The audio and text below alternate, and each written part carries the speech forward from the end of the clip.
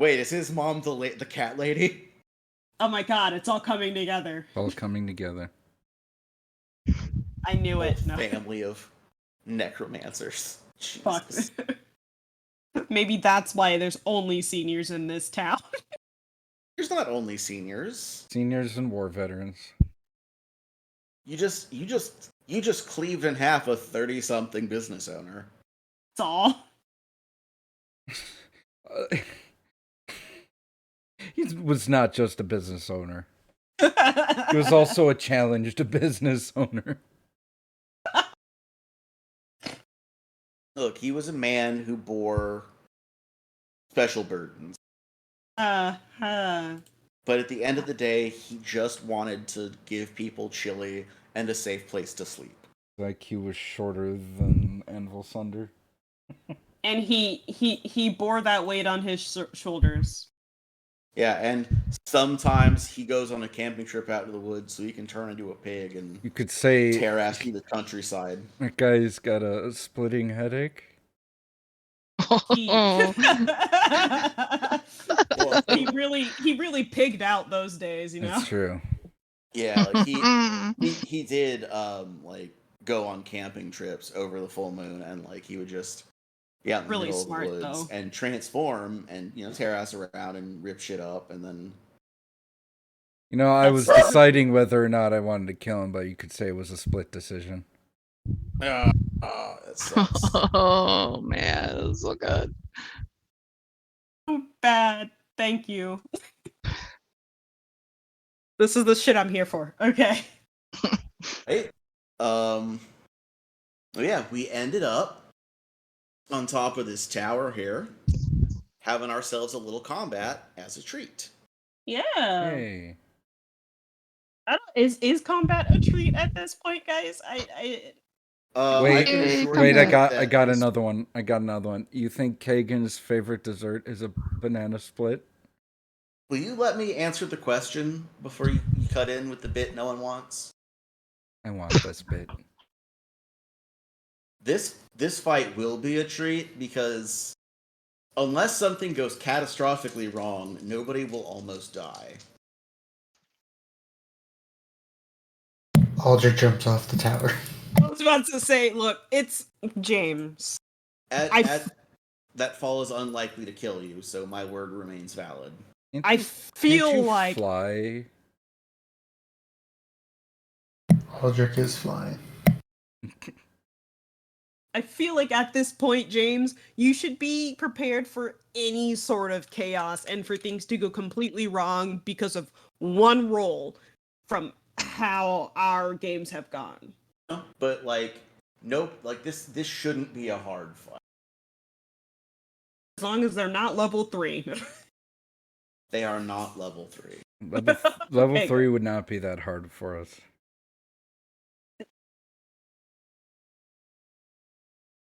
Tell that to Uktuk. Yeah. Look. Uktuk got split by a 4th level rogue. Right. Yeah, that's level 4. That's a bit different. It's different than level 3. That goes Very from true. moderate to hard difficulty.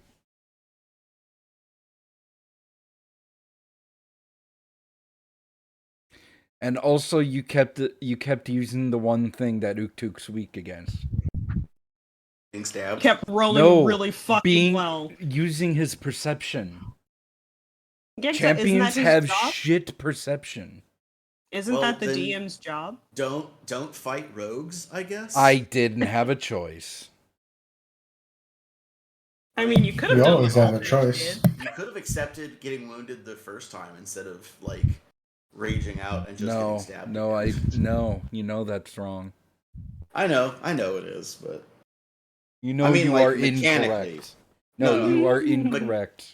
mechanically it was possible that you could have done that. The No. game rules would have supported you doing that. No, you're wrong. You not doing it was a character choice that I fully support. You are absolutely wrong. It had to have been done. No. By the game rules, it didn't have to have been done. Yes, it did. You can always choose not to undertake. If a I reaction. would have gone down, I might as well have deleted Uktuk, which I did anyway. So Exactly. And anyway, Like, your odds of survival would have been higher. no, it wouldn't. Yes, it would have. I feel like he wanted Uktuk to die at this point. I still rolled I that know. natural 1, which I would have died anyways. Right, but your dying value would have been 1 lower, so that wouldn't have killed you. No, it would have. Of the health potion in your voice. Wow, what?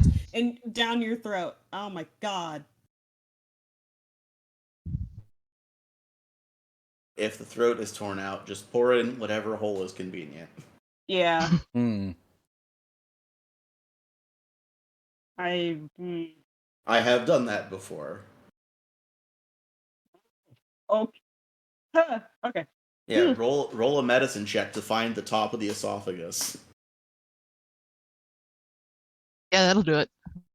Roll Yeah. to find mouth. I've rolled that. Hey. Oh. Someone else say words. Words. Yeah, any other bits and bobs before we start the streams and snobs? Stream's already started. Oh, it is? Cool. Why didn't you tell me that? You were busy talking about esophagus. You let me say all of that shit where people could hear me? Like, You. at least I didn't say the N-word this time. That's a joke. I never say it. But I have also explained to you that whole thing, right? Yes, you have, yes. Okay. I live in constant fear. They said it a lot when they recorded an episode immediately after watching the other like surprise January 6th hearing the other day, like this week. And yeah, it was a lot of that. Anyway, moving on to important stuff. We're on top of building, fighting a critter. I dropped it in the Discord chat, what it looks like. A little goofy boy. I have a different interpretation of it in this little icon down here. But the general consensus is little man, like little cat standing up like a man and wearing a gnome outfit. Just have a identity crisis. It's fine. Yeah, like just the first image that comes to your head when you think about what a gnome outfit is, you're correct.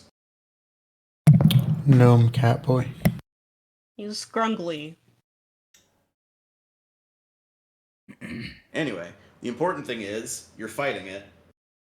So yeah, let's get some initias. Wait, no, we should start I forgot to do after the whole thing. The whole. You're just really excited to play today. Yeah, a little bit. Yeah, because I like some shit is gonna go down, okay? Oh boy. So let's go ahead and get everybody situated, and we will begin the recording and get going. Huh? That sounds like a... Alright, so turn off fans, start record buttons is... Do the things with the pets that need to be done. I did that before we got on, so I don't need to like Good. leave for 5 minutes, but... Mine is hiding under the bed. Is your little terrorist somewhere, Jess? He followed my mom upstairs because that usually equals dinner time. So hopefully he stays up there. But we'll see. He'll bother me regardless, so. Alright, then let's get this thing a-going, because I'm excited. Are we streaming? Yes. Yeah, that's Cool. what we're talking about when I said when the stream starts, and then said that it is, and then I said... Oh, I thought like recording, like I thought you meant recording. No, Oh, that's never mind. the Twitch stream is going. Oh, okay. Gotcha. We are live Come back from to us, coast Jess. to coast, and every other coast to every other coast, because this is the internet. And Everywhere. All the time. Everywhere. technically, I guess coast to coast would be accurate for like Yeah. general internet because there's the Let's one big go. trunk line. That's not important. Not what we're here for. Stop it. Anyway.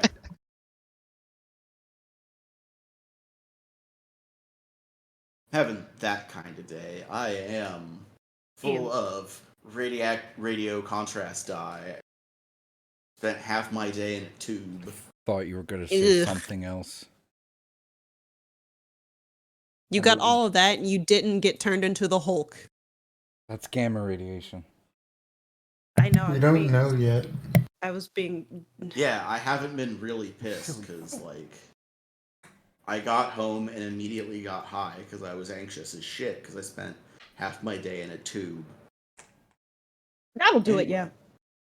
So yeah, I'm going to start. I'm going to start from the top.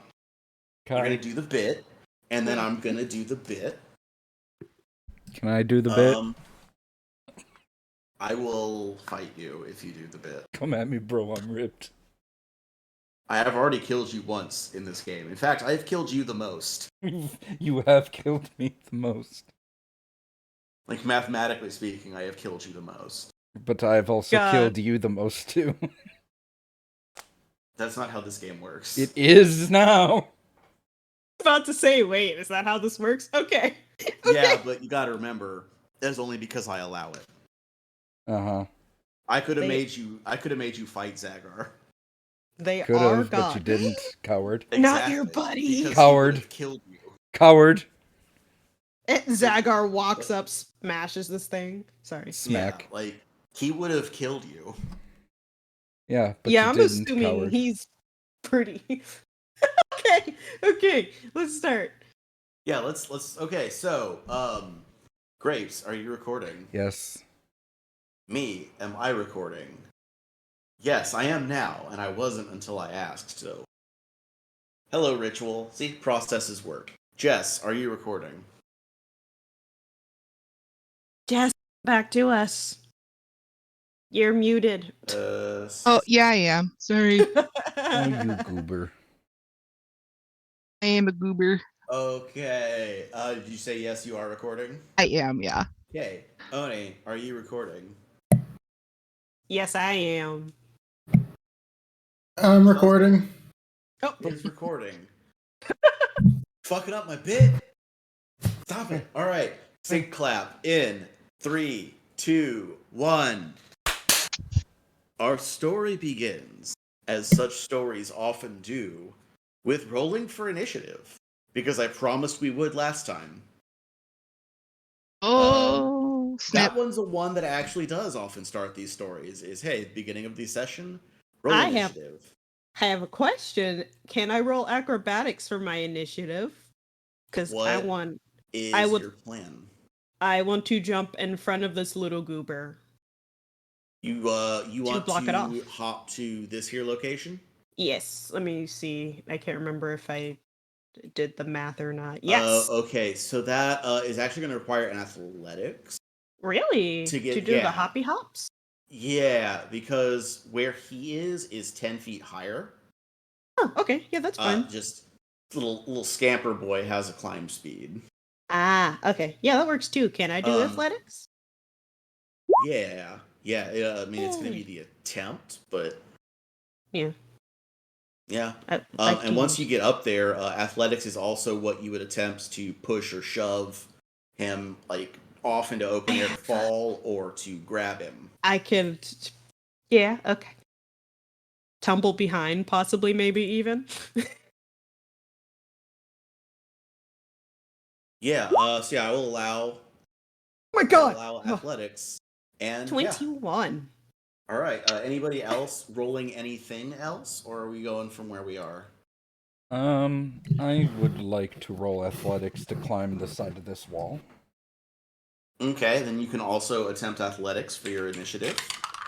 Charlie, would you not? Have you come outside already when the fire started getting thrown? Yeah, I did. All right. So yeah, Aldrich and Charlie, perceptions for Inish, or something else. Engineering, as I shall construct a catapult. No, I'm just going to use perception. Cool. You can spend 14 minutes constructing a catapult. Oh wow, that's bad. Hey, somehow Donjon knew you were going to get that. There's already an 11 in your slot. Charlie and Grapes. Initiatives? I got a dirty 20. Dirty 20 for Charlie. Mr. Anvilsunder got an 18. Okay. Pretty good. Pretty good. I got a 17. Sick.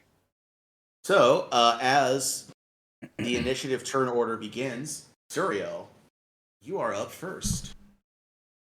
Making my way over to this little goober with all of my movement. Sorry, 1 second. So it's not an extra action to transition between movement types you have. Yeah. So it takes 10 feet of your movement to move to the wall, and then it's a 10-foot climb. So just gonna. So the result of your athletics check to climb determines how much of your speed you can use to climb it. Okay. And I rolled a 21, so. That is a critical success for this wall. This part of the wall is like rough, broken out. Like there's handholds and such. But it's a DC 10 climb. That 21 was your initiative. Great. Oh. I forgot. Yeah. I tipped my hand. It's a DC 10 climb.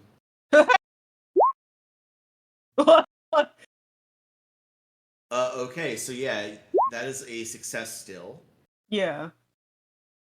Jess, the initiative order is Suriel, Charlie, Anvilsunder, me, Aldrich. Mr. Anvilsunder. I don't have to say Mr. for shit. I'm God. Wow. You know what I say about that? You know what I say What? about that? What do you say about that? I know. I left the session. Okay, I'm coming back in. Is that on accident? That's what I say about that. Oh, He that says was a thing. silence. He says silence. That's what he says. Okay. Oh, that actually happened. It did actually happen. No, never mind. Never mind. We'll talk about it off air. Yeah. Okay. Anyway, yeah. So, Suriel. Pass. Yeah. So you are able to get up to the top. You have you have 2 actions remaining. We spent 1. So what's your movement speed? 30. Okay. Yeah. Then you would have enough to get 10 to the wall, climb up to the top. Say you're up there with 2. He seems 2 pretty actions? surprised. Yeah. Okay. You know what? I might as well use it now. I'm gonna tumble through or tumble behind just to make sure little guy's flat-footed. So before you decide to do that, I will remind you, or not remind you, make you aware. This whole area is difficult terrain. That is all right. It is like uneven, broken stone area. Yeah. Yeah, I'll still try it out. Okay. Because we might need it. That's all. So that'll be. He doesn't have to do anything. He's just gonna use the rest of my movement to get behind him, because that's actually not even behind. A little bit beside him, right here. Okay. That's only like 5 feet. And if you want to just do you can't do a step in difficult terrain, but no, yeah, you could just move there. Tumble through is a whole thing.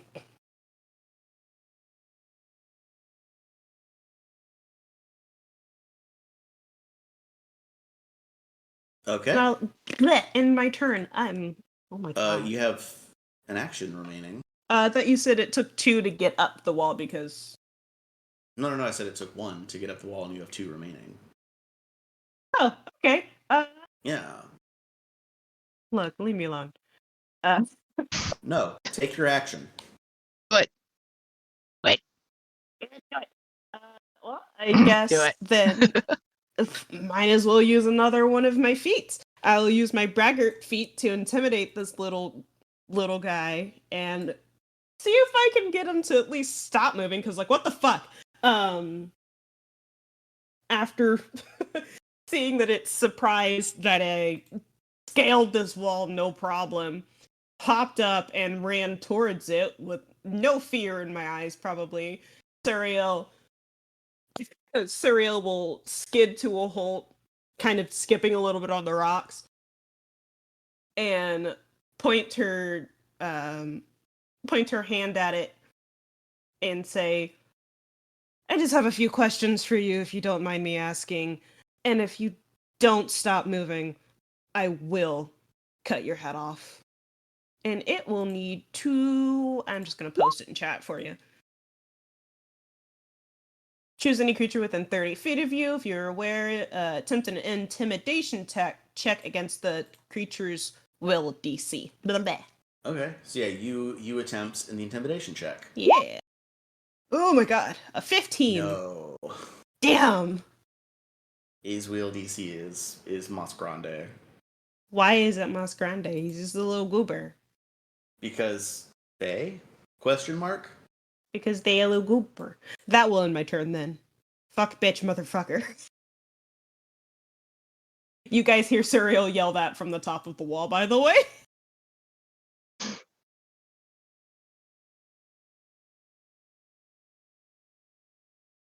All right. Turn complete. Charlie. Your BFF stands precariously perched upon the wall with a little cat. So I am, and I measured, I'm 35 feet away from this fae.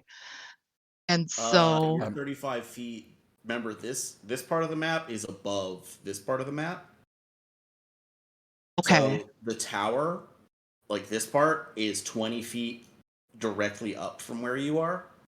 Where they are is 10 feet higher. So you would be 30 feet away if you were standing in this square, directly below them. Oh, well, very good. Then I was going to move anyway, but Yeah. I will then move over here. Yeah, and this, making it three-dimensional is when you start to hear Pathfinder players scream, curse you, Pythagoras, because you have to, like, for your straight line distance, you gotta, like, I have had to calculate in, like, 3 dimensions across, like diagonal in 2 of those dimensions, and it was a nightmare. Anyway.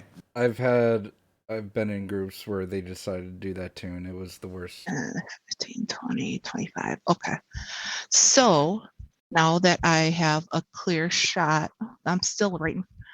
Wait, I think you said here. I think you actually said here that I would see them. Remember, if you look at the 2 structures, they are in the same place metaphorically. Okay. Not metaphorically, like directly. So, like, this square is this square. Does that make sense? Okay. Okay.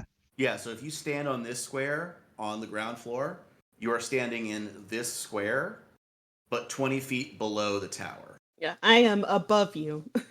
Yeah. Got it. Okay. All right. Shoot him So, in the butt. well, my concern is you getting hit. That's why I'm trying to calculate this correctly. If you're firing directly up, even if you're wrong, it's extremely unlikely you'd hit Suriel. And even if you do somehow wind up hitting me and knocking me off, I will literally be fine. Yeah, the angle you're firing at, a more likely outcome is the spell reflects back to you. Oh. Or you hit Aldrich. Okay.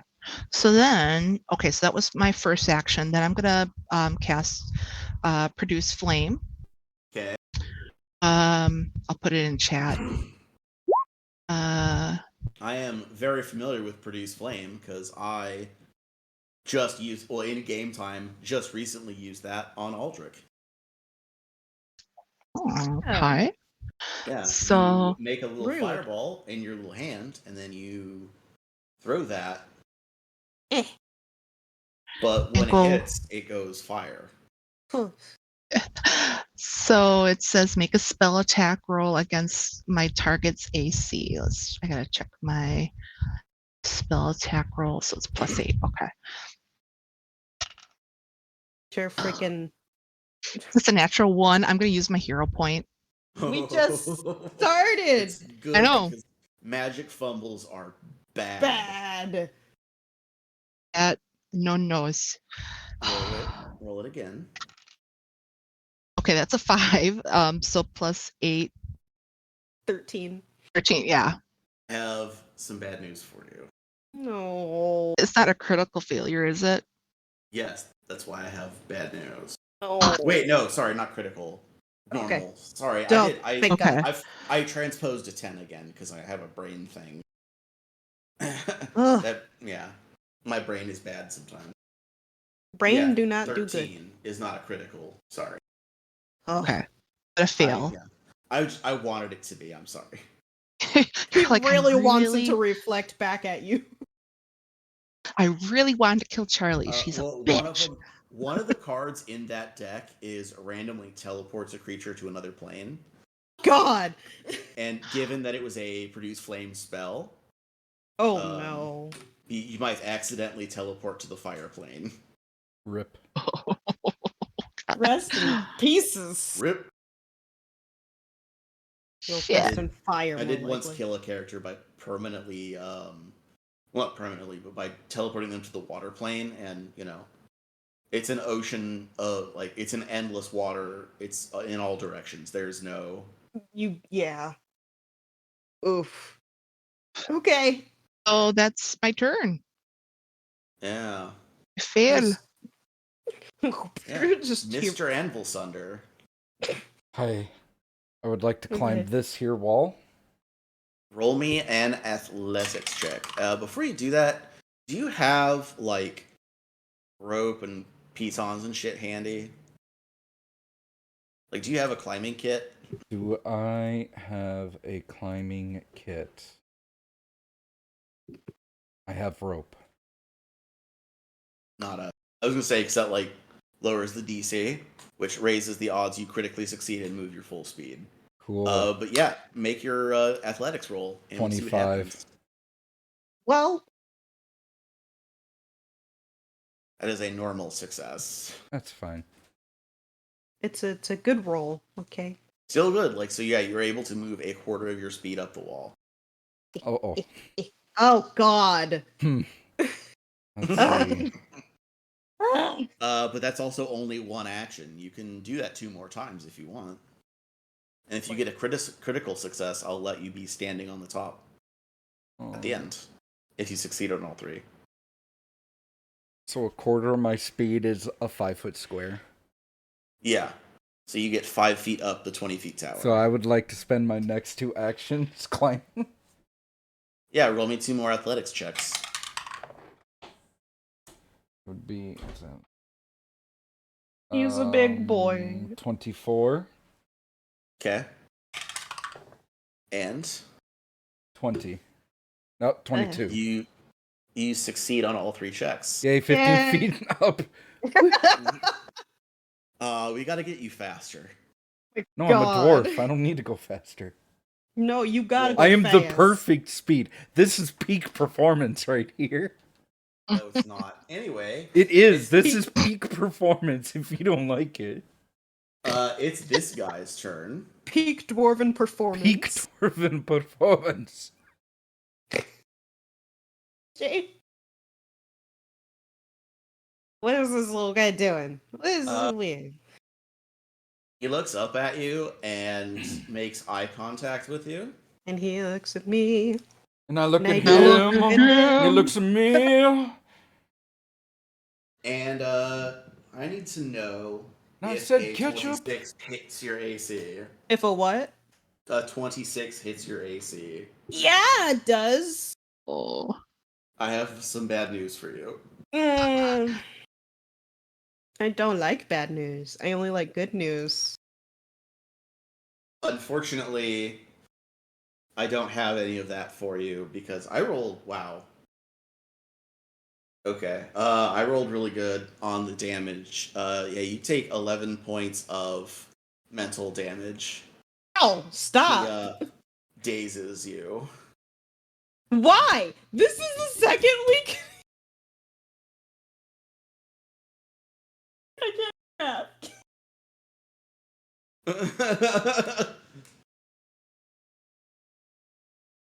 For motherfuck. I cannot get away from this damage. And then you blink, the mental jolt away. Yeah. And when your eyes open again, he has vanished. Motherfucker. If only my roll was good enough.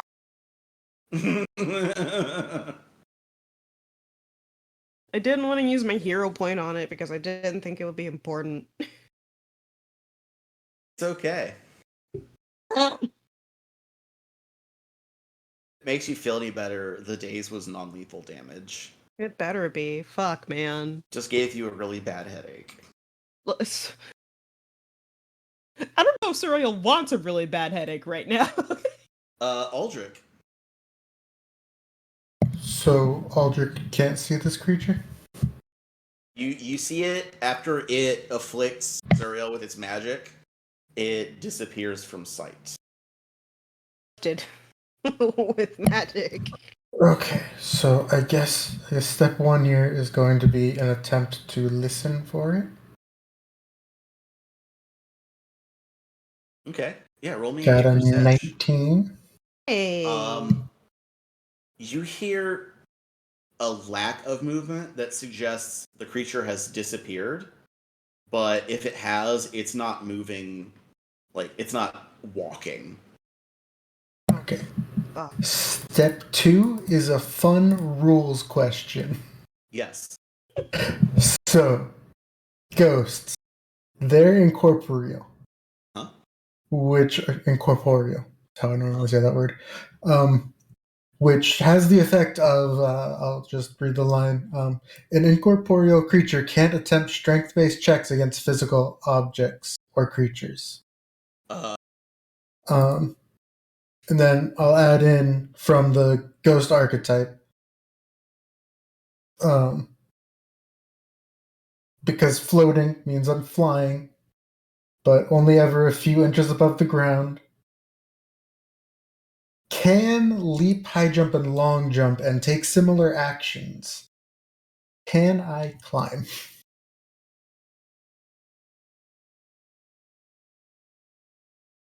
Climb.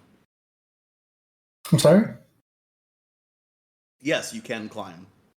Okay.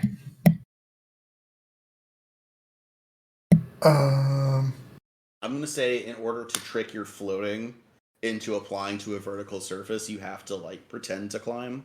And, works for me. You know it's pointless, but you have to do it, otherwise it doesn't work. Yeah. Okay, so... Yeah, roll me an athletics. Probably put sword away. Per the rules, you can hold one item and climb, as long as you have 3 limbs, you can climb. Am I holding my shield? It's equipped. Yeah, it's one or the other. I believe there was a whole thing that you asked James last episode. No, I said I'm holding my shield. I know I'm holding my shield and my sword. Yeah, so you got a free one hand to climb, unless you want to overdrive and jump again. No, can't jump again. I did not pass the. Oh no. The check. So the other thing you can also just attempt an athletics check to high jump. Yeah, I'm seeing that as a jump of 3 feet vertically. That's not going to do it. I mean, if you back up and give it a running start, you can get 10 feet vertically. And that is enough to grab the top and pull yourself up. But I got an 11 for the climbing check. So yeah, for this wall, DC 10 is sufficient. Like I said, it's broken off unevenly. There's some like bricks sticking out. There's a lot of handholds. It's very easy. So you can move a quarter of your speed. Okay, that is. Damn it. Not. Wait.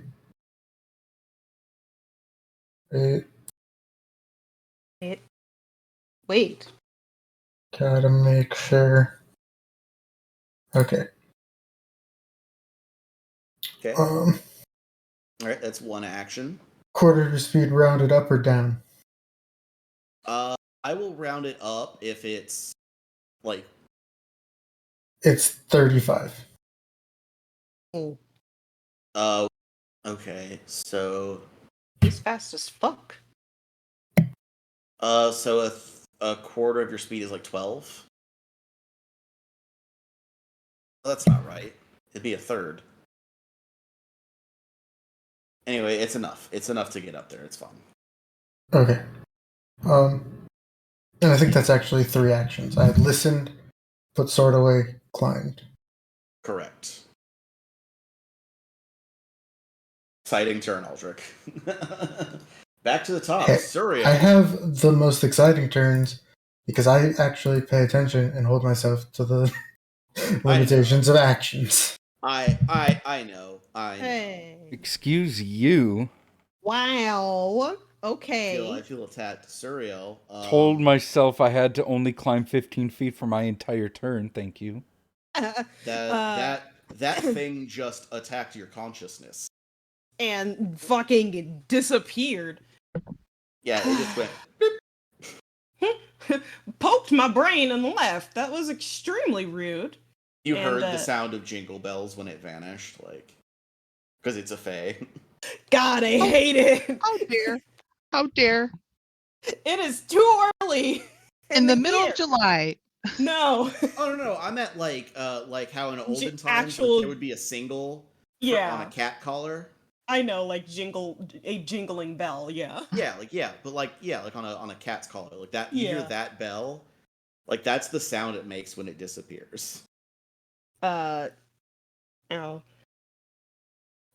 So,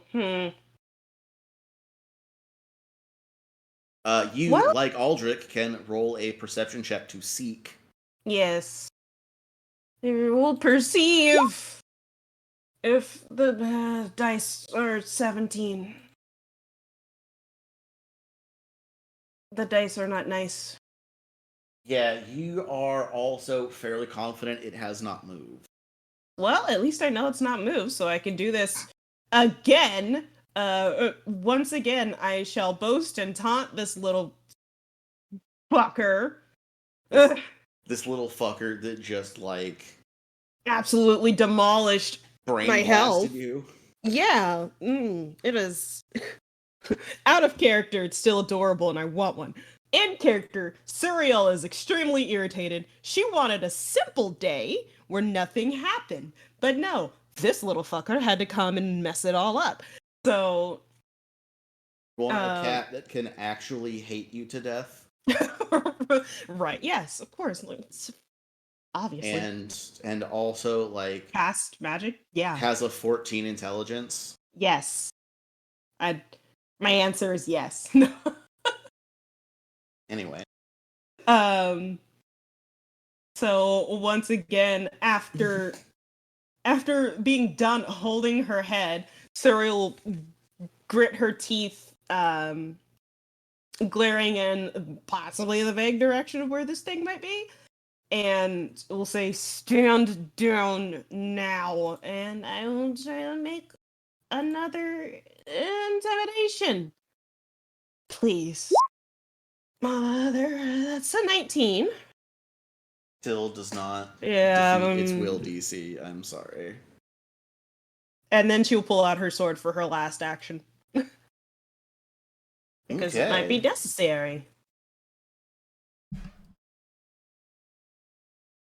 Okay. You know what's fun is nobody has tried to, like, learn what this critter is yet. A thing that could tell you whether or not it possesses the capability for speech or speaks your language. Yeah, I would have like Is that a will be hint? done. That will be done later. In Serial's head, anyways. Yeah. I'm just saying that is a thing that has not occurred yet, which is an objective fact. Charlie, it's your turn.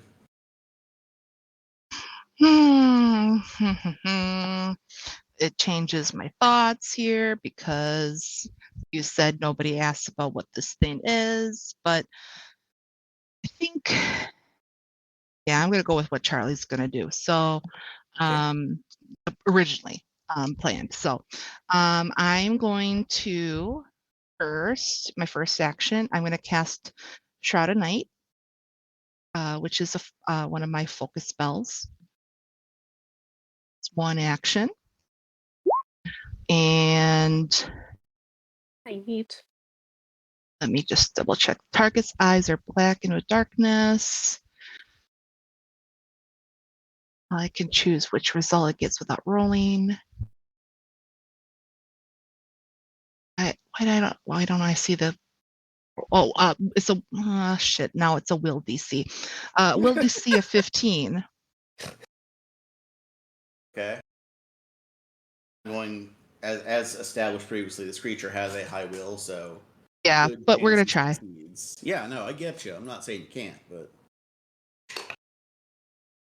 I did not roll badly, so Gotcha. 10, 4. Okay. Is there a critical success effect for that spell? It's just a success or failure. Success is that they're unaffected. Failures, they're shrouded in darkness. Yeah, there's no critical success. Targeted where it was, but it just poof. He just went no. Well, knowing that, oh wait, what's up? So I imagine it'll still pass, but for future reference, your DC should be 18.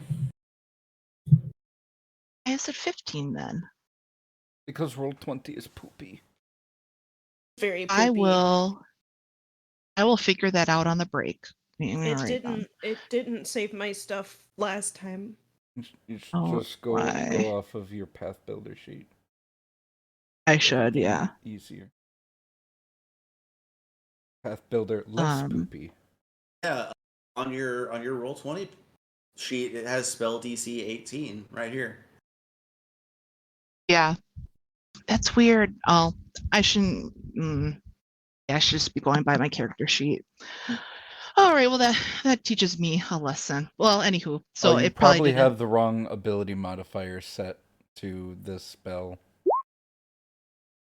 Yeah, because it's my granted hex. You know what? You're right. Because I see one ability modifier when that should be whatever your intelligence is. Yep, there it is.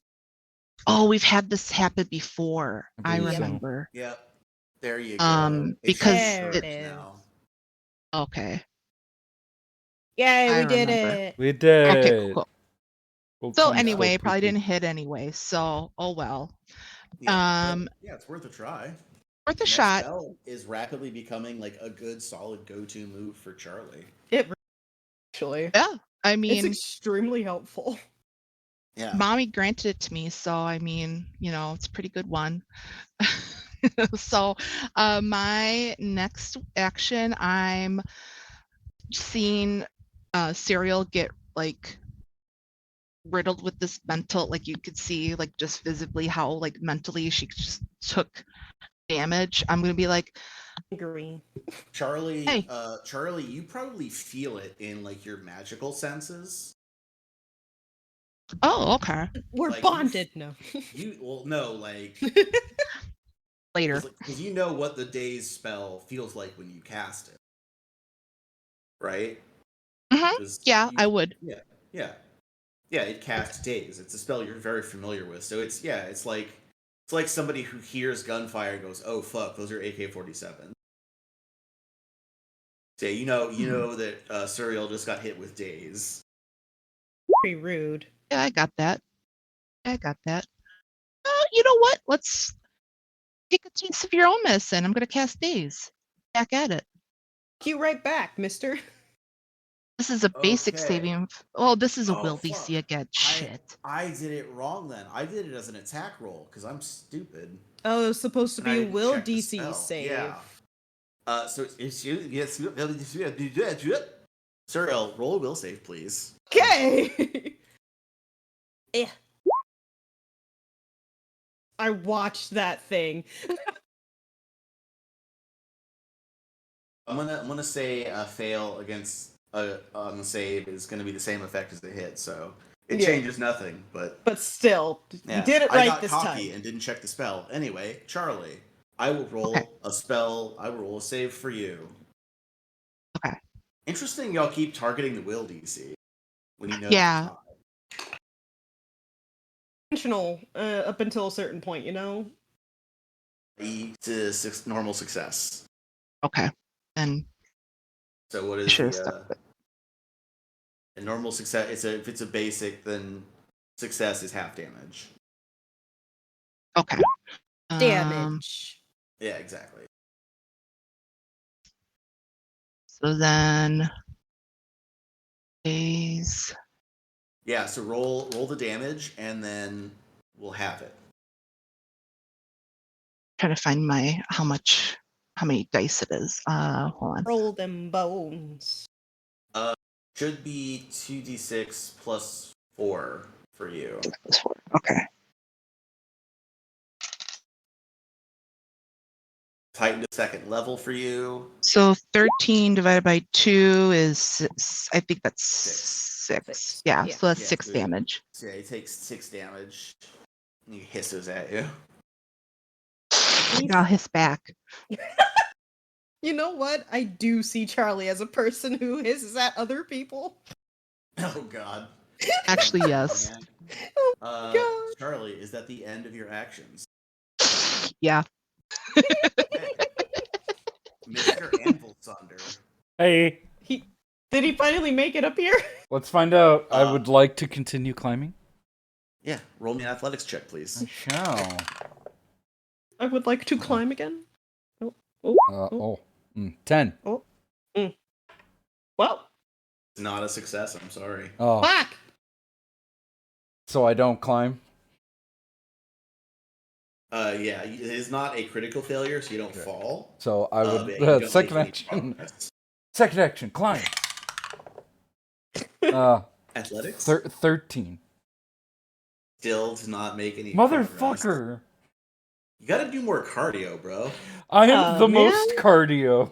I am Third action climbing. There we go. 22. Oh my Okay, God. yeah, that's a success. You get to the top with your last action. Dig deep. Yeah. He finally gets up to the top. He sees like a little. I hate all of you. He sees a little chunk of the wall is just going out of flame because Charlie missed. Suriel's heel is like hanging off the edge. Aldrich is standing there. Oh, yeah, you're right. It is, yeah, Titan plus 2, not... I see I know what you mean now. Okay. So then scratch out 6, it's 2 points. Yeah, go hold on, let me go back. You are gonna take Suriel, you only take 5 points of damage from. That changes a lot, thank you. Yeah. Still mad, but Yeah, I got cocky and didn't look up the spell, and here's excitement got the better of you. But hey, we're all learning stuff. Yeah. Learning. At first level, Daze just does your ability modifier. Mr. Rogers would be proud of us. No. And it's heightened. When it's heightened plus 2, that means third level, you add a d6. And then at 5, 7, 9, you add additional d6s. Now that means like in first edition where it's your character level or your spellcaster level, right?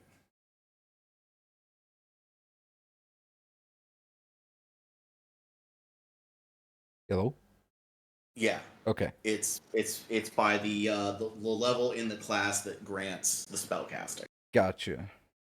So like if you take an archetype that grants spellcasting, there are some feats as part of their effect will advance your effective level in that class for those effects. Sick. Okay. All right. The more you learn and shit. The more you know.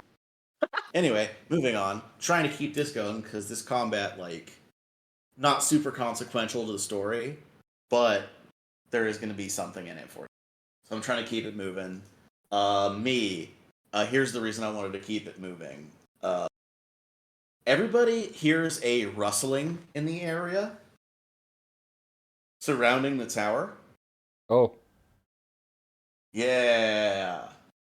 And the whole area around it, these little specks of just raise up into the air into this kind of cloud.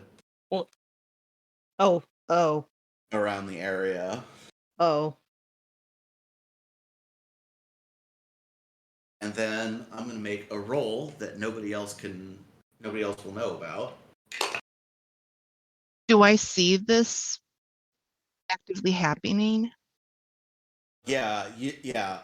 Would Everywhere around the tower, like stuff rises up into the air. It is visible and obvious. Am I able to do like a detect magic, or is that for my next turn? Roll me a nature. Oh. Nature. Okay. Yeah, because this is a specific ability, I'm gonna have this be as a free action. This is a dirty 20. Nice. Oh, yeah, you've encountered one of these things before. Okay. And it's also going to lead you to a deduction that might have been hard to come across otherwise. So Ovenics are spirits that inhabit granaries and have a number of abilities, but their thing is they protect the granary itself, regardless of whose it is or what. It's the granary itself matters to them. I see. But one of the abilities that they have is when they're in their bound area, they can summon up a cloud of grain dust.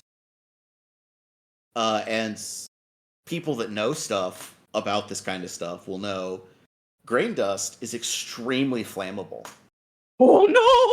Oh no! Oh yeah! No! Oh no!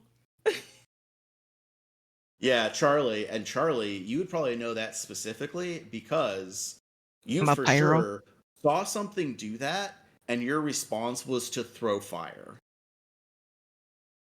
You for sure did that once, right? Sounds like Charlie. Yeah. Sounds exactly like Smells like Charlie. Charlie. Looks like Charlie. It's Charlie. Yeah. So you recognize this maneuver.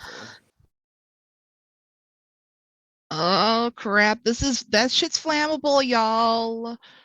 And she'll kind of do that. No.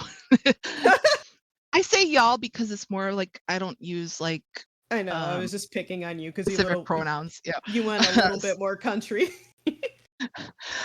I was kind of trying to go into that kind of I have to show you the GIF. It's you ever see Homer Simpson kind of wringing his hands and kind of doing the pee dance that? Yes, that one. That's Charlie. This is flammable. I have done a third action as the critter, and the result of which I don't know. Maybe we'll see. Jesus anyway, Christ. Aldrich.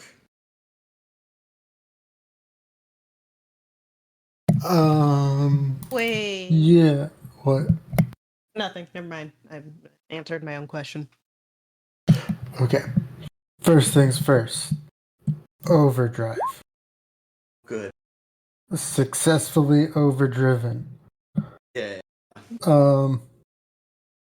Hey, real quick, does that produce any sparks? Oh no. I mean, probably some arcs of electricity, yeah.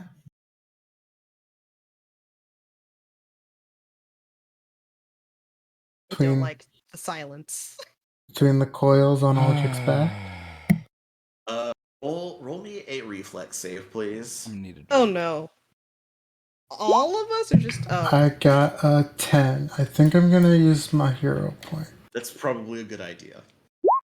24. Nice. Yes. You immediately hear Charlie, like, you hear her say it's flammable, and as your armor starts to arc, that sentence penetrates the part of your brain that remembers you're going to arc all over the place. Oh. And in time, you turn a dial down that, I don't know, puts the arc inside a Faraday cage or I don't know, something. But you don't ignite the grain. He does not set us on fire. Yeah. Okay, next move. Okay, cool. I'm gonna draw my wrench. Okay. I'm using the big one this time. And, yeah, attempt a bonk. Just assuming it's in the square in front of me. I assume I have to do a flat check or something. Yeah, if you're just gonna blindly target the square and attack it, that it is a flat check of DC 10 to detect or to even roll the attack roll. But I'm gonna spoiler alert for you. You're gonna want to roll a perception because it is not Moved. Yeah, and it wouldn't be fair not to give you a perception check to notice it's a departure. I rolled a stealth, so I have your DC in mind.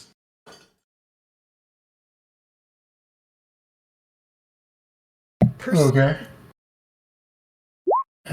14. That's my DC. You are not able to detect it.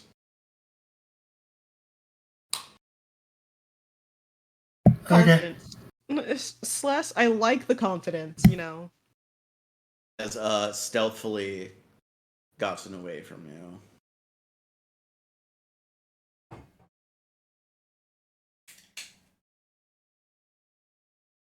I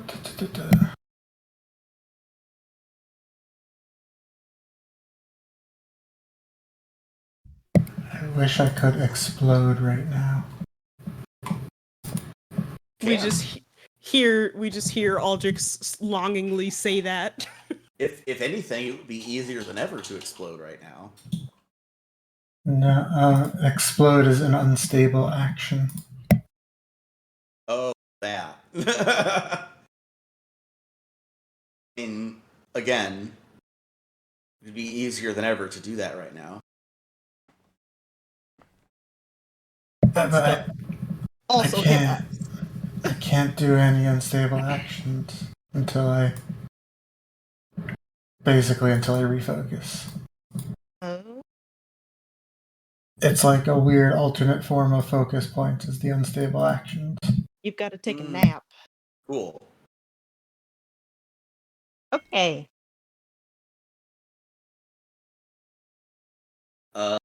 So completion of your turn is... Yeah, I'm gonna go as far this way as I reasonably can. Without needing to, like, balance or anything. Okay. Yes, that's it. That is difficult terrain, so just account for your movement accordingly. Haha! I am floating. Fuck you. Aha! No, fuck you, DM. You fell for my trap card.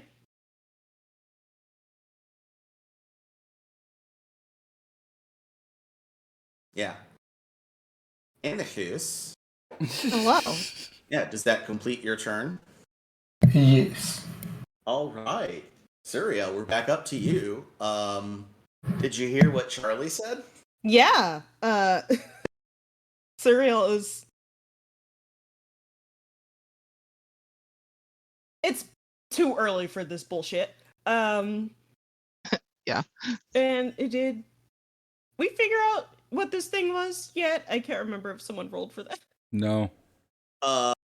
I was gonna roll for it this Yeah, turn. Charlie rolled a nature, and I didn't finish the skinny on what it is. I was just talking about the ability. Yeah. Yeah, so this is, it's called an Ovinic. It is a fey creature that binds itself to granaries. And they, like, protect the thing, and sometimes they can be coaxed to do chores around with offerings. Mm-hmm. Having earlier discussed the myth of the critter, like the spirit of the gate or whatever, it's pretty easy to reason out it gets mad when the gate is closed, because when wagons are coming through, they're spilling grain. Yeah. And that's enough for it to subsist on. It's hungry. Yeah, but with the gate closed, nothing is coming through. He need food. He hungry. Well, too bad. Honestly, hence- same. Yeah. So this little guy is literally hangry. And they are intelligent. They are capable of speech. What languages? So Charlie rolled well, so I'm going to give you that these creatures are, like, overall pretty shy, but if they're cornered, they get, like, mean, vicious, and nasty. All Fae do. In terms of, like, if you're trying to negotiate with them, they're very, like, right now, like, how does that benefit me right now? Yeah. Well, not right now. I want to leave that out. They are extremely wise creatures. Tricksters. But anyway. Wise enough to dome an old man for no reason. But, well, it was starving and angry.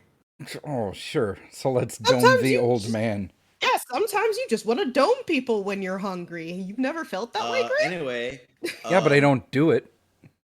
They are capable of understanding common, but a lot of them refuse to speak it for, like, pride reasons. It's like Jabba the Hutt understanding basic, but refusing to speak it.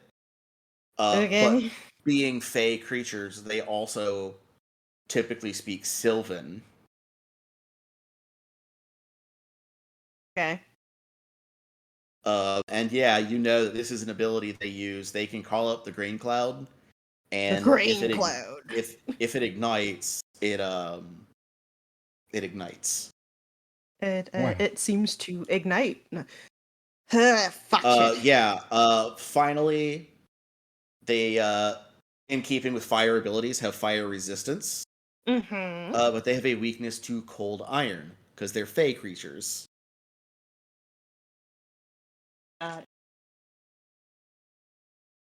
That is all the information you have. So yeah, you could attempt to negotiate with the thing. Does anybody speak Sylvan?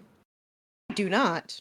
Can anybody cast comprehend languages or tongues or gain any other ability to communicate without sharing a language? No. I was gonna roll to see if they know any other language, or is it just should I just not bother because they just know Sylvan and Common? It's generally just those two. Okay. Well, you know what? Let me see something. Yes, Aldrich could speak Necrol to it. Let's see how that winds up working. With all of that information, Suriel, your turn begins. Yeah, would rations work as a way for a little diplomacy roll? Because I'm assuming it has simple things like bread and things inside of it after learning this information. They do have biscuits or crackers. However, you don't really have a way of knowing for sure whether it would find those things appealing. Would I be able to roll to maybe... Well, I would have to say a diplomacy just to see if I can get it to calm down. So we no longer have to fight it. You can attempt that. Yeah. So after almost... They're both irritated. Both Suriel and the creature are irritated. Actually, I'm going to roll perception first to see if I can see where it is. See if I can sniff it out. Because I remembered I can't see it right now. Please. Okay, that's a 20. A dirty 20. Okay. Perceiving. Where you, wait? I thought we were doing diplomacy. Sorry, I switched to perceiving so I could see where it is first. Oh yeah. Yeah, not. It rolled good. It's stealth. It's a stealthy critter. It's a little kitty. Okay, Yeah. well, not being able to see it, you guys will see Suriel pull out just crackers or bread or whatever. Actually, Suriel's too fancy for crackers. Fucking bread. A baguette. Well, yes. A ration, if that's the item you're using, like those are like unless otherwise noted, those are like hardtack and jerked meat, and like give a woman some benefits. No, I'm just kidding. Yeah, just a little. Like if you pay for fancier things, but the item rations, like that's what that is. Yeah. Don't you have a pastry on you from this morning? Oh, I do. Because we ran out in the middle of eating. Mm-hmm. I remember. I think you saying that you put something in your pocket. Cheese Danish. Yeah, so actually Suriel will pull out, after realizing she still has a fucking Danish in her pocket, she'll pull that out instead. And wax paper. That's fine. I mean, it's still in her pocket. She does a lot of jumping and moving. So she'll with the pastry out, roll me a diplomacy check. Diplomacy. And she'll say, I know, I figured it out, you're just hungry, and I really do not want to fight anymore. Let's just talk. Oh, it's a natural 20! Yeah, get it. 25. You know what? A cheese Danish do be sounding good right now. Okay. So, just for the sake of narrative expediency, I'm gonna say we can exit initiative for a moment, or we can pause initiative to have a conversation. You're welcome. And mechanically, we'll just say everyone consents to hold their actions until someone does something hostile again. Got it. So from over here, you see a little head and little like hands poke up over the edge, and it like sniffs and says, "Cause come on, get this." Oh lord. And Suriel will just kind of hold it out a little bit further towards it and say it's just food. I know what it's like to be angry when you're hungry. She is not a morning person, and nor shall you mess with Suriel when she has not eaten yet. So like he kind of like very gingerly like walks around Aldrich towards where you've put it down. Kind of sits and does right here. Yeah, like, but you know, because he walks upright like a man, like squats down and puts his elbows on his knees to like sniff at it. Oh my god. Me saying this is so cute. This is Gollum? Right? Yeah, exactly. Oh, but like he's a cat. Yeah, that's yeah, it looks down, and the squat is a thing like people do. Like, yeah, if you go into Google image search and put in the phrase Slav squat, you will see the pose I'm talking about. Well, now I need to Google this. Yep. Okay, it's exactly what I thought it was. But the name of this episode is Slop Squat. Do the Slav squat. Yeah.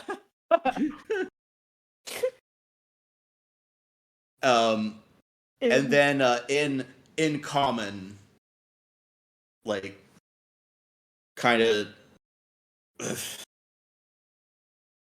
only using your filthy tongue because that's cheese. Honestly. Suriel will and holds up his paw, and it's like he has a thumb, so it's not like a cat's paw, but their dew claw is in a thumb configuration on a human hand.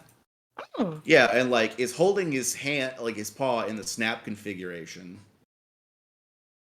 and he just says, "Now tell me why I don't burn you all up right now." Surya will hand him the Danish and say, "Well, we weren't exactly looking for a fight right now. We just came to investigate what was going on. And what the hell clobbered an old man in the head?" I did. I assumed that was you, and I know exactly why you're angry, and we are very sorry for that. We are not here for any sort of violence whatsoever, so if we could come to terms for a moment, I would be grateful, and I would be able to get you more of these cheese danishes. You know, like gingerly picks it up with two hands and takes a nibble or two at it, looks back up and says, "You bring tribute to me?" Can, yes. "I have great appetite. When the gate is closed, I get no food. I need much to subsist." Can make a deal. Just doing a like generic Eastern European accent for him because he's doing the Slav squat, I decided. It's working out, it's working. I'm hungry. Well, we can make a deal. And What do you have? Surya will kind of dig at her pockets. I probably have another Danish somewhere because I took the rest before fucking. Not now. Your Okay. stores. That will be something we can talk to whoever owns. You have bags of food. You Yes. have more than you need. You can bring me as much. What can you Yes. bring me that I live with gate closed? Would Cyril be able to make a roll to make a educated guess on that? I have For an legal educated lore. guess of like what he would actually need to survive? Yeah, or how much the town has to determine how much she can bring. If you're just gonna go purchase food to bring him, the town, like for that purpose, the town has an infinite supply.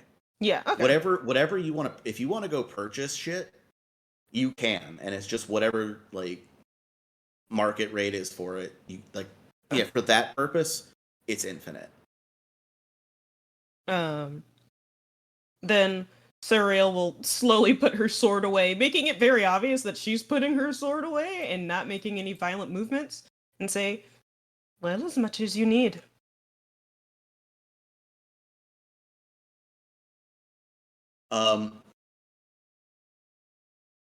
So from I don't have any way of like asking you to roll to do this, so I'm just gonna say do me a wisdom. Just do me a straight wisdom roll. Straight whiz. I'm great at this, guys. That's actually pretty good. 14. Yeah. Okay, so yeah, you have an insight here Hey. that these are fey creatures. Like they can eat food, but they don't like need food to survive the same way mortal creatures do. Yeah. So like to eat.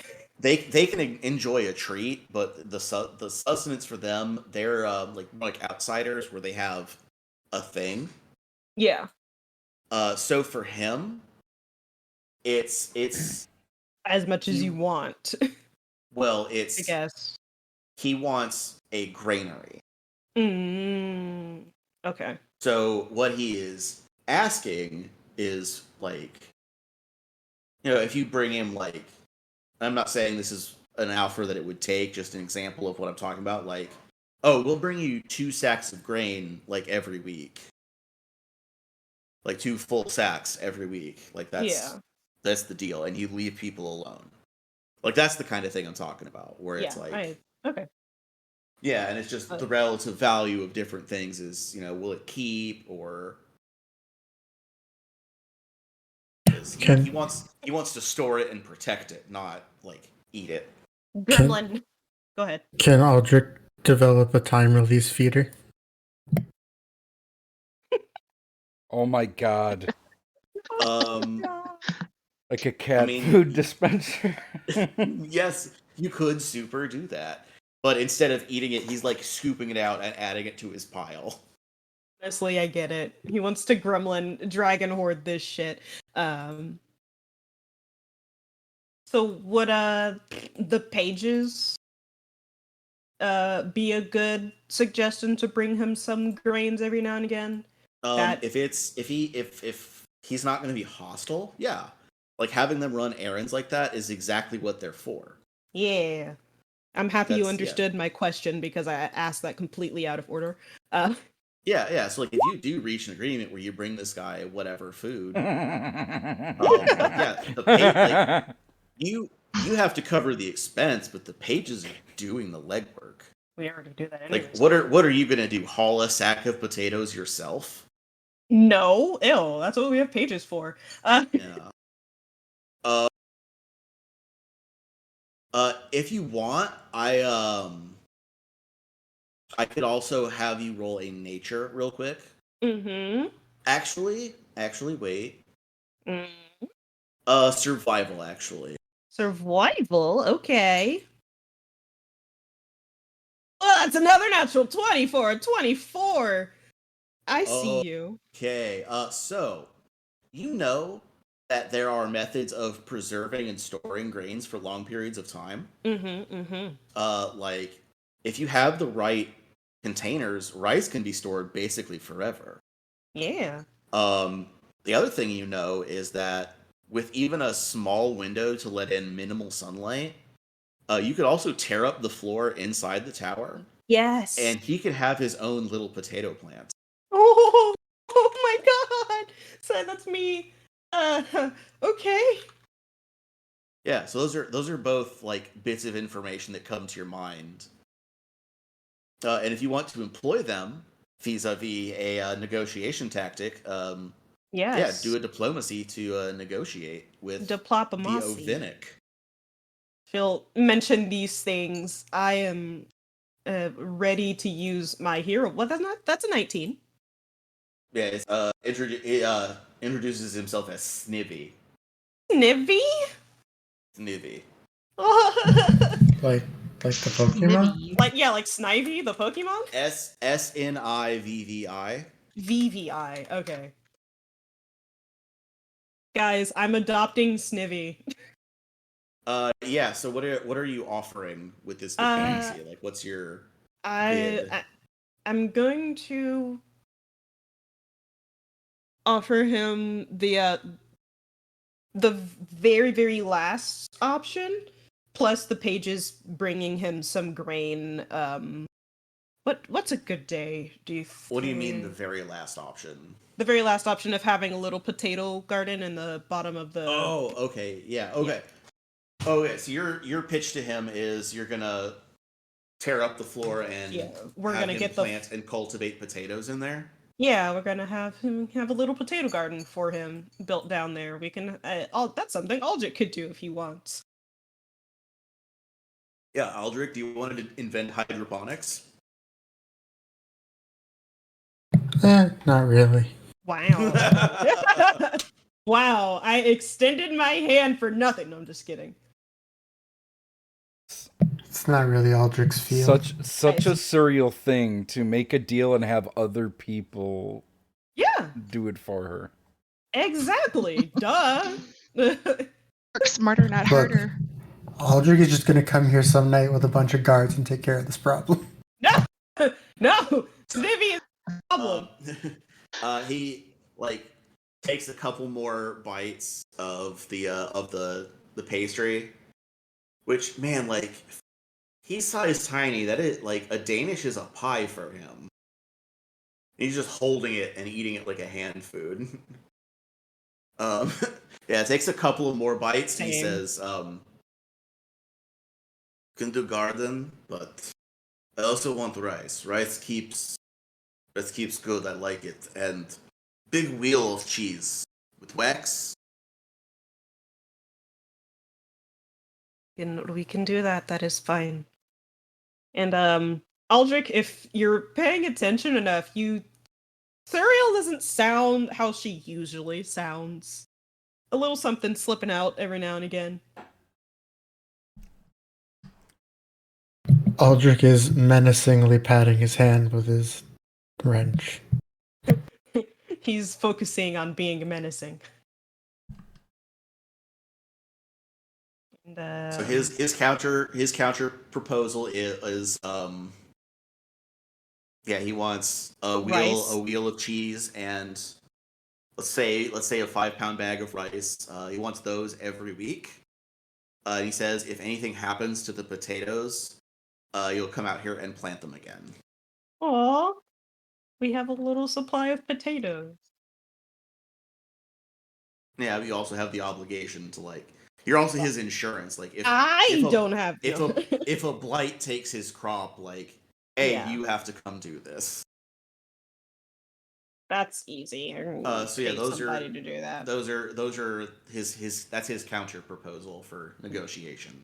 Suriel is 100% fine with that because that is literally what pages are for. Yeah. And of course, she will get him, if he wants one, she will get him some cheese. He wants the big wheel of cheese and wax and a 5-pound bag of rice every week. A specific day, so I have that in my notes. And then he goes, one more thing. Yes. On solstice, I get the chicken.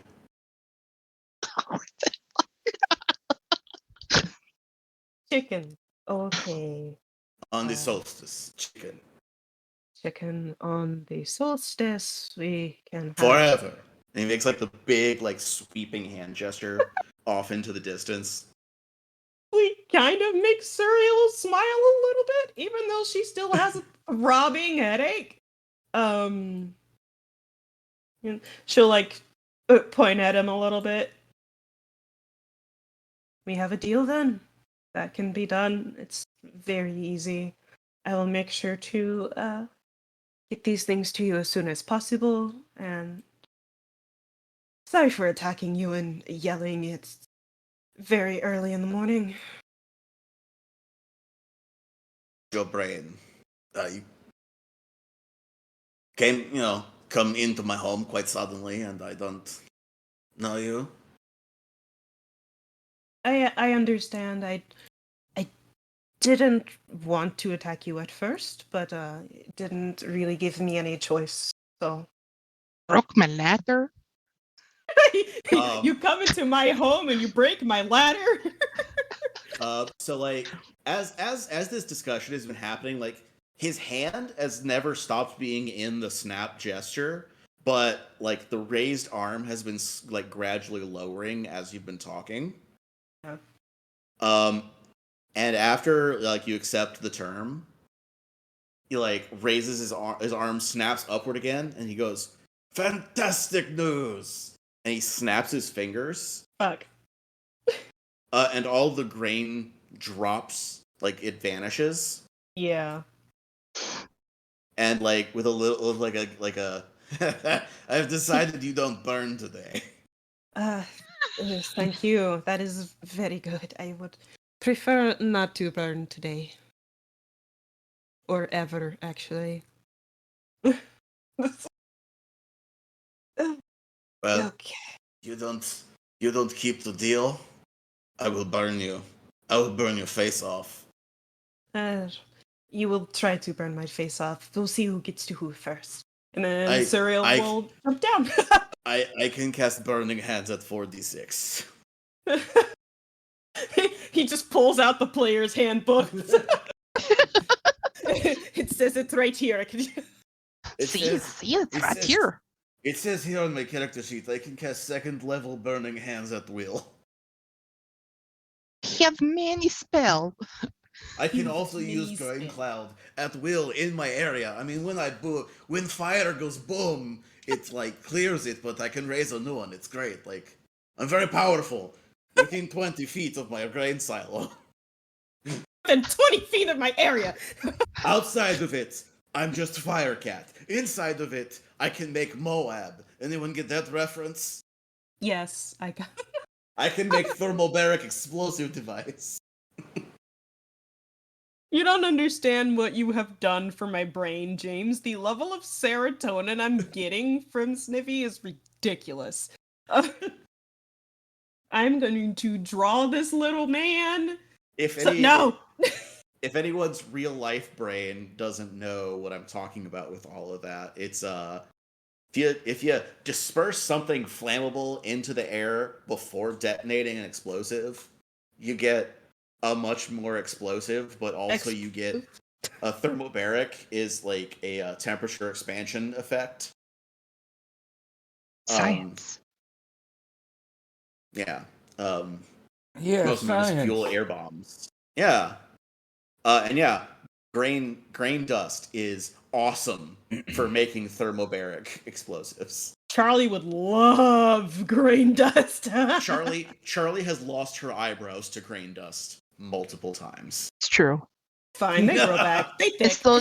It's probably those thin, like early 1990s, like brows. They're just they started that way, but the more times she kept running into that spell and setting it on fire, they just grew back thicker every time. So yeah, as the grain drops, he then goes, "Oh, one more thing." Cereal's just about to jump down. He points to this crate over in the corner. Mm-hmm. Says, "Take that with you. I don't like it. It smells."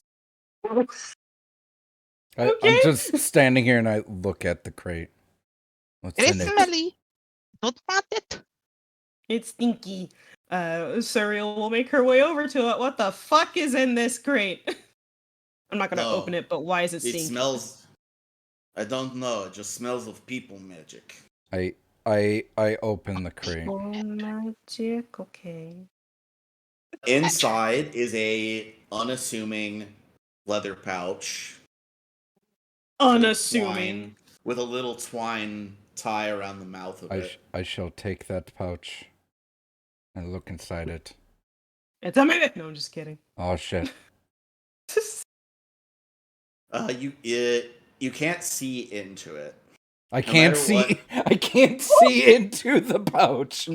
No matter what angle you hold it at, the entrance is always shrouded in complete darkness. Even with my dwarven dark vision? You can only see into the pocket dimension in the bag of holding. Oh, fuck! You can only see into it by fully immersing your head into it. Okay. I take the bag and I put it inside out. Yeah, and the universe is destroyed. Thanks for listening, everyone. That's not how that works. You know that. What falls out? It's actually physically impossible to turn the bag of holding inside out. I believe that's how you empty its entire contents. I think you can just turn it upside down and it pours out. Is it? any effect that ruptures the delicate balance of magics that allows this effect to persist results in everything getting shunted into the nearest available space in real space. Oh god. This is Mr. That's only if it's put into a portable hole, I believe. Generally effects that destroy it, or like anti-magic field makes a bag of holding spit up its contents. Which is fun, right? Yes. Anyway, if it's turned inside out, the items inside spill out unharmed. But the bag must be put right before it can be used again. So I do that real quick. Okay. Was there anything inside it? Yeah, a bunch of glass vials that'll shatter at your feet. It says spill out unharmed. Excuse you. Fine. 12 glass vials roll about on the floor. Is there any liquid just like look at cereal and I just say, oh, I feel like you earned those. One of them contains a liquid that appears to be like perfectly clear. And the other one is a fluid that appears as a like cherry red. And I keep the bag of holding. Haha, nerds. Fuck. No, I earned that, you piece of shit. No, you earned them glass vials, nerd. I earned that bag Fine, of holding, you know what? You know what? You know what? Let's roll for it. Charlie will scream out, we can discuss it. Let's roll for it. Roll it in D20. 1D20. Whoever gets the highest wins. We'll talk about it later. Oh, fine. We'll talk about it at the office. Fuck! 1 second. I am having... Are we just doing a straight D20 roll? You know what? I don't trust Roll20, so I'm using my real dice. What are we rolling for? Just who gets the bag of holding? Oh, yeah. Generally, the fair thing to do in this situation is everybody who wants it, roll for it. Well, I rolled a 1, so... I rolled a 19. Fuck you. You get it. I tossed it at you. Oh, Charlie rolled a 17. Good job, Cereal. Thanks. Slav, are you gonna roll? No, I'll take it when you're sleeping. You can try. No. Yeah. I'm gonna save the roll because, like, it's a very common thing. This is a type 1 bag of holding. Look, it's still a bag of holding. It's still a bag of holding that can hold 25 bulk. That's pretty great. Right? Yeah, it is. And it can store that bulk weightless, which means you can carry around, like, I want to have an entire wardrobe of clothes and my blacksmithing tools and my stonemasonry tools and like this and like you have all of that shit in a portable hole in your pocket. Yeah, they just made the bag of holding better in 2nd edition. Aren't you guys happy that I rolled so well on initiative so I could talk to this thing? Well, you could have also claimed this item were you to defeat him in combat. Yeah, but I feel like me personally getting the bag of holding after not killing it feels better. You know what? You earned it in the roll. All right, just leave it at that. Is there anything else in the? You wouldn't have known you could talk to it without Charlie's knowledge roll. It's true. Yeah. So I feel like Mr. Amblesundter turns around and goes, like you found the bag, and Cyril just like wordlessly walks over, makes eye contact, takes holds out hand. Yeah. No, she doesn't take it. He empties the content. Right. He empties the contents of the bag. It drops to the floor. He just looks at her, and just hands it to her, because the rolls determined it. The vials aren't loose. I changed my mind. They are. It's a bandolier with 12 vials in it. Sick. Being in holsters, it is difficult to see the color, but 6 of them are going to be the same color when you check, because spoiler again, they're healing potions. Nice. So all 12 are filled with healing potions? No, 6. No, 6 of them are going to be healing potions of some variety. The red ones, the other ones are going to have to be a craft check to identify. If only I knew somebody good at that who is willing to spend some downtime on it. I think we're all good at crafting. I think we're all good at crafting. We're all trained in crafting. Is there anything else in the chest? Yeah, I was about to look around inside of it. Let me see if there's anything else of note in the book that is supposed to be in there. There is also a... I forgot I made this change until right this moment, so this is a new thing for me too. It is a heavy repeating crossbow. Oh, dibs! I was about to say, Cyril will take that out, look at it, and immediately hand it to Mr. Anvilsunder. He'll just like, look at that. Like this is a large, cumbersome, like clockwork contraption that like takes a magazine of 5 heavy crossbow bolts. Are you trained with that? I am trained with almost every weapon. Yeah, that's right. So yeah, as a fighter, actually, let me check just to be sure, because I believe repeater crossbows might be advanced. I think that just makes it martial, because normal crossbow and heavy crossbow are simple weapons. So yeah, I think repeating crossbow should be martial. But we can look that up. Repeating heavy crossbow is a martial weapon. Oh, then yes, Yeah. I'm proficient. Yeah, sweet. So prize for you also. Look at old Serial crossbow will- go peh. Serial will look at after handing it to him will be like, I think this is a good trade for everything that has happened so far. And she'll rub her head. I'll have a headache. Charlie yells up to you, check the corners of the chest. She doesn't like missing a corner. Roll, if you want to roll a perception, you can. Yeah, I There was gonna might roll. or might not be something else to find. Wow, that's a 22. Okay. Is there anything good? I'm looking. There's one more thing to find. Almost missed it when the contents of the pouch just got unexpectedly overturned. Back in the corner of the chest, there is a small ruby that is worth 5 GP. Oh. Serial will plop that right into the bag of holding. Would Serial attempt a thievery to do this without anyone else noticing? No, but okay, just asking. It's an option. Just an option. So can I see from here?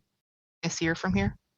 Serial's gonna jump down and immediately go after Charlie. The shape of the tower. Gotcha. Okay. Well, actually, Serial's gonna turn around and see if Snivy is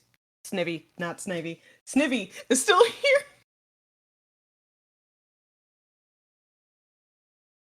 Is Snivy still here? Yeah. Okay. He's still squatting. Like I said, he's size tiny, so a cheese Danish for him is like eating an entire pie. It's like he's noshing away on it, but it's gonna take him a minute. And he's still just Slav squatting there, just imagine he's just Slav squatting and nomming on some food, and Aldrich is just standing there looming over him in the sunlight, so he's silhouetted completely, just glaring down holding at the him. Danish in one hand, and he's smoking a cigarette with the other. Love it.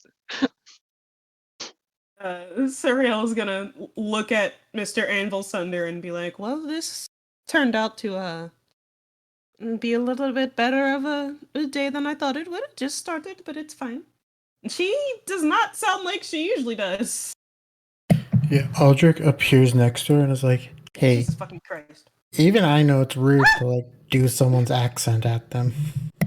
What? No, I'm not. And Mr. Anvil Sunner will raise an eyebrow at her. Trying to imitate the cat or something. No, I would like to incite Serial. Yeah, she's walking away. I would like to incite Serial. May I?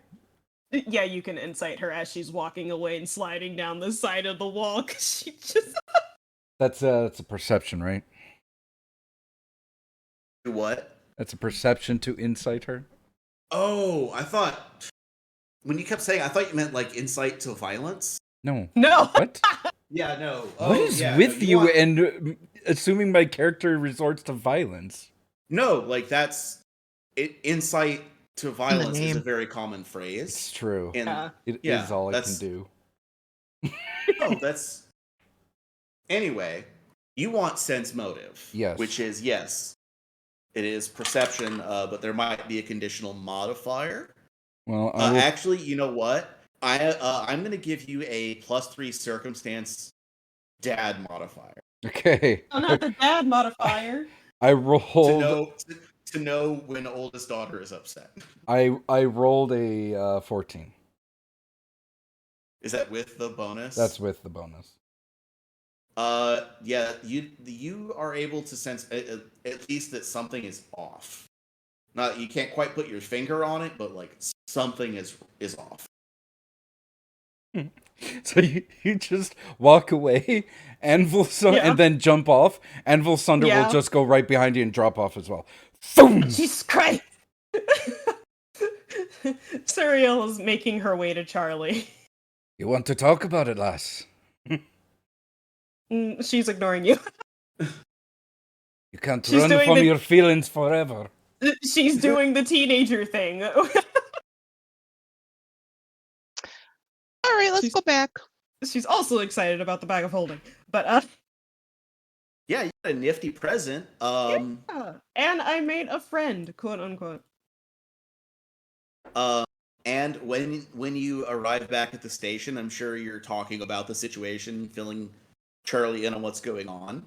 Yes, and 100% not talking to Mr. Anvil Sunder about what the fuck is going on and why I sound different. You're ignoring it. Yes. Silent treatment.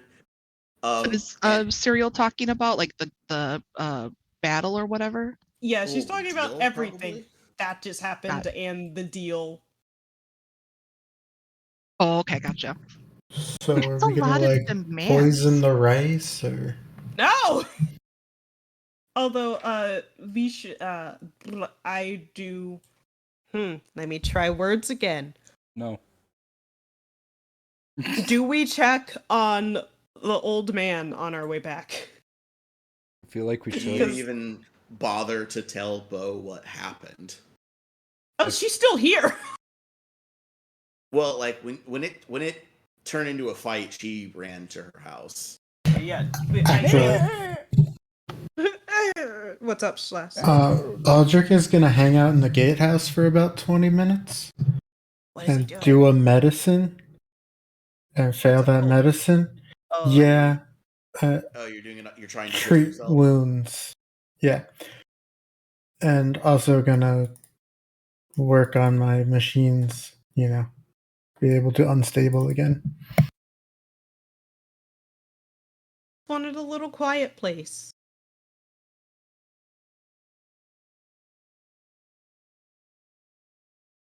Cat just appears again. Hey, get the fuck out. Like, bro, I need you to get out of my living room. It is my house. What are you doing? You come in uninvited, not even bring food. Tell you what, bro, in 5 minutes, I'm going to be licking my own junk. You can be here or not be here. That's your choice. Such a cat thing to do. You can stay if you want to get weird. No, if you excuse me, I'm going to stare at this wall for no reason. Scream at it. Fuck you all. I ate some parsnips and my pupils are way dilated. I am tripping balls, brother. Very nice. Bro, I'm Faye. I went out into the first world with my brother who's a fucking mushroom. Like for real, he's just a mushroom. And like, wait, do you hear that? I think it's Jerry again. Jerry, fuck you. Fuck you, Jerry. Like, bro, we went out to the woods and we tripped fucking balls, bro. Like we had telepathy. It's like across the street, there's another cat, just a regular cat. Fuck you, Jerry. What's your Aldrich name? flicks a match at him. There's a raccoon who lives at the edge of the woods named Fuck Murray. you, Todd. And Snivy has sworn to end Murray's life if it's the last thing he does. Fucking Murray. I will kill Murray. Murray's corpse will decorate my home. Anyway, sorry if anybody finds my accent offensive, by the way. Like, I'll stop doing it. What? It's a fake cat accent. Whatever. I know, but like, whatever I'm doing, if it sounds like anything, I'm all over the road with the impressions, so I'm hoping it's not good enough to be identifiable as any one group to be offensive. Jensen, then it's absolutely perfect, and I hate you. Well, Jensen is definably Irish, and that's different. Anyway, so we head back to the station. To the station. And as you're getting there, Nugget is heading there from the other direction.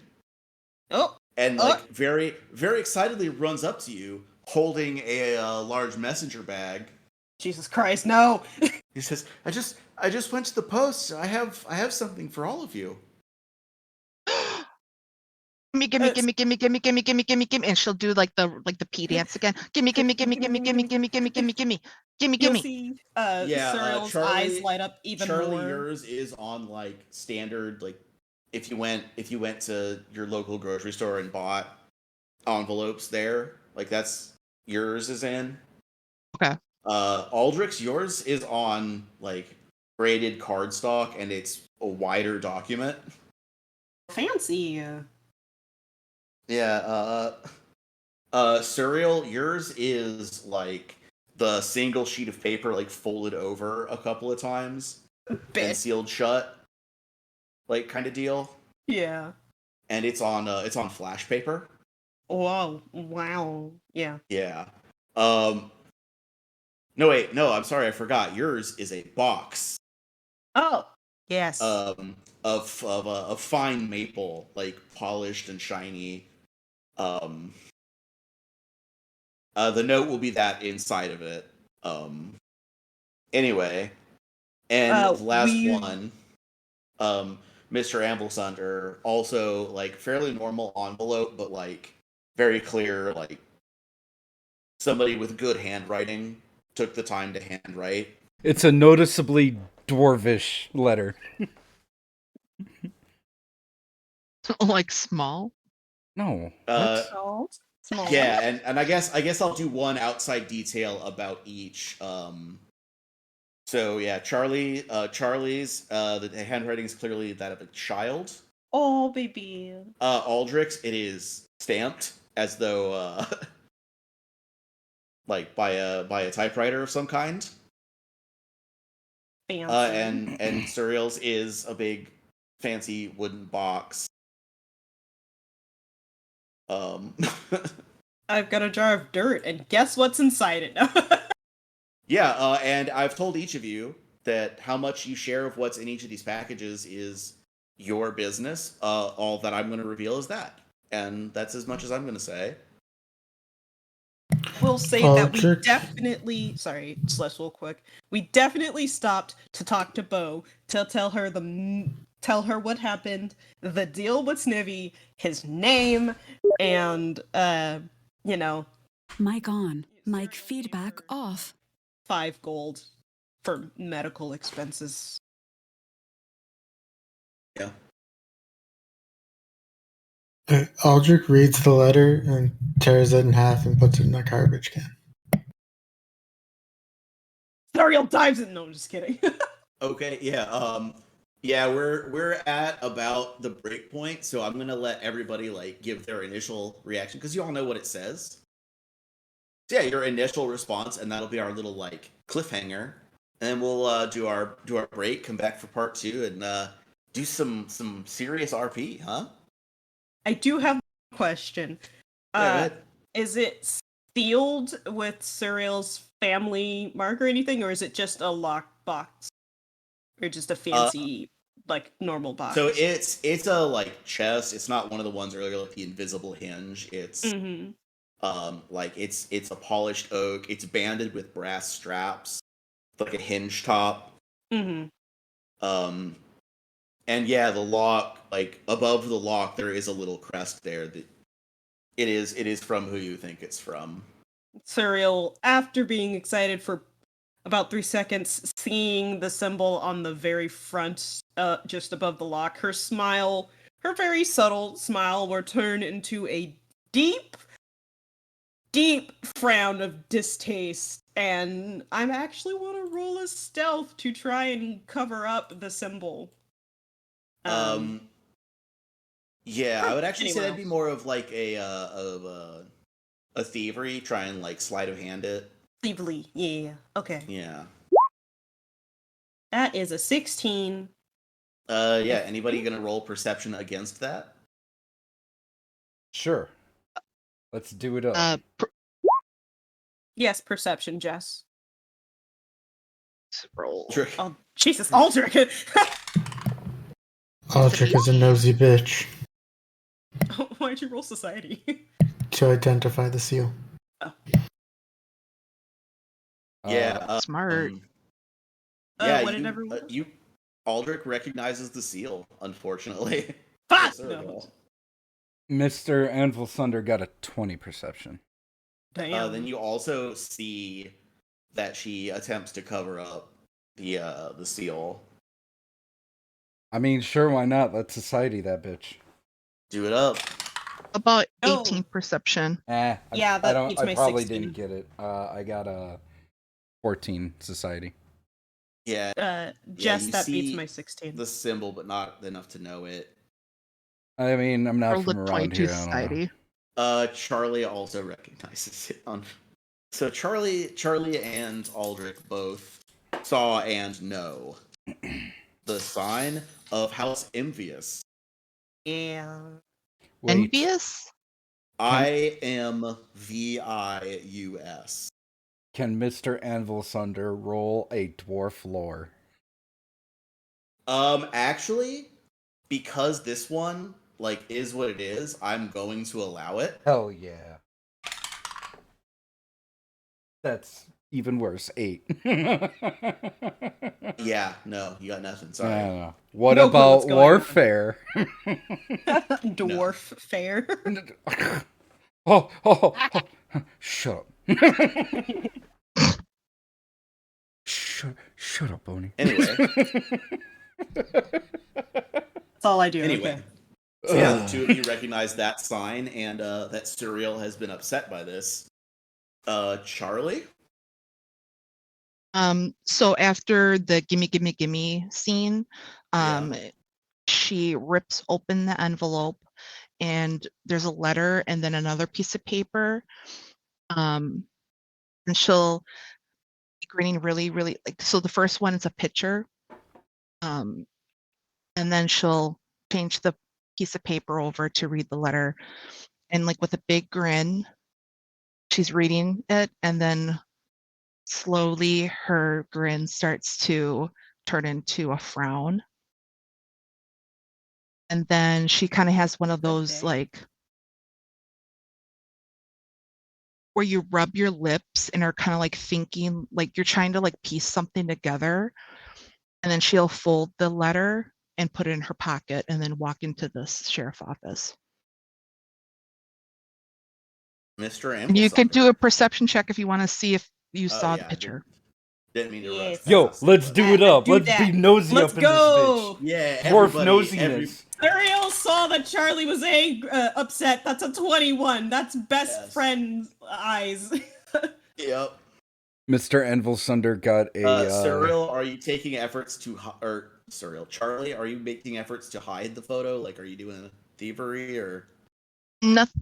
Not photo, whatever, picture. Are you trying to obscure it from sight, or... No. Okay, then what is your thievery DC? My DC is 6. Your friends for their backstory when you can just sneak it from them when they're not paying attention. And Mr. Anvil Sunder got a 15 perception. Yeah, as if she's not taking effort to hide it, you can all pretty clearly, at least get a glimpse of what it is. If not, yeah, it's a 16. Okay. I was like, you know what? Yeah, she would kind of Okay, yeah. So only Suriel can see it. Best friend eyes. You'll see crayon coloring. Baby. So. Sorry. Go ahead. Spell words. No, you'll see a green tree and a little sunshine, and then a tall stick figure and a smaller stick figure holding hands next to a house.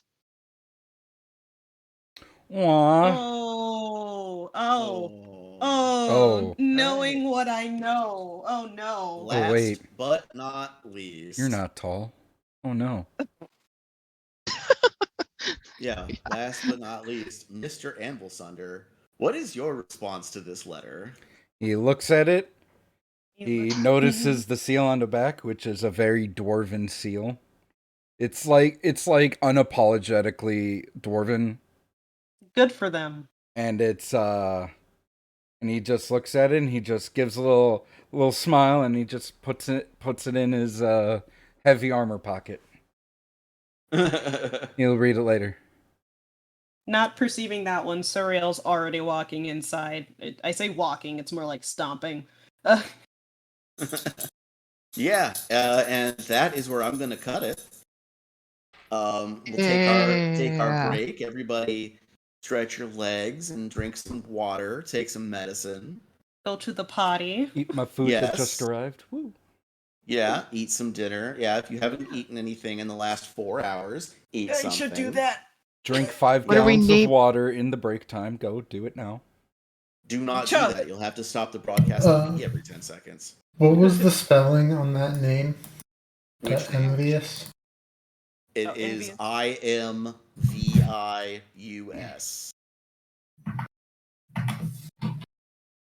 Are we entitling episode 21? What did we say is going to be the title? I like the Squat. whatever squat. Slav Squat. Slav squat. Yeah, Yes. that's the one. Look like patches. 21. So 21. The Slav. I don't know how do you spell that. It's- SLAV. Yeah, SLAV, it is yeah. SLAV. The Slav Squad? Oh, The Slav. Slav Squad? I thought you Squat. said slob, like with a B. No, SLAV. Oh, that's different. Yeah, the Slav squat. I posted an image in play, actually. When bitches can't afford chairs. Got Right. a Slav squat. A Hey, dwarf seal. Furman. God damn it, Schlossel, I hate you. What? A dwarf seal. Oh, yeah. It's like a little seal. A tiny seal. That and my pun from earlier. You're welcome. It's horrible. Thank you, Schloss. Thank you. I try. Tiny letter. Shut the fuck up. I'm gonna end my recording right now. Perfect Slav squat. Oh my god. I've done that before. That's what that is. All right. It's a very, that's just what it's called. Yeah. Not what it's called, but that's a thing people call it. I do that too sometimes. I am already I just doodling. like that it's a Transformer car Right. deal. and if you don't know, or if you if you just put in Transformer Slav Squat or something, it'll come up. It's a car doing the Slav Squat, and it has Adidas on his shoulder and the 3 stripes on the arms and legs. That's amazing. Of course, a Transformer doing the Slav Squat is going to have an Adidas tracksuit on. Of course. Obviously. Has to stay on brand. That's the other thing. That's such a trope that they made a whole, gang out of it. True. Anybody remember when that shit happened not too long ago? No. Hawkeye. In Hawkeye, the tracksuit mafia. Oh, yes. Yes. Yeah. Okay. Yeah, that was their whole deal. It's just they're just a bunch of Eastern European dudes in tracksuits doing mob shit. Huh. Well, I know. The more you know, guys. Look, I just remembered because they had one drive through the background of Miss Marvel. Is they have they have a moving company and they have box trucks that just say "Trust a Bro" on the side of them. Oh my god. Nice. That's it's Trust a Bro Moving Company. It's so dumb. Okay.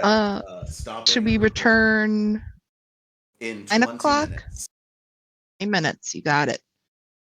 9:02, because I'm specific. Very specific. Got it. That is okay. That is fine by me. 20 minutes, but that's loose. Sometimes we come back a little earlier and we bullshit some more before the next episodes, and maybe y'all want to talk and confer about how much information you're gonna, because you can share backstory stuff with each other without the audience hearing. Ew, no. And decide Gross. what you're gonna share. Why would we do that? Gross. Why would we ever talk to the other players outside of the game? To figure out where your stories might overlap. James, that was sarcasm. I was being sarcastic. I know, but Fuck you. I answered it literally anyway because I can. I know. I need to stop drawing so I can leave the bathroom. I'll be back. All right, yeah. We'll be back at 2 minutes after the hour. Woo.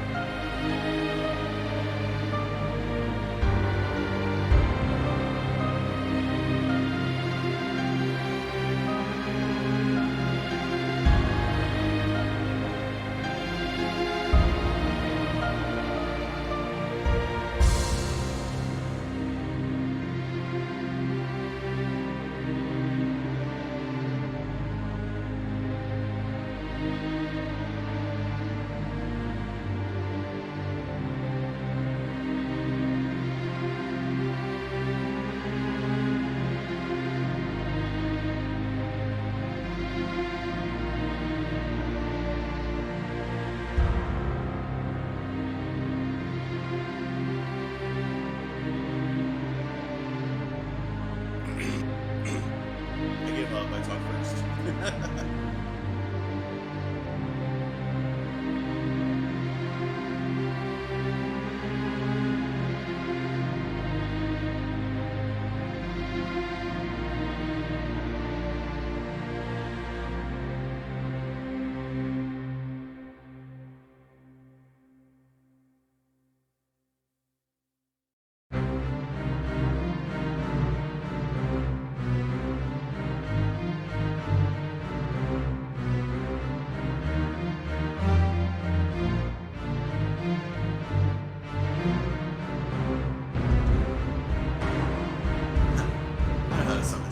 I just hate emoji.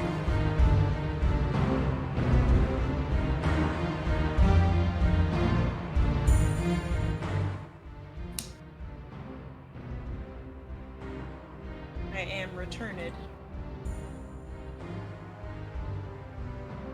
Greetings, We both friends. died. Oh, hello.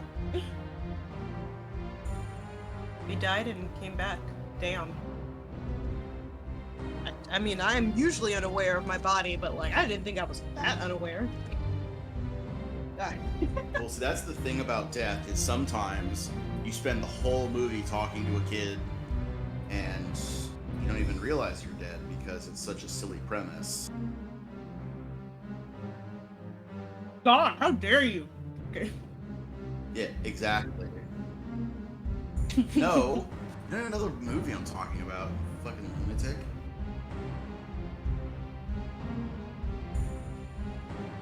No, not spoilers for The Shining. What are you talking about?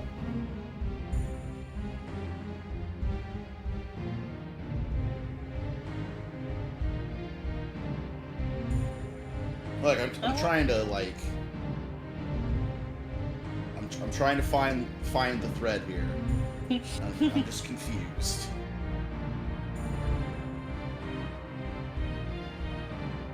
Okay.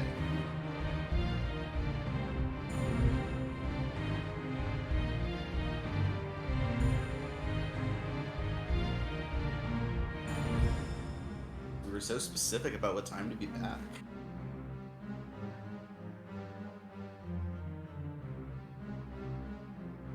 Listen. I was. 9:02 p.m. on the dot.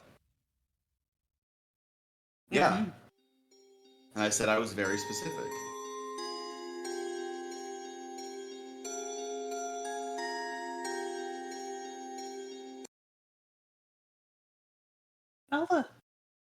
Bella, No. you don't eat this. Go away.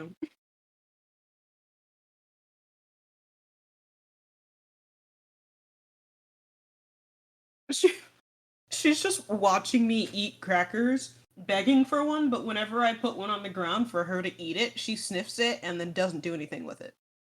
Yeah, she's a cat. That's what cats do. This will be one I've already taken a bite of.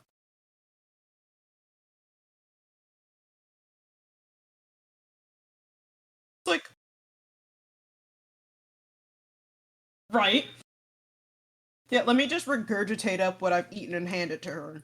I just realized the stream part of me has been muted.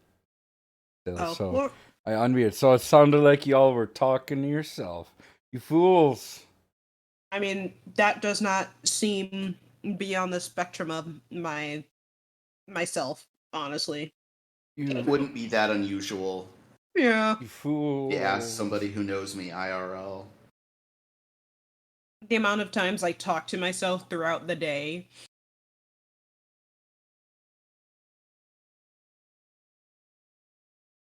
When it's the weekend and I'm walking around my house baked in the afternoon and I have chores to do and shit, I'm like singing out loud. Like, I say it's to my dogs, but really it's so I remember. But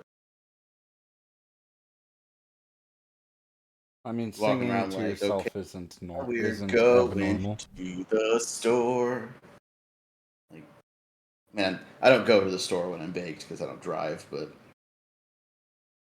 very responsible. Yeah.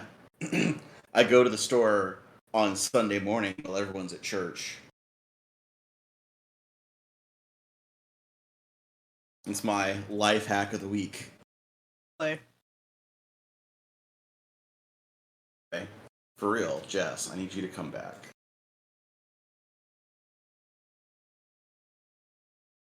We all band together and put our minds together. I'm sure we can conjure her back. Is anybody else a witch? In real life, maybe. Wait, like actually? Like At this magic and point, I stuff? don't even know. I've had a lot of circumstances happen around me where I'm like, maybe I do have some sort of power. And it's those multiple ghost incidents I've told you about? Oh, yay, look, it worked! Hey! Whoa. Like I clearly have some kind of misfortune-based power. Like the things that have just happened to me. I have a very small amount of luck, but when it does happen, it's extremely lucky and it's inexplicably great. And it doesn't happen for like another 5 to 10 years.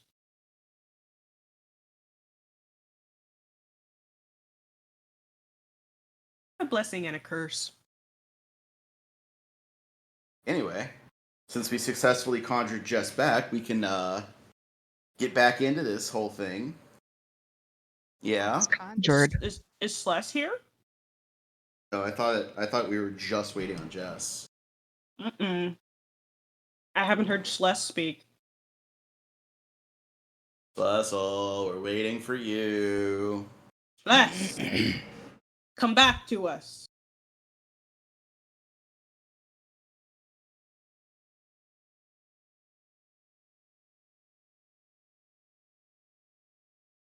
Yeah.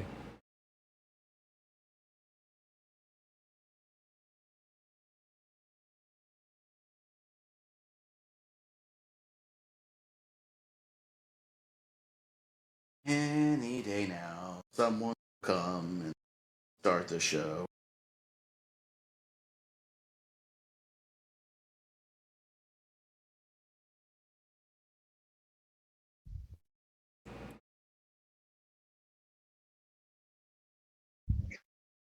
To be grumpy. Because she couldn't have what I'm having, some... once again, re-wrangling her into the room. Being a little rumpus. Yeah. Come on. No. Hello, I was on some bullshit, but I'm back now. We'll get So you're on not our back bullshit. on your bullshit, is what you're telling me? What? You're not back on your bullshit right now? No, I was. Okay, There- you were briefly back on your bullshit. There is something pickling that was not pickling before the break. Sorry, what? Sorry, Bella. Pickle. I just like the background noise of, I'm sorry, what? What? Say hi That's to like the it took at the end of episode 2. Just wait, what? people. That's such a good like bit, cutting it right there. I know, right? Wait, what? Anyway, more importantly, now that everyone's back, shall we begin the record, or does anybody want to have like out of character story time before we dive back in? Like in character story time.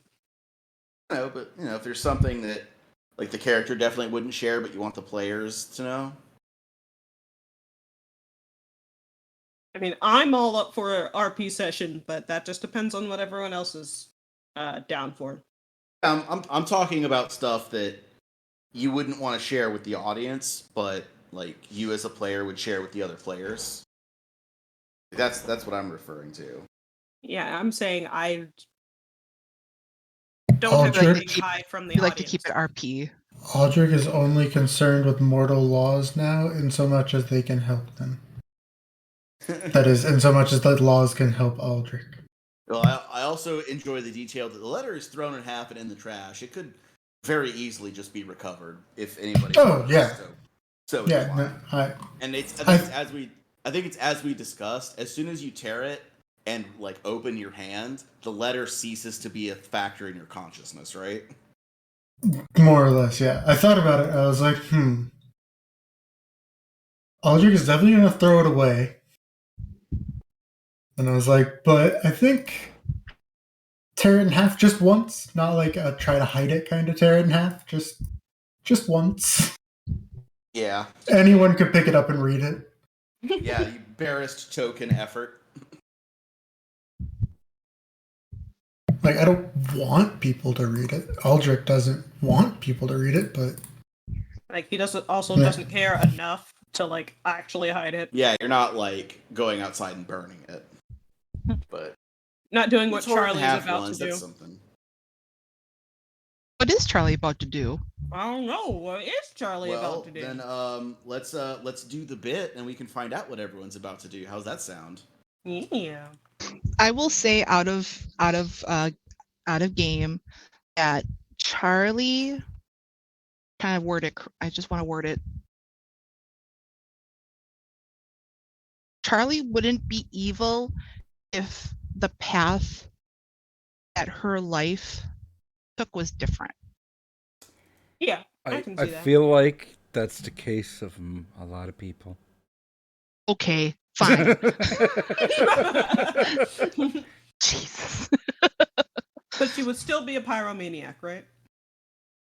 Yeah, she liked to burn dry grass in the summer. Yeah, totally.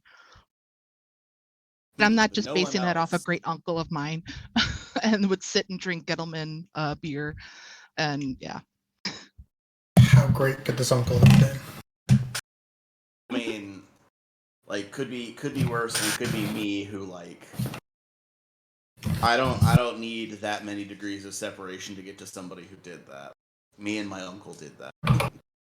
That is what I like to call 0 degrees. Yeah. No, like, important for the story, I also have 2 uncles who are a year older and a year younger than me. Oh. So, like genealogically, they are my uncles, but the way we grew up, they're my cousins. Yeah. But family are weird. We burned a lot of stuff. Texas. I mean, like we are, like three teenagers with access to a workshop and shit, like buying the Anarchist Cookbook on eBay and making napalm, like. I can see this. Absolutely. Yeah, no, that is very real. And that is what cousins are for. That is true. Yeah. Anyway, yeah, let's talk about our fictional family. Yeah. I'm gonna in that case, we'll do the bit and then start the bit and do the bit. Sound bit? Yeah, bit. I don't have a family. I'm dead to them. Bit, are you bidding? Bit. Schles, are you recording? Yes. Oni, are you recording? Yeah. I am recording. What the hell? Sorry, I was laughing. Yes. Jess, are you recording? I am now. Good. Me, am I recording? Yes, I am. Thanks for asking. How are you? Grapes, are you recording? Yes. All right, then. Think clap in. Wait, 3. Is it bit or bit then bit? I bit to bit. I'm gonna bit your bit out, and then you can't say that. I just did. Anyway, wow. Sync clap in 3, Hashtag 2, canceled. 1. Our story begins, as such stories often do, with mail call. Everybody gets a little letter. Except for Suriel, who got like a shoebox. Yeah. And I want to yeet this motherfucker across the room, but I'm not gonna do that. Suriel's gonna walk straight upstairs. we don't have an upstairs. Straight to the bunks and climb into one of them. Specifically the one she's been sleeping in. I will remind you that this is out front of the office. The bunkhouse is a separate building, so like going to mope in the bunks is like walking out to another building. Well, I She thought will we were do that. connected to the Yeah. we kind of made it RP, like where remember when I when we first met Mr. Anvil Sunder and I took the broom and I hit the ceiling with it to wake up Serial? Like that's how I thought it was. Yeah, you're right. Well, to preserve the bit, I will say it is upstairs instead of out back. Serial will stomp upstairs. Which makes the pull ring, the shower's outside still, but that's fine. It's whatever. Well, not outside. There's a stall. It's not upstairs too. Anyway, it's not an in-suite bathroom, is what you're saying. Dang it! Yeah, running water is like a fabulous luxury in this place. This shithole town. You'll see Charlie in her bed, and her leg is bouncing up and down. While she's sitting on the bed, she's just kind of sitting there, just bounce with her leg.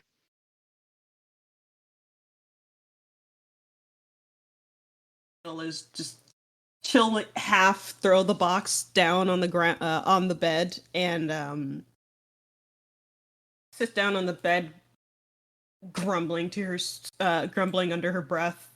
It's random curses. She's angry. Do I catch anything in between the curses? No, it's just curses.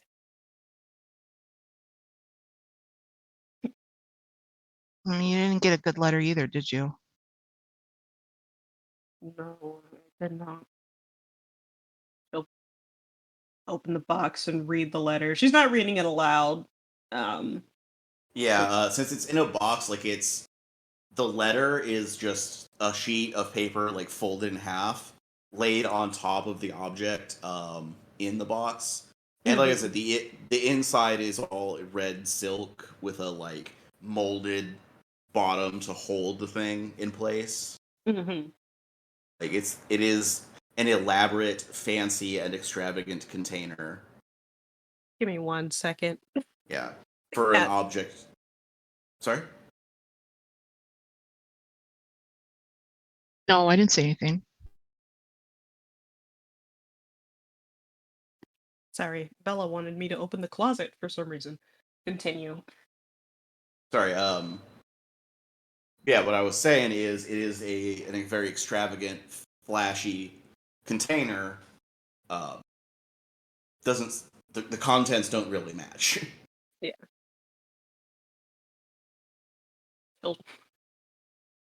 After reading the letter, she'll take a very deep breath and crumple it up before throwing it back in the box.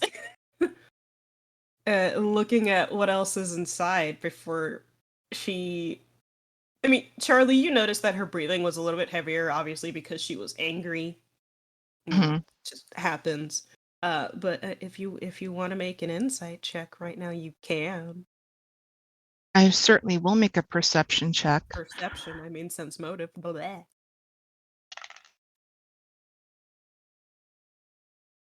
21. Is it well, I don't even. No, I'm not even gonna roll. Suriel is holding her breath for some reason, and there's a small bit of fear, from what you can tell, that has just washed over her body for a split second before she gently closes the box and puts it down. And she just stares into the middle distance for a bit. Is it something I can help you with?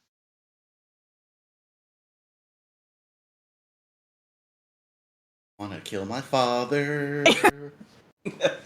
Come on, let's stab my dad. Nice. You can burn the body afterward.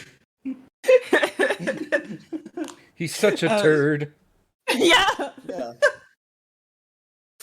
Surya will pinch the bridge of her nose, taking in a couple deep breaths before saying, not unless you would like to go kill someone, then that's fine, but I highly doubt we can do that right now. There's a lot going on, and my father, of course, is being a dick. All dads are dicks. She'll kind of you'll see her like side of her mouth kind of pitch up, kind of like that. It's the shit happens kind of look, I guess you want to call it. Mm-hmm. Charlie, no, you never had one. I wouldn't know what that's like. Tell me how it is. No. All my dads went to go get cigarettes at the grocery store and they never came back. They got taken by manticores. That's what Mom told us. Charlie's Wade trying to win the sad life off, like Daddy left before I was conceived.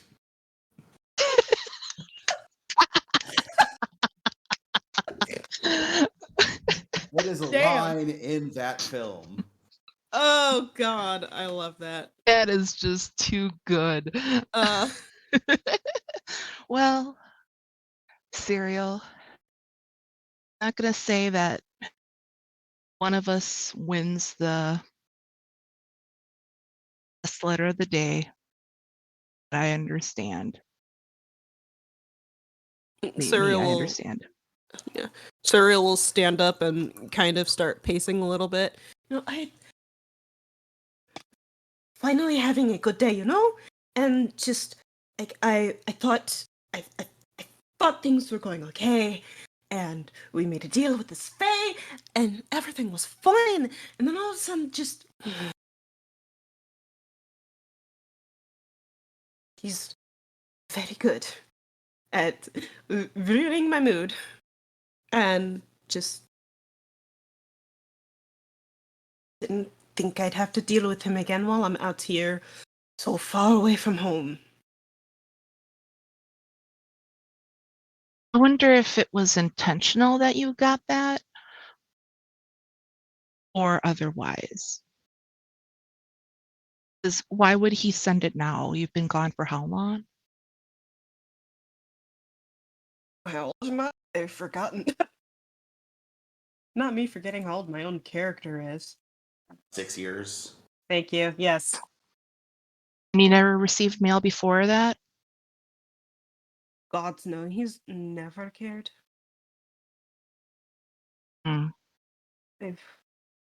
She'll turn to Charlie a little.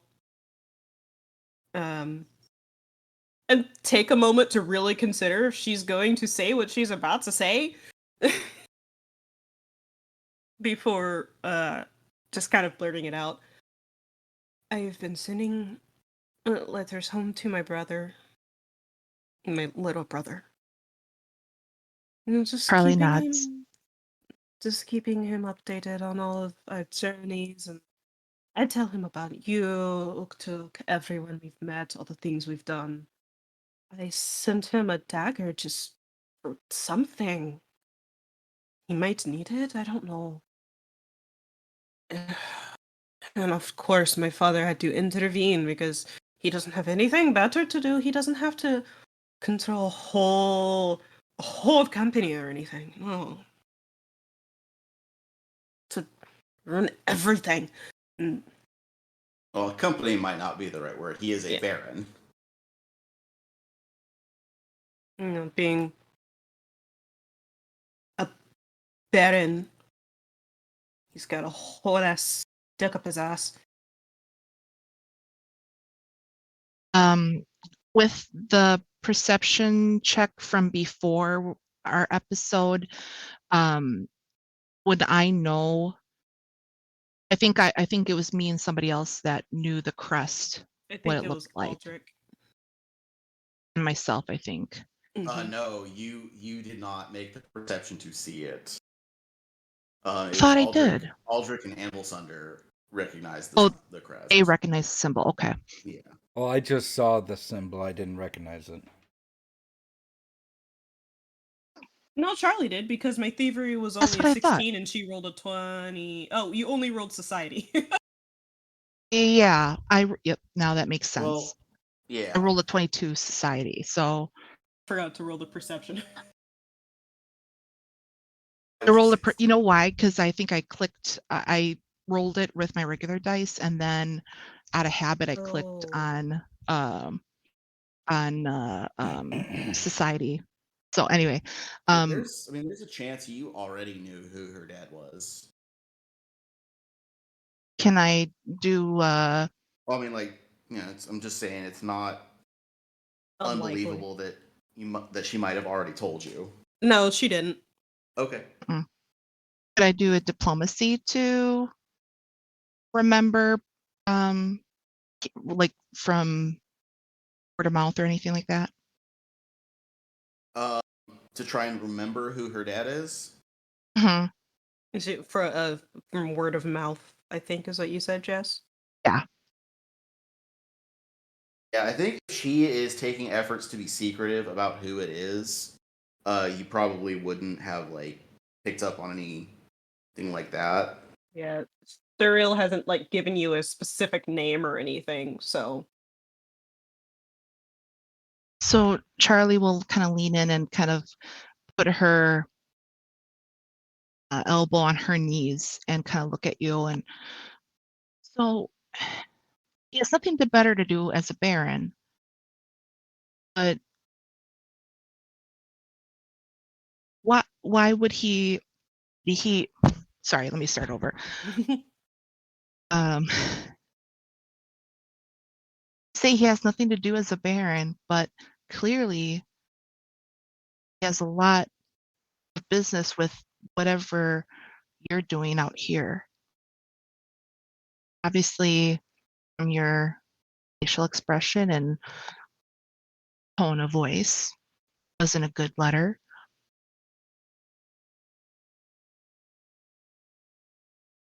So what does he have against you that he is so adamant to make your life miserable? I mean, other than me, I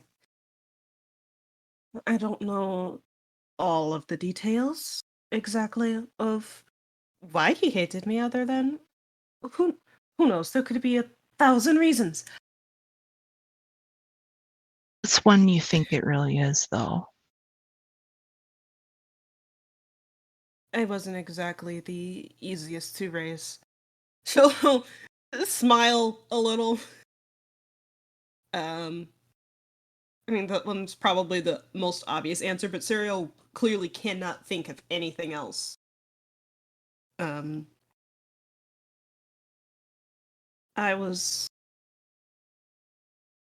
would put in his words, not easy to tame. And I took after him a little bit too much, so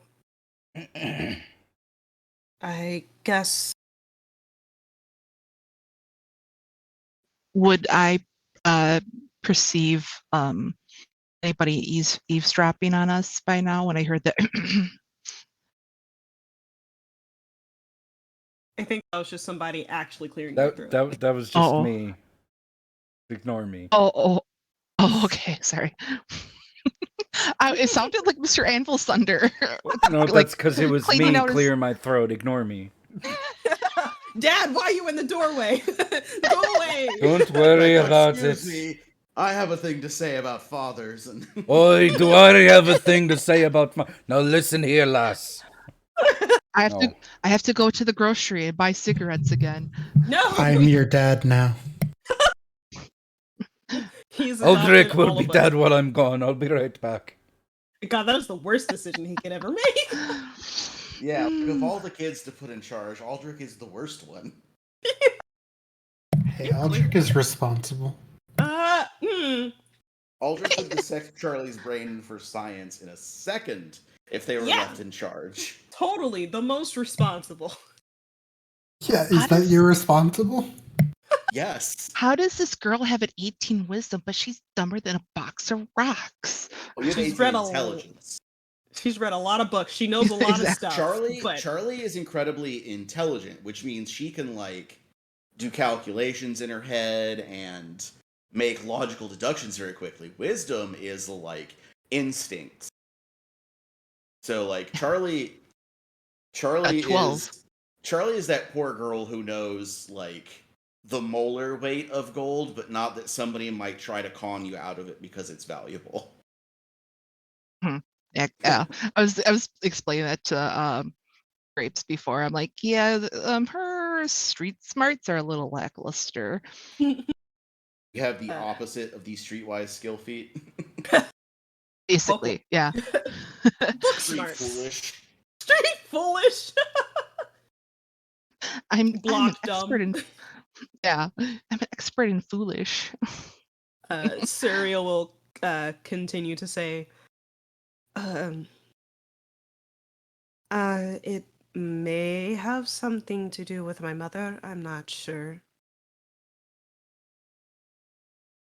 And obviously you lived with your mother, so No. no. I don't know who she is. Oh. All I knew is that she wanted my father to raise me until my 18th birthday, and then he kicked me out. Oh, was that pleasant of him? He at least gave me the entire day to grab all of my shit and leave. Oh boy, and I bet he moved the dishes and pissed in the sink too. You know, he would get somebody else to do that. I suppose hold his wiener while he was at it. Yeah, he's that type of man, actually. Get the sense. I did, however, and Serial will actually unsheath not her rapier, but her actual sword, and will hold it out to Charlie. I did steal this, though. Apparently, my grandfather used it to kill giants back in the day. Charlie goes, nice. Thank you, I know. It's a sort of family heirloom. I didn't want to leave home with, completely empty-handed without something valuable. Of course. It would be a nice way to start getting back at my father after 18 years of torture and spite. I'm really enjoying all of this, knowing what was in the box. I like that you at least gave him hell. Oh, There's any consolation. I feel like if I could now, I could give him so much more than hell, but I'm not at that point yet, I have to be a little bit more powerful before I do that, but... We have time. She says that very matter-of-factly. I have a lot of time, to be exact. And before I forget, Razalago and I were talking. Yeah? And, well, you know how he watches us a lot and, turns invisible and follows us. Yeah. He saw So kind of like... Oh, sorry. I was just going to say she's going to kind of dart her eyes left and right and then say that, yeah.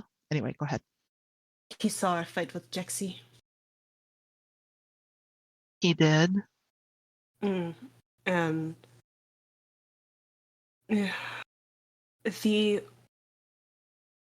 when you did that thing to Uktuk's body and he came back. Yeah? He showed me he could no longer see what was going on. You understand how important this is. Do you know what kind of devil he is? The devil Rosalago? Mm.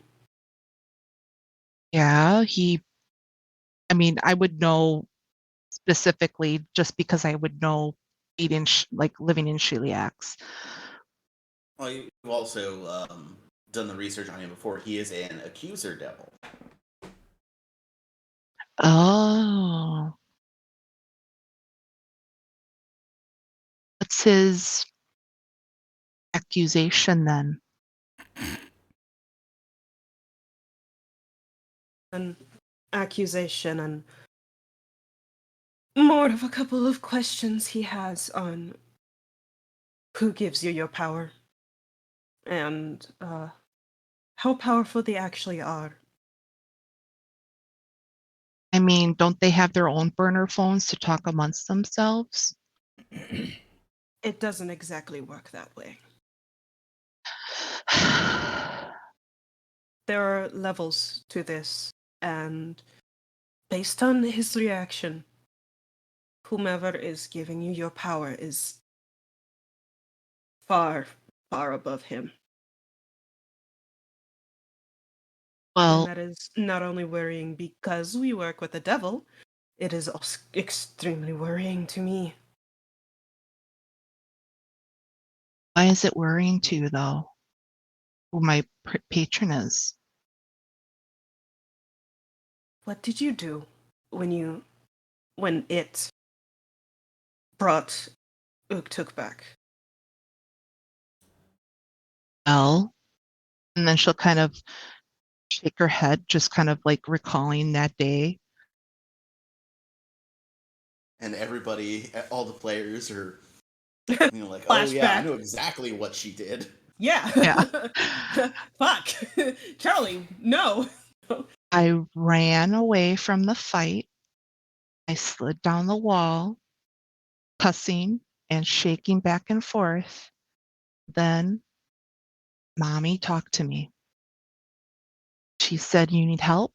I can help you. And how can I turn down my own patron?" And she came to me. She knew I was in distress. She knew that my whole mission might be in distress.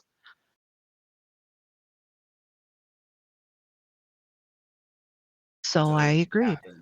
She was in a position to help. Gave you an offer you could not refuse. Yeah. The Godfather. Good Charlie's patron is the Godfather. Yeah. That kind of.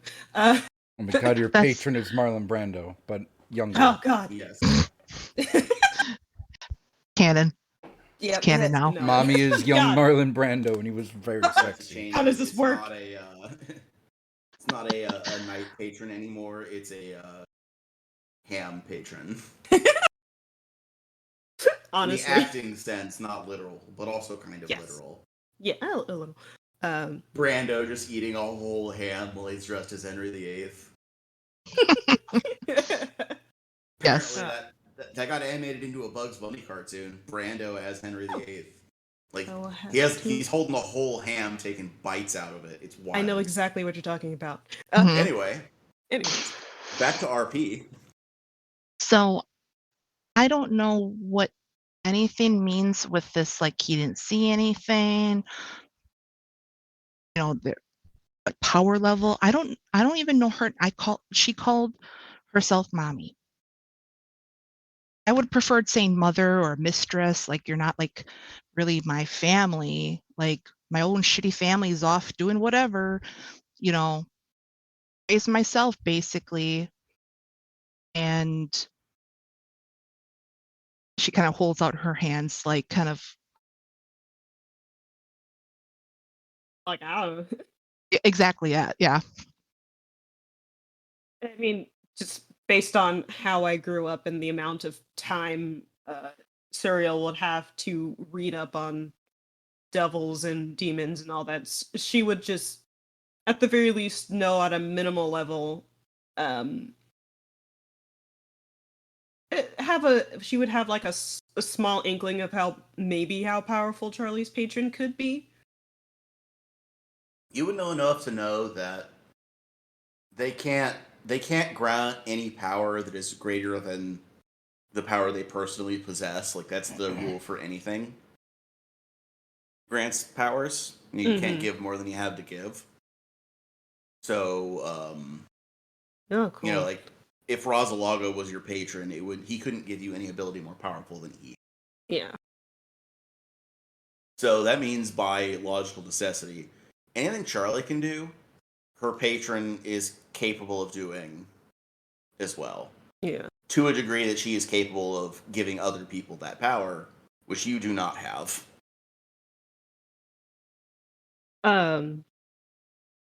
Suri kind of look at Charlie and her eyes will widen. This is like trying to help Charlie understand the seriousness of what she's about to say. What I'm saying is that your patron is much more dangerous than you realize. And I know you probably understand that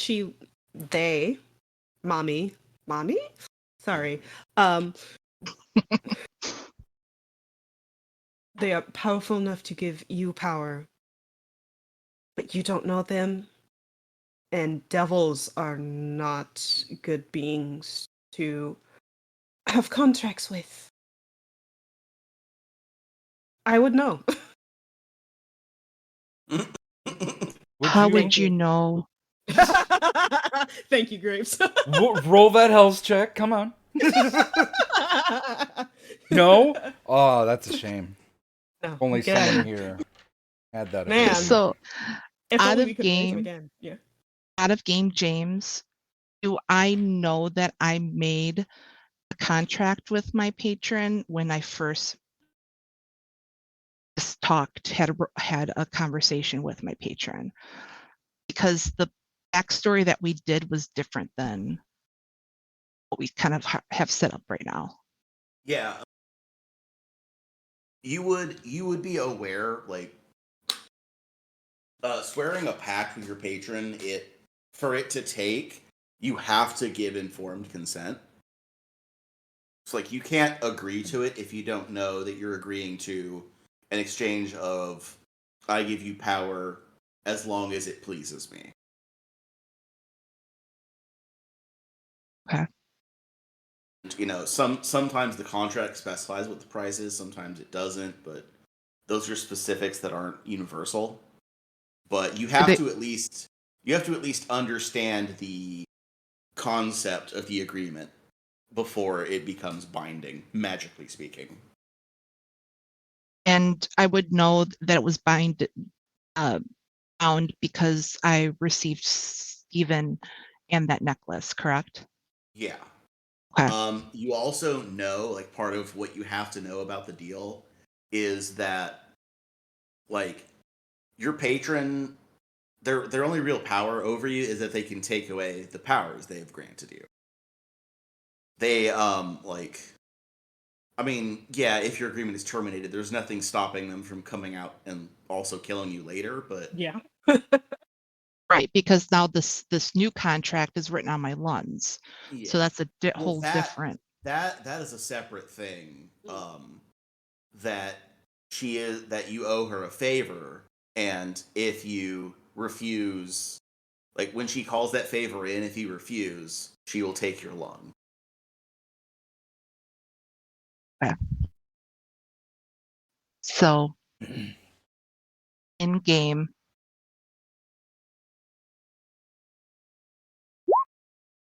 can you repeat what you said, Serial, so I can kind of just...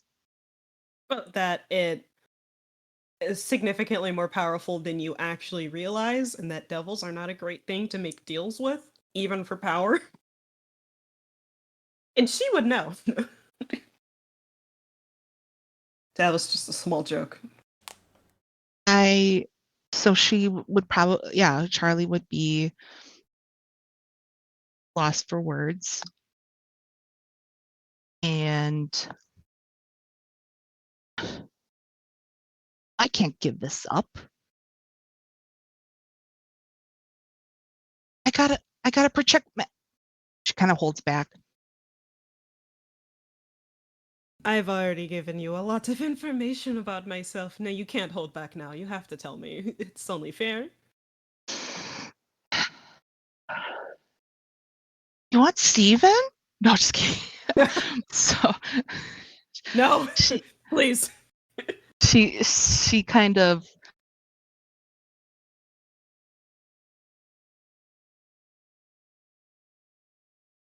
like that emotional support animal that you get like when you go to like they'll come through the hospital. Yeah. So Steven has a little jacket that says Eldritch Support Animal. Eldritch Support Animal. I love this. I need this draw. I'm gonna draw that later. I will PayPal you whatever you want. 10,000. No, I'm just kidding. $1 million. So she'll kind of you'll see her legs start to bounce really hard, and Max is my sister.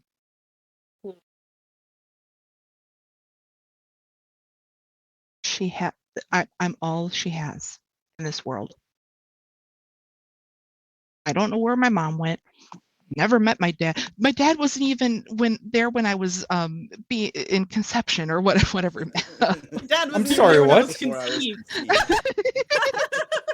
I'm sorry, what? I'm sorry, what? That should be the title of this episode. I'm my sorry, dad what? wasn't even here when I was conceived. We just hear anvils under from downstairs. What? Your dad left, and then your mom, out of sheer rage, spontaneously, like, immaculately conceived. Yep. Absolutely. Oh my god, Charlie is Jeebus. Didn't you know that already? He's the Antichrist. No. God. The Immaculate Conception refers to the conception of Mary, not Jesus. Okay. Look. What? Yeah, that's why I said she immaculately conceived. Because, like, she is doing conceiving the verb. Like, creating life within her. Anyway. Charlie is the Jeebus. I have created life. That's all my mom would say. Don't make me wine from this water. Anyway. But so she's just kind of like bouncing her leg, just like Max is my younger sister. I'm all she has in the world. I had no money. I'd beg, I'd steal, done things people don't want to know. Just so she has somewhat of a better life than I can have what I had. Somewhat of a better life than I had. Use that second sentence, please.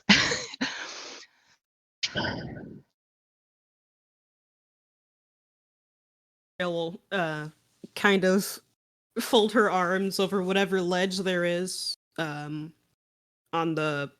Actually, are these like legitimate bunk beds or just like bunking for beds? Bunk beds. Bunk beds. Okay. Serial will lean her arms, cross her arms and lean a little bit forward on the edge of the bed and sigh. Well, it seems like we do have some other things in common. If you want to picture it, it's the like military style, just freestanding bunk beds, and then I thought so. Standing lockers that, if you put them like together side by side between the rows of bunk beds, it creates the illusion of privacy. But like normally they're placed at like the foot, but you know, yeah, like that's the kind of furnishings. It's that, and then like at one end the picnic table, and then picnic. Yeah, and then like a low table with 4 like camp chairs around it. Okay. It's a little space, but it's easy. It's Spartan, but functional. Anything that you need to do in a living space, you can do here. Cool. Serial will look at Charlie. I was the only thing standing between my father and my little siblings. I have 3. My younger brother and 2 younger sisters.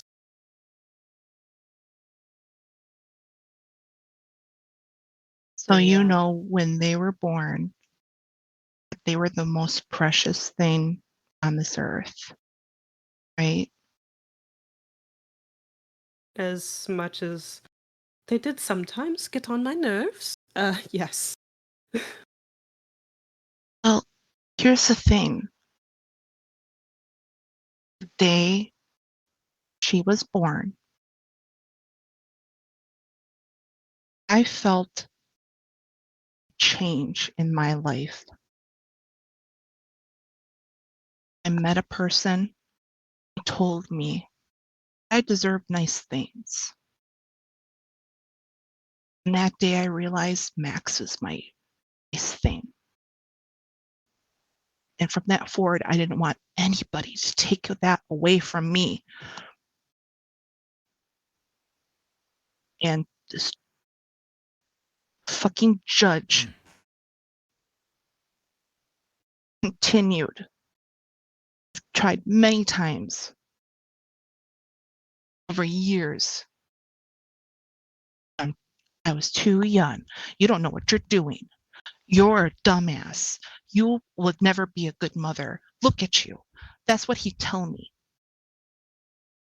And that last time when he said that to my face and he spit in it and walked away, walked into the Whisper Woods,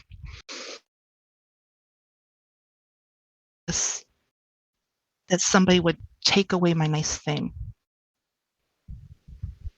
And I just wanted something, anything,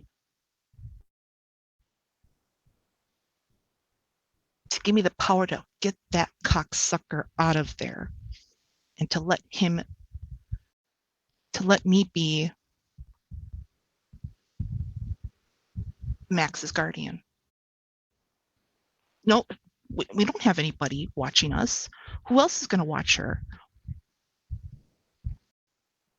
That's when Mother came. Mommy came.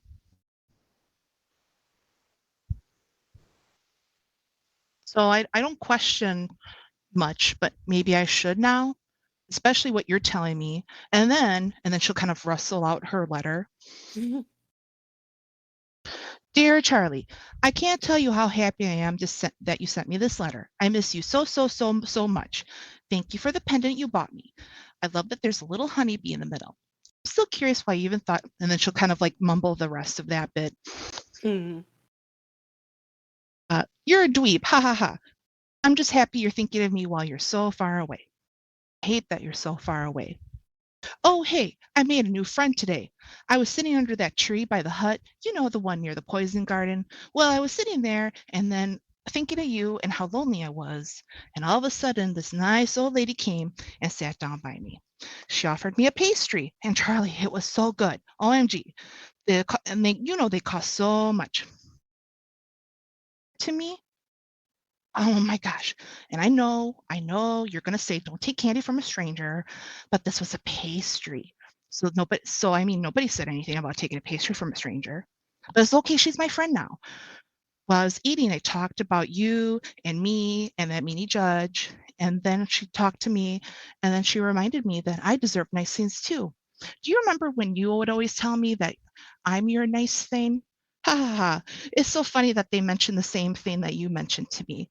Anyway, I gotta go now. I love you so much. I hope to see you really, really soon. Love, Max. And then she's gonna kind of crumble that part of the letter up and she goes, so now I'm curious why I met an old lady when Max was born telling me I deserve nice things. And all of a sudden, Max is being told by an old lady that she deserves nice things too. And Rosalago told me before that she made friends and that reminding her that she deserves nice things. So what's going on? And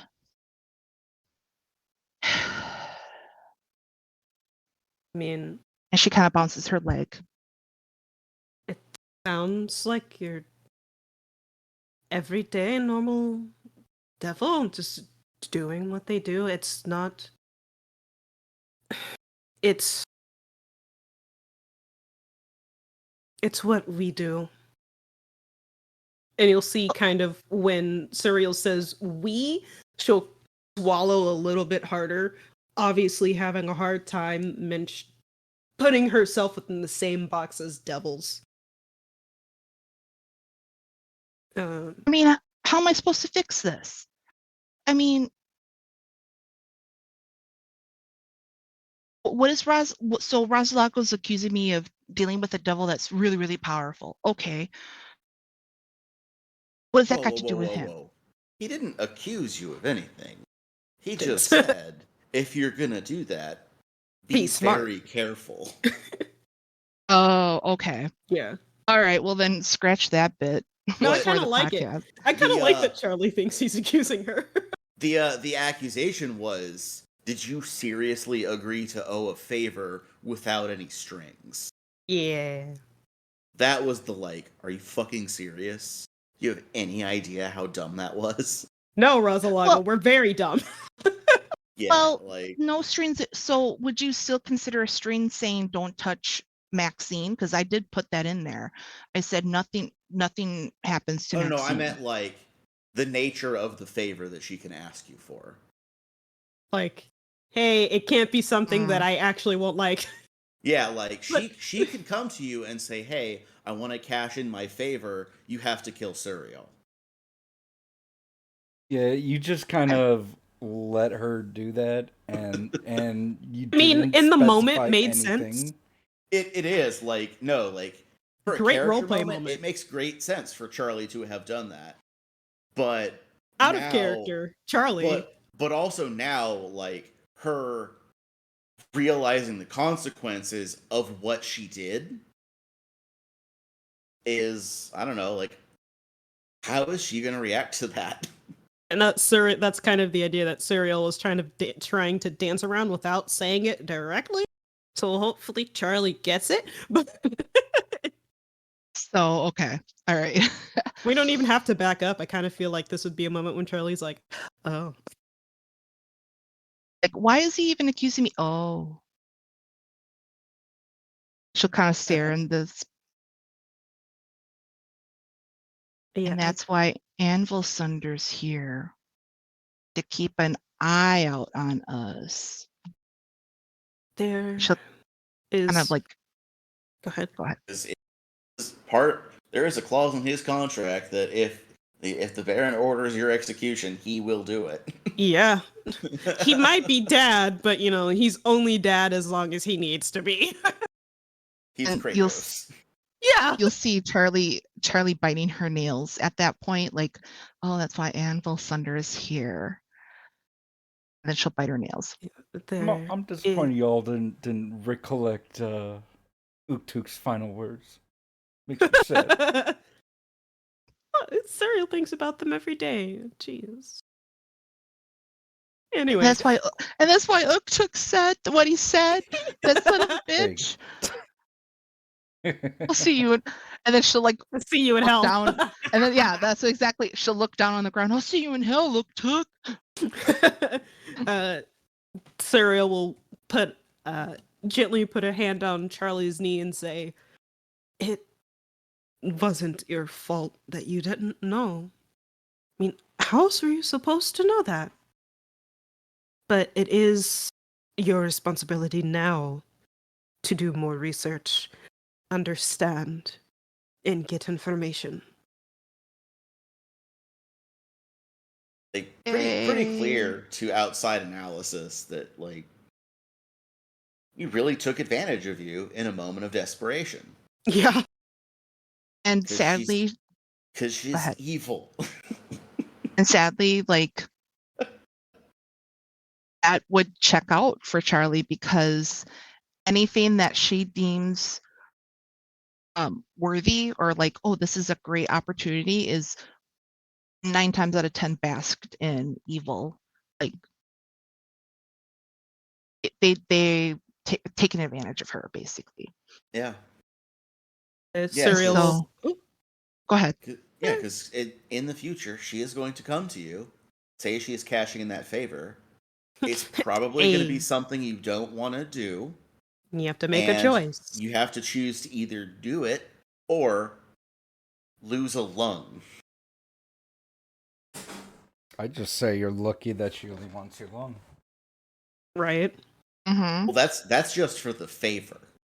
That is independent of their ongoing contract for spellcasting abilities. Would Charlie have the favor could have been a lot worse. Would Charlie have told Suriel about that part of the contract as well? When she re-raised Oaktook?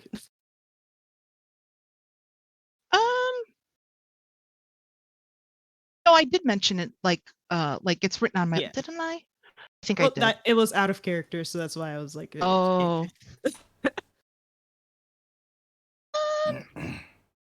Because Suriel did ask you specifically about what happened. Yeah, you're right. She will go, well, look, if I could make it in time just to not raise him from the dead, but just to heal him. So I was all like, oh yeah, I can sprint 50 feet and I was going to say 2 actions in game. So I can sprint really quick and then just slap my hands on his dumb face and just make him live and just be alive and not dead. That's why I said to mommy, I was like, I need help. And she said, you'll help. I'll help you, but you need to help me out too. And I said, as long as Max is in touch, all I cared about. End of the day. Some days I do give a shit about my life, and some days I don't because of Max. And I will protect her. So yes, I have a contract on my lungs. One of my lungs. The right one, in case you're curious. My right lung. Specifically, my right lung. No. The upper lobe of. What are the cilia? No. Yeah, good job. Good job. Yeah, thanks. Yeah. Medicine check. Yeah, thanks. Suriel will kind of reach back behind her ear, and specifically the ear that was shot off. The one that Charlie miraculously reattached. Healed. Yeah, it's like Charlie's Jeebus. We might have to do research on her very soon. Blech. Let me restart. We might have to do research on your patron very soon. Oh my god, Charlie, roll a perception check. Please. On Serial's voice or just in general? On the ear. It's a natural 19 plus 7. That is 26. You immediately clock that the seam where you reattached it is a faint like gold. Like the scar is a gold color. You and Charlie will point to Serial's ear. I didn't put that gold on that scar. Have you seen that scar? I have. I woke up the next day and it was there. Yeah, I didn't do that. I just healed it. This is what I mean.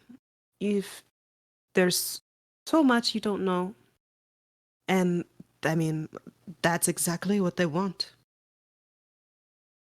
But if you do get more information on them, then, you might hold a little bit more power and you'll actually be able to make, educated decisions on your contracts and all decisions you make with your patron. Because, Charlie, I want you to understand, please listen to me when I tell you.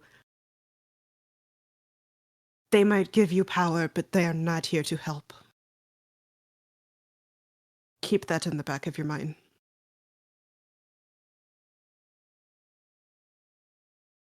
Charlie will put her hands up, kind of like in a prayer motion, just to her lips.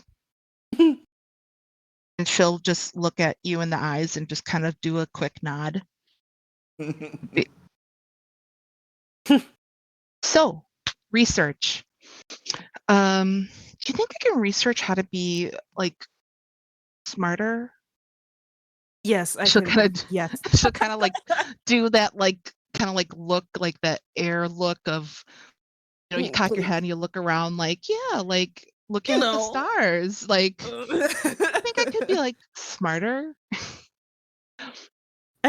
I think the word you're looking for is more streetwise. We can take some time to teach you some things, but that's after we do what Razalago wants us to do. For now, right? I need to see if my brother is okay. Somehow. Oh yeah, are you sure what's in the box? Yeah, Surreal's gonna go over and pick the box up from the bed and open it up and show it to Charlie. I sent my brother a dagger, and this is what came back. Look at the box. What's in the box? What's in the box? This is, oh man, you guys want to know what's in the box? Take it away, James. Oh fuck, that should be the title of the episode. What's in the box? So you'll have to take Surreal's word for it that this mangled heap of metal was once a dagger. What was once a grip is stained with dried blood. A loose end cap that had come loose has a pinched bit of skin in it that it had clearly torn off a hand while it was snapping between the, where it's still connected to the tang and the grip. The hand guard is broken off, a piece of it jutting down to where the hand would grip it. It's bent, the edge is battered and cracked. The whole thing is covered in rock dust. But it's in this, like, silk-lined box. It's bad. Charlie's eyes will just expand and, like, bug out. She'll look up at you, look at the mangled dagger, look up at you again. This is the kind of man I grew up with. These are the things he did.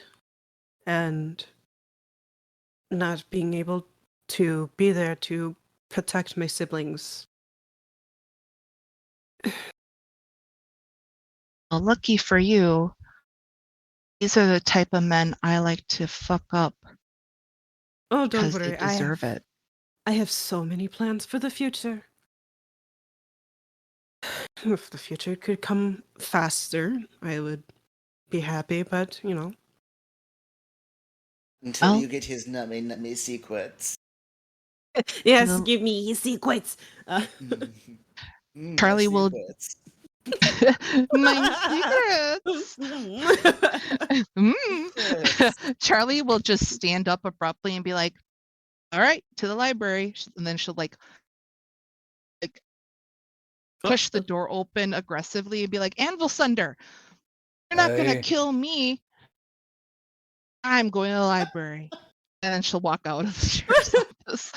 Surreal, like, half follows Charlie out, hears the words, Anvil Sunder, you're not going to kill me, freezes squinting a little bit, like, he's just kind of sitting there with, like, a cup of, like, tea, and he's, like, mid-sip with, like, a raised eyebrow as she walks out. And then looks at Surreal, who's also coming down, I'm assuming. You're at that moment probably like, reading your own letter.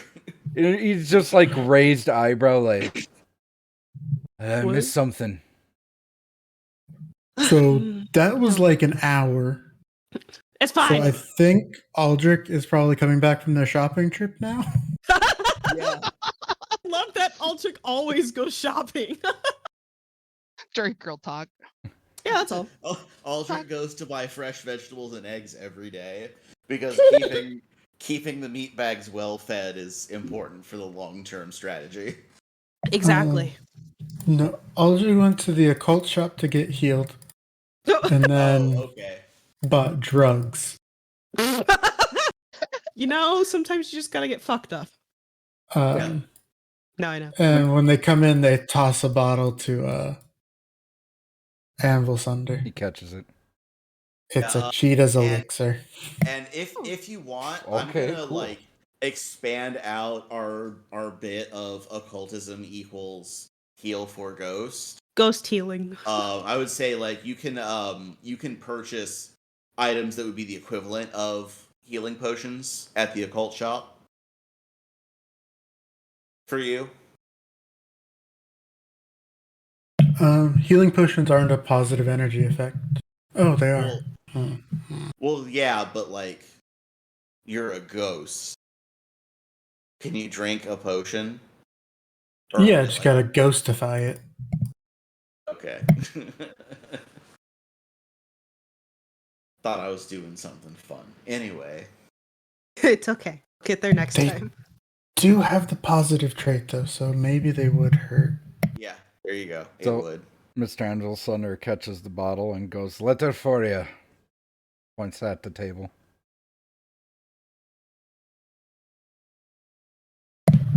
I tore that in half and threw it away. Okay. You took it out of the trash and gave it back. No. Oh, I thought you've been gone this whole time since we've left the gate. No, came back then left again. Oh, okay. Then never mind. Cheetah elixir he gave you, by the way. Yes. A lesser one, I'm assuming. Yeah, Aldrich, you want to spend some of your time having looked at those potions? Yeah, Serial. Sure. Serial would have left that downstairs. I can use craft to identify things. Feet. No, but if they're alchemical, I should be able to anyway. If they're magical, then I can't identify. They are alchemical. I also have arcana and religion and nature. They are alchemical items. Okay, then I should be able to identify using crafting. Okay. Yeah, it is 4 of the first level elixir of life thingies. Ooh. I think it's minor. I can never remember whether it's lesser or minor is the bottom one. It's lesser. Yeah. Yeah, so it's 4 lessers and 2 minors. There are also 2 lesser dark vision elixirs. 2 more cheetah elixirs.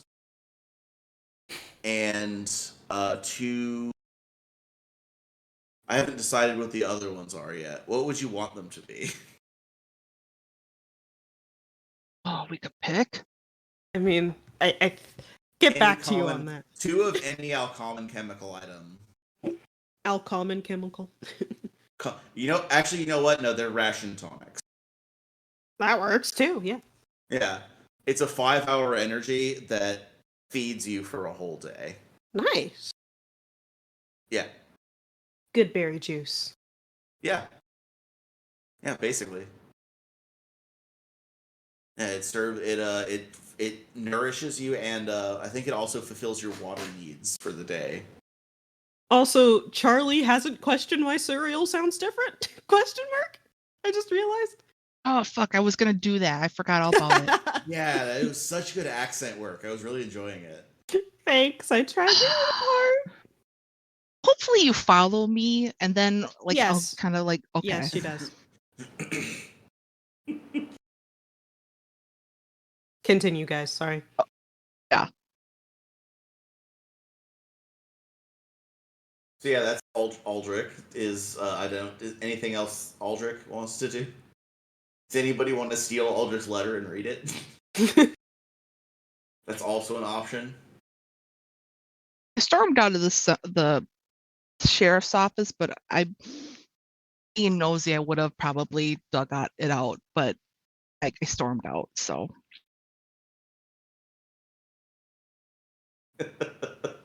yeah, only the ones we saw. when I come back from the library, I'll see if it's still in there. What are you reading up on at the library? Curious. I'll probably start. Can you? Oh, hold on, I gotta look for. I think I saved the map on my end. Brie. If you want the town map, I can take us there on Roll20.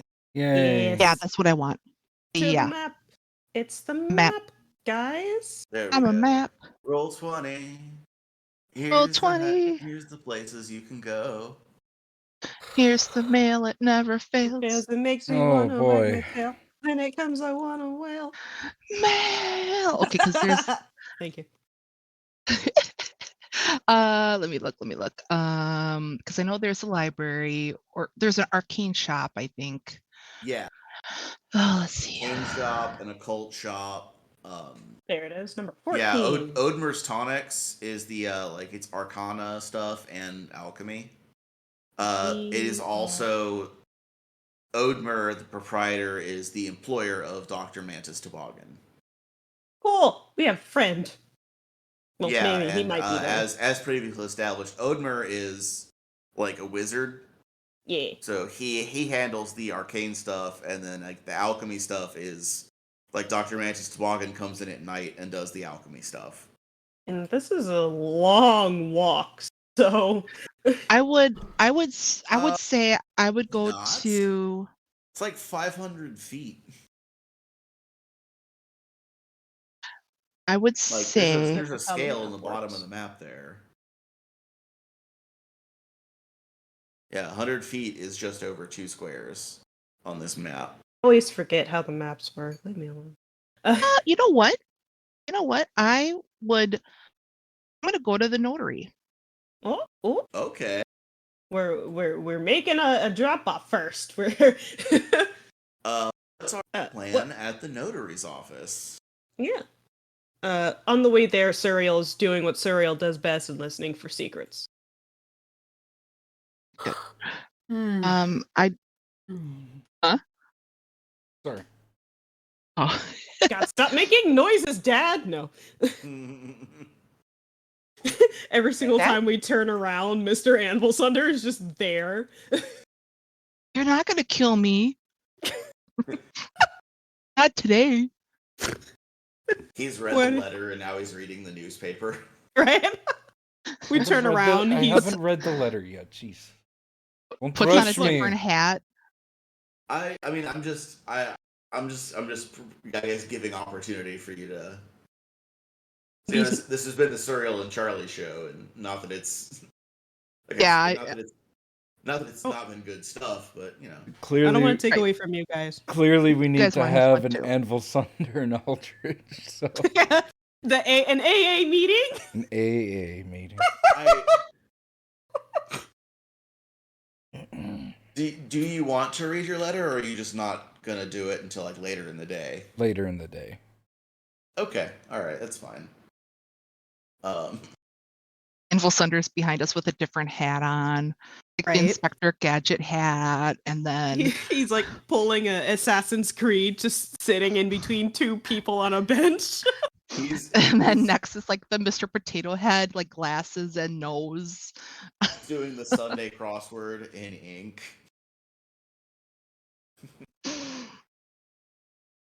Probably getting paranoid. So I want to go and see if the notary is open. If not, I will go back to jail and look and see if there's any information on contracts, because it's a jail, law kind of place. So I'll start with the notary. You're looking for contract? Well, so I kind of want to start with. Well,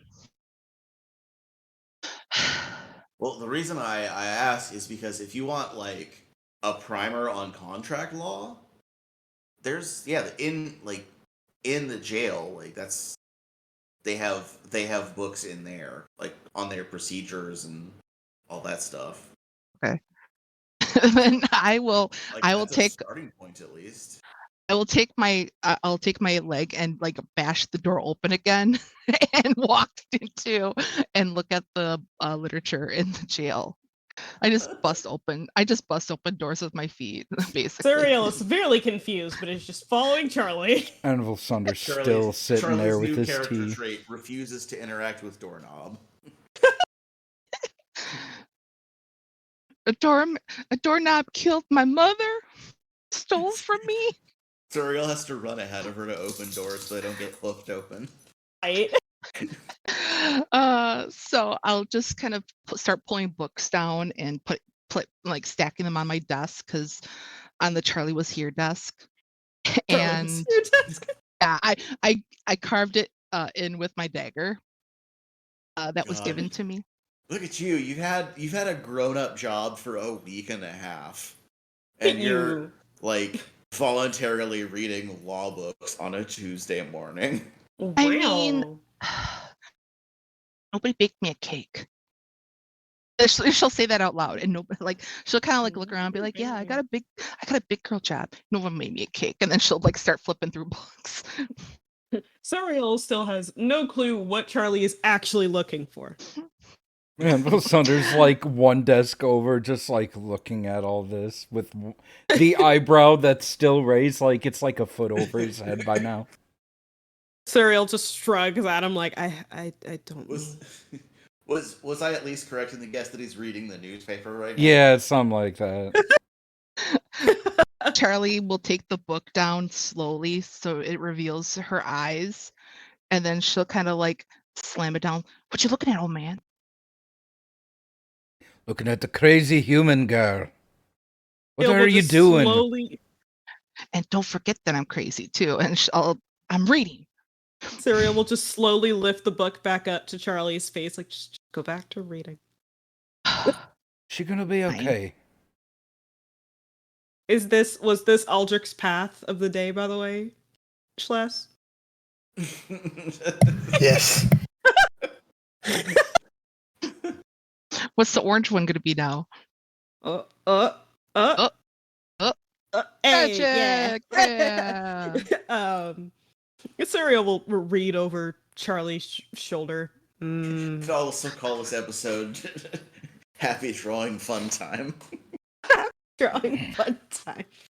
And I'll take a parchment and quill, ink, whatever you want to call it, in this Chiliax world. Jake, I have legal lore. There'd be the ink and quill or cool. They also have like rudimentary like pencil. They have little charcoal sticks that function as pencils. Those are the new hotness. Guys. Guys. Yes. Get healed. I have legal lore. Nice. Nice. I can help Charlie like a lot.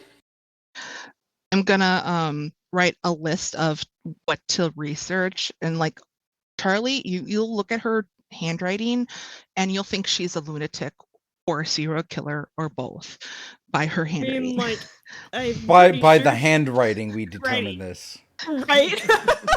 The handwriting? We thought you were normal before the handwriting, but we saw the handwriting and we're like, oh fuck, this woman is fucking crazy.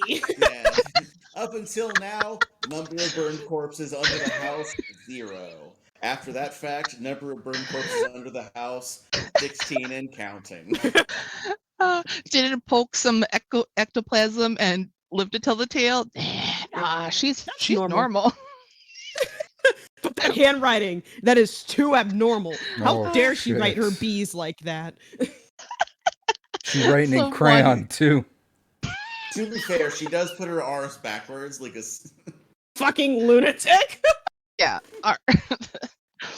Like, my it's R's. hard to do that on purpose. Like, have you ever tried doing that? It's fucking hard. Difficult.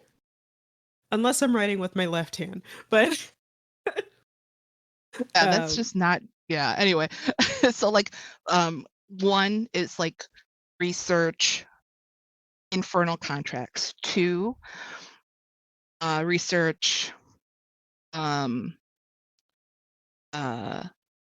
infernal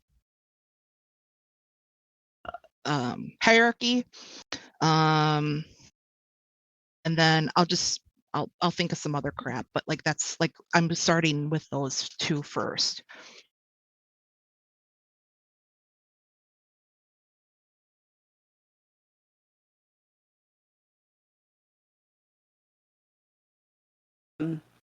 Surreal will walk over to Anvil Sunder while Charlie is riding like a fucking madman in the corner.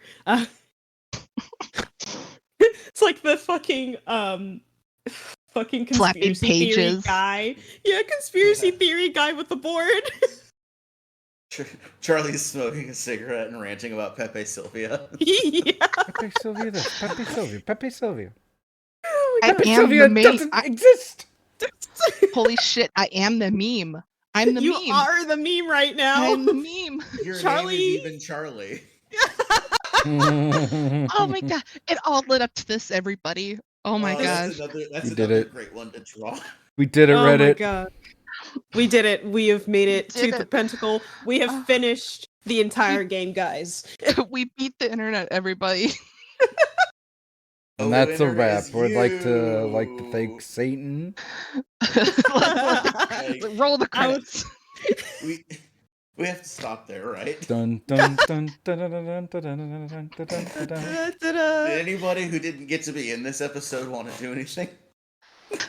I was gonna talk to Mr. Anvil Sunder. Yeah, Surreal was gonna. Yeah, let's have a dad chat. Yeah. Do it. And Charlie will just be like mumbling in the corner and go do it. Don't look at her, it's fine. Surreal will sit across from Anvil Sunder. Not next to him. She doesn't trust him. And she'll cross her arms and legs and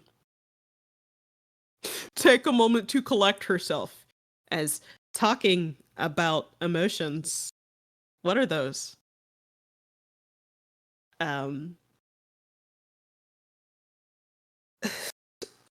Sorry about ignoring you earlier. That was rude. Yes. Mr. Anvil Sunder is Tommy Lee Jones. Reading the newspaper. Tommy Lee, a short Tommy Lee Jones with a beard going down to his belly. And then 4'8" Tommy Lee Jones with a 3-foot beard. Oh my god! Reading the newspaper and disapproving. That is amazing. A little like dainty teacup. Make it so. No, he's got a proper mug. No. No. Well, okay. You know what? That's fine. No, gaslight me. That's fine. That's what I'm here for. No, Surreal will sit down and cross her arms from across him and say, sorry for ignoring you earlier.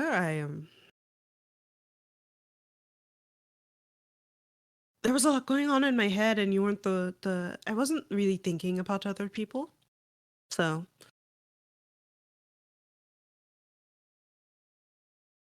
Just kind of like looks at you and slowly drinks from his tiny teacup, I guess.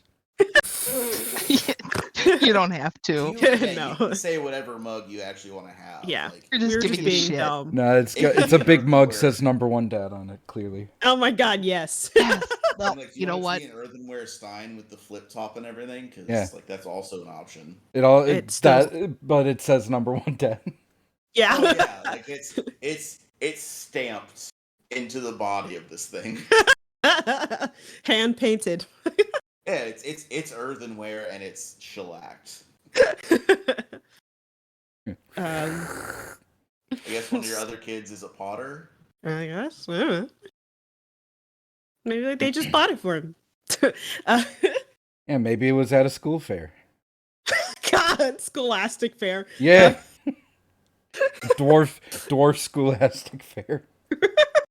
World's best #1 dad of the year. Hell yeah. Serial will kind of look at him like, really? You're not gonna say anything? Okay. And then like the other son bought the How to Draw manga book. Oh That we all God. know about. Don't remind me. At least one of them is a glassblower. It's true. That's nice. Don't remind me. My mom got that for me for Christmas. I bought that for myself. Anyways. Imagine trying to draw. What a lame. Ugh, Right? disgusting. Gross. 0 stars. Thanks, I hate it. Sorry, I'm hijacking. No. Please continue your nice character moment.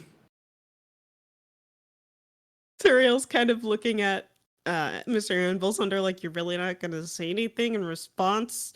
Kind of clears her throat awkwardly.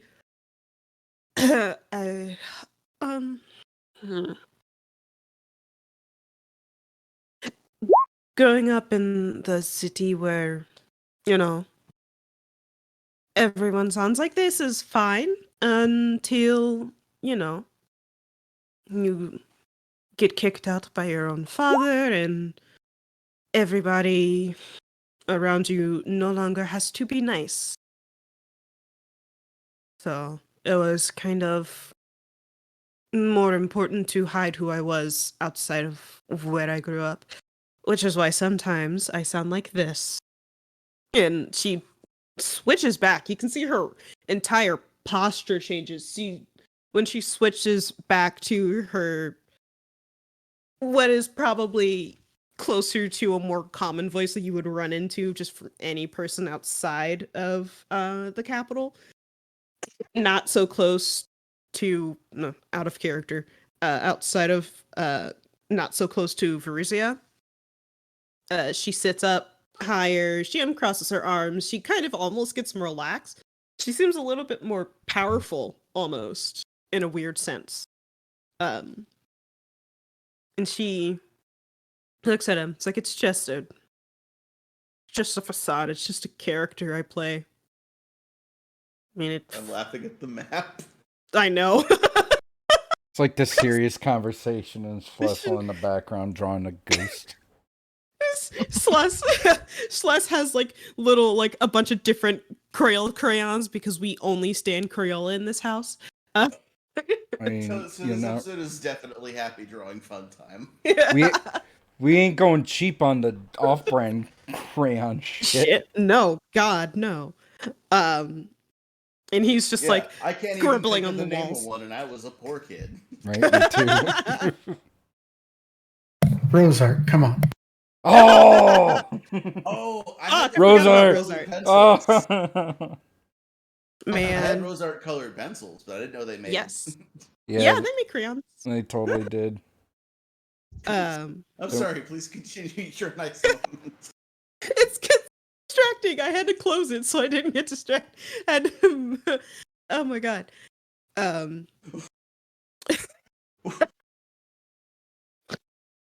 She's like, it's I mean, the majority of what you, Charlie, and Altic see every day is fake. It's gotten me this far, and sometimes it's hard to remember who I was before I had to put on a new face to gather information to get money and occasionally do a couple not so nice jobs for some rich folks, but it got me money. I don't know what else you want to know.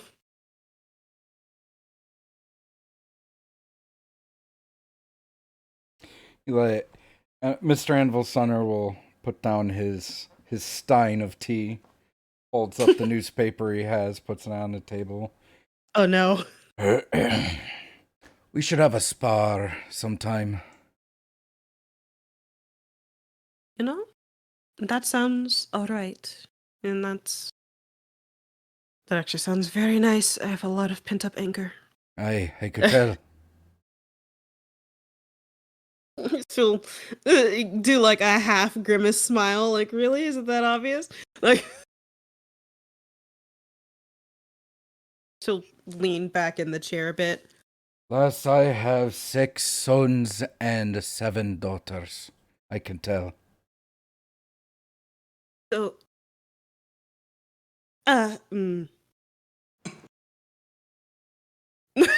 she's processing the fact that you have kids. And that many. Yeah, and that many kids. She's used to seeing big families, but then she remembers your dwarf and is like, oh yeah, that makes sense. You can see the process go through her head as her eyes shift. And she's like, that. Okay, yeah, that makes a lot more sense. Why you'd be able to tell. I mean, I'm still going to try and hide these things from you because that's just who I am as a person. But, you know, at least now I know I just have to try a little bit harder. If you wish. But you really need to work on your form a little bit. I have had a very long week. I haven't been able to train a lot. Hey, Until and that'll change. Get too stressed, make it go to your head. That's how you end up dead. Let's try to change that, eh? Yes. She'll take a deep breath. Clearly a little bit triggered by the words you need to work on your form, but she'll take a deep breath and let it out. And... Come on, let's say we go out back and you fight Dad. Right? Yeah! Just like old times. It's the equivalent of like, let's toss the old pigskin. Yeah! Except let's try to kill each other.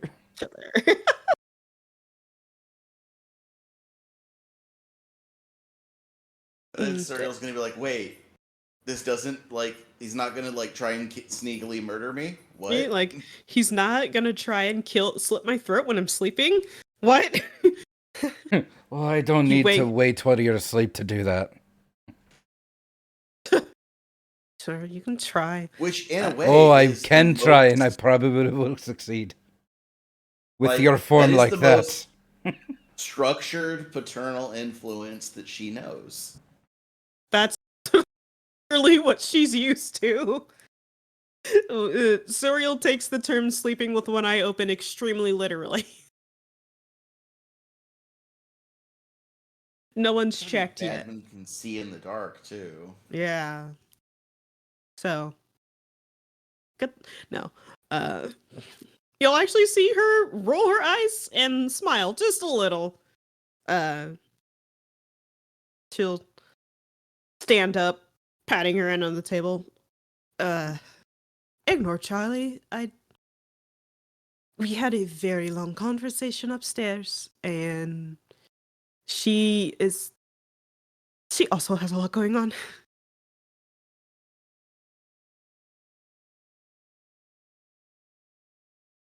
You'll see Charlie's hair got even more frizzy and poofy, and just flipping through pages. And now she's got an ashtray next to her with a lit cigarette in it. I don't even know where she got that from. Just conjured up a fucking cigarette. Let's say yes. Suriel is, I am going to... She'll clear her throat and shake her head. I am going to go talk to some of the pages while she's doing that. And get this whole thing sorted out with Sneevy. Before you leave. Don't worry about me trying to kill you. I won't do it unless you do something really, really fucked up that makes the Baron very angry. Specifically mentioning what the Baron thinks is fucked up was a good specification, because I'm pretty sure we can do some fucked up stuff. Well, yeah, but if the Baron orders him to kill you, he will. But if he doesn't order him to kill you, he might not. Just keep in mind, you got a good job. Probably don't want to make the Baron angry. It is Plus, the nowhere Baron in knows my- some connections. Maybe word will spread about your good work. That is possibly at least not too far. That's not one of the things I want to happen. Well, you keep doing the good work you're doing, it will happen, trust me. I'm not from around here, and I just who said that? Charlie said that, right? I'm probably not from around here. Was yes, our last racist of the group. Yeah, I remember saying something like, "You're probably from a really long way away." And Serial was like, Charlie. I'm like, what? The Aldrich drawing is making me. She wasn't wrong. I'm not from around here. I'm from one of the sky citadels, not a lot of mountains around here. Aldrich is just haunting a copse of trees outside town, electrocuting random animals. Oh my god.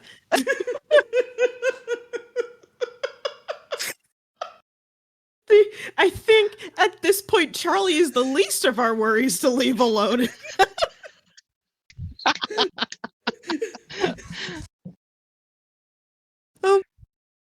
And I'm the meme. See? Right. I'm telling you. Well, it's a copse of trees outside town. You wouldn't know that unless you went looking. Right.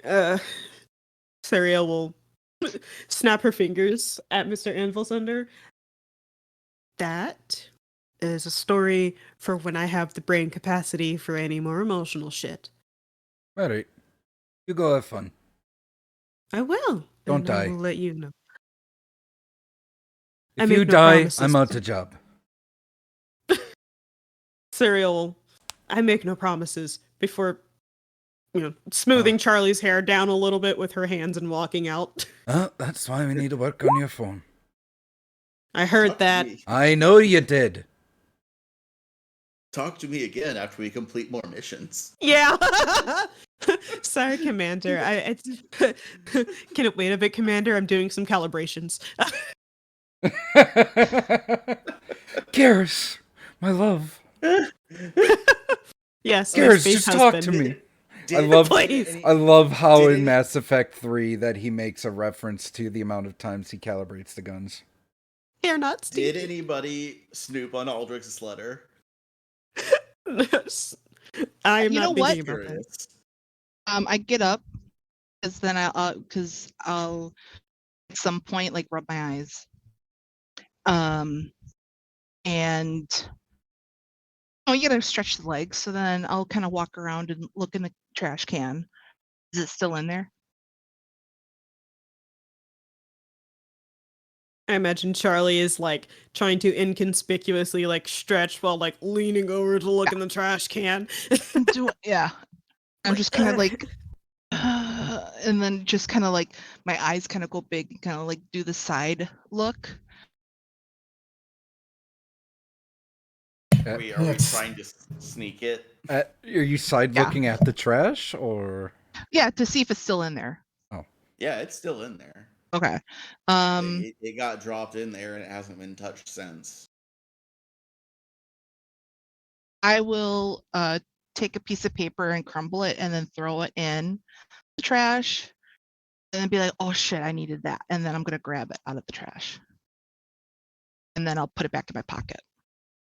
When you started and when you ended, there was one item in the trash can. Roll me a thievery. Just if anybody else wants to do a perception to try and spot you doing it. I mean, I guess Anvilsunder's still in the room. Yeah, exactly. So why not? All right, thievery. Mm-hmm. Why did my thing go all wonky? Hold on. There it goes.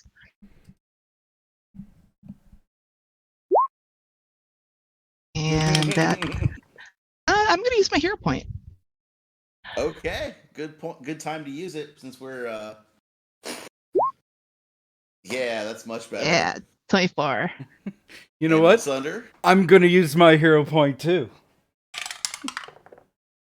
Natural 20 for 27.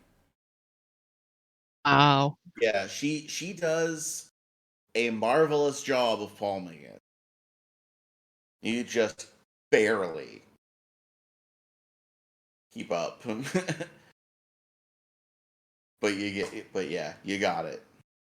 What you doing there, Charlie? I threw out the wrong paper. And you picked up Aldrich's letter? Oh. Yeah. And now you're lying to me. Oh, how dare What you lie to Dad? What you gonna do about it, old man? Oh! Yeah, so, Charlie, your options here are things like tell the truth, roll deception to lie about what you're doing, roll diplomacy to tell the truth, but try and downplay your role in it to maybe Roll make you seem less diplomacy. shady. or roll deception and mock his accent at the same time. You could also roll intimidate and tell him you saw nothing. Right.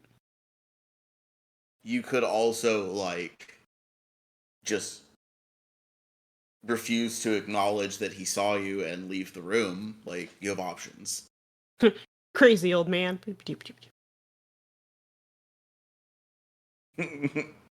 And Charlie's just gonna chuckle and be like, "It's nothing. It's fine." She's gonna tasering rabbits for science. Wait, what? Aldrich is tasering rabbits for science. My gosh, Watch it now. I get to watch it now. We got Steven. We got Bunny Rabbit. Oh my gosh. Got hair not stinky. Yeah. Aldrich is haunting a field, getting their required haunting sleep time, and electrocuting rabbits for science to calibrate tasers, I guess. I don't know. I like it, Picasso. Okay.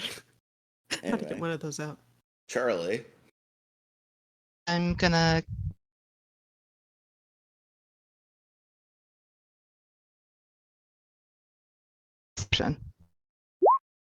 Okay. And bad. Do I have to roll this?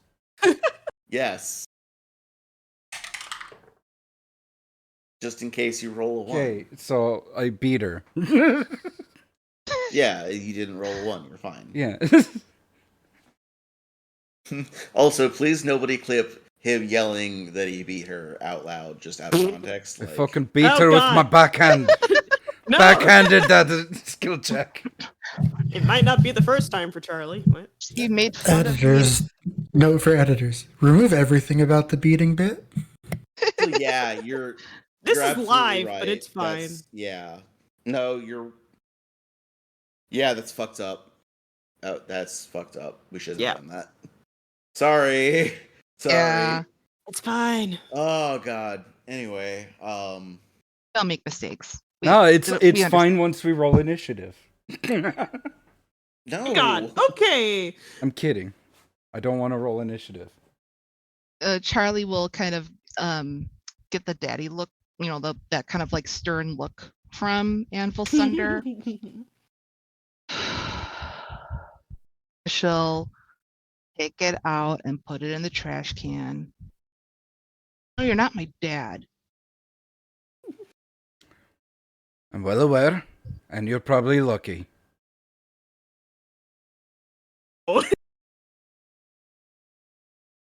So tall. If I caught my daughter stealing like that, and I just start saying things in Dwarven that only Aldrich can hear. Sounds so interesting. Electrocuting rabbits. Yeah, he's busy right now. Science. Science.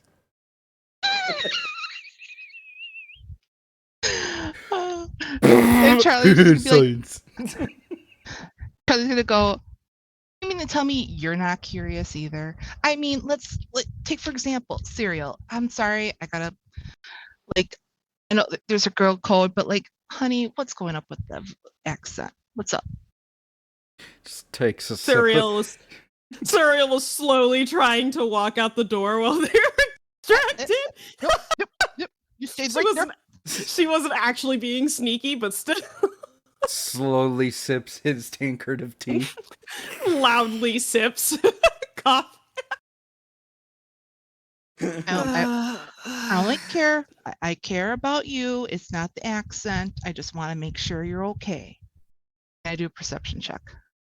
So you don't even have to make a perception check. I Yeah. As a 12.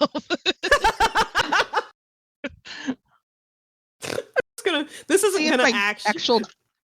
My dice was 11, but plus 7 would have been 18. I'm gonna roll a deception, but it's not actually going to be to hide anything. I just want to see what it would have been. 12. There you go. There you the have dice have spoken. Neither of you know what's going on. We're both confused. No, Suriel kind of explain it the same way she did to Mr. Anvil Sunder. It's what she really sounds like is that accent. The front that she puts up that you normally hear is a front in how she gets around in life. And yeah, it's if you've heard stories about a light purple tiefling at some point, who may or may not who may fit her description, it's because of the many accents she can actually put on and the possibly many things she has done. And she'll smile innocently. Charlie and nod and be like, respect. And then Totally. she'll flip open another book. Totally saying that I have never committed any horrendous crimes against humanity whatsoever.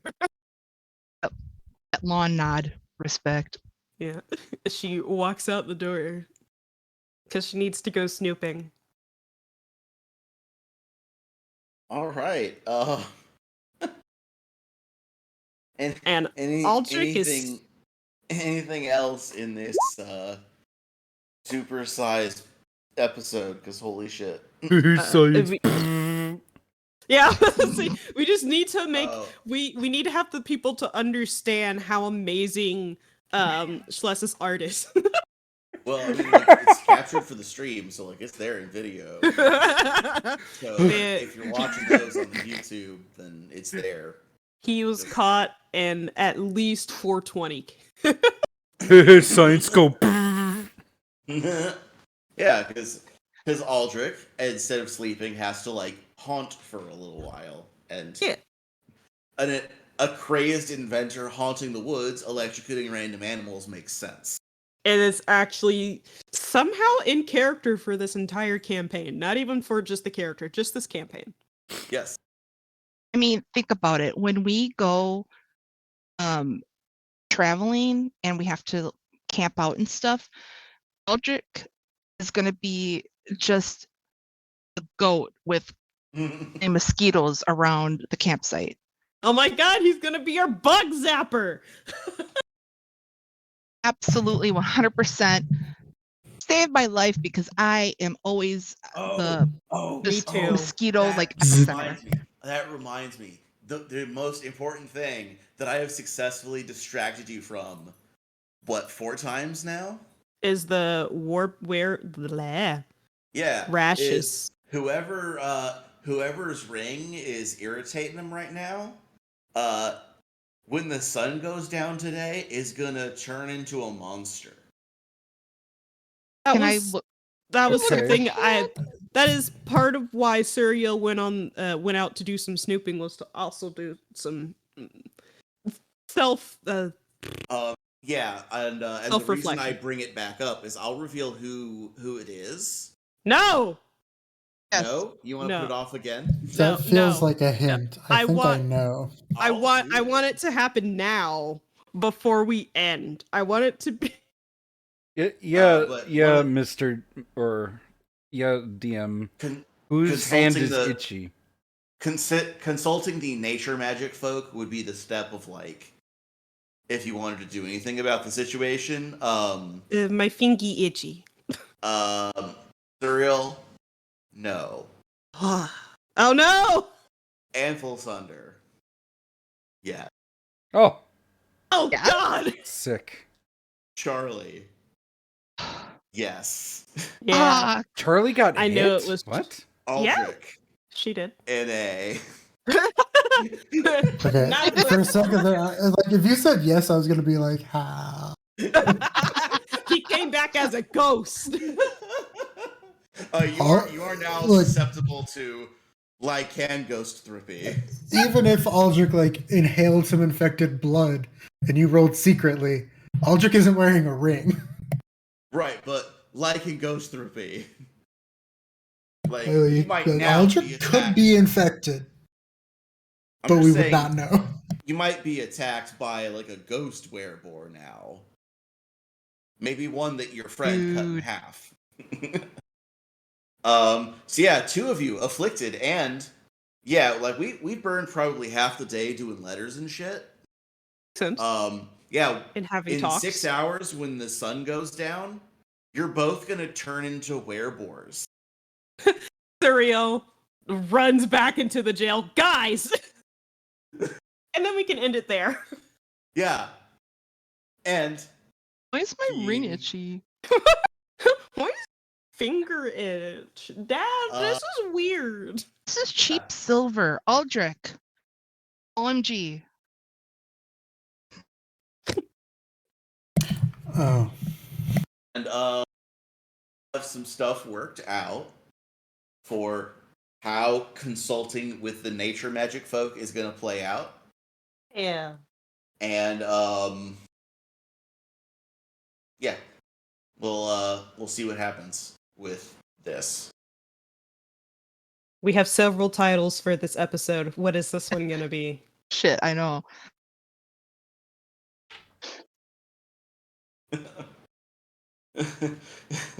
I kind of like it ending with my finger itches. Why does my finger itch? Yeah, why does my finger itch? Why did you give me cheap silver? Cheap Silver is actually a pretty good episode title, actually. Cheap silver makes me itch. But yeah, happy drawing fun time also, because right, that brought me just so much joy during all of this. Slash was the real saving grace. Slash having their own whole RP episode off screen by themselves. I can just out see in Aldrich the world, just like floating around, and then like the Family Guy, like, "Ooh, piece of candy, zap! Oh, piece of candy, zap!" It's like a filler episode in an anime where like you're doing scenes with some characters, and the other ones that are in the main plot are doing stuff in the background of those scenes. Everywhere people we go around town, like Aldrich is just behind people, making their hair stand on end. They're like, "What the fuck?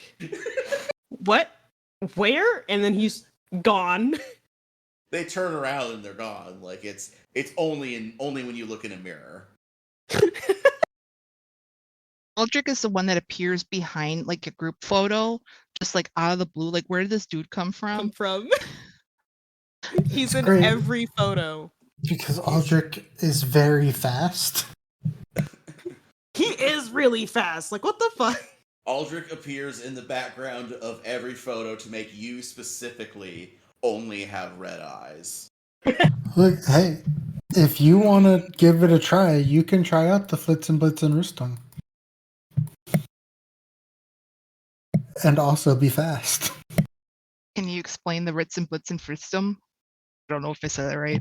The Flitzen, Blitzen, Rüstung is Aldrich's armor, which mechanically no one else can actually use, but you know, you can try. Maybe it can blow up.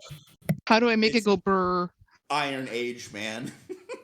Iron Age man.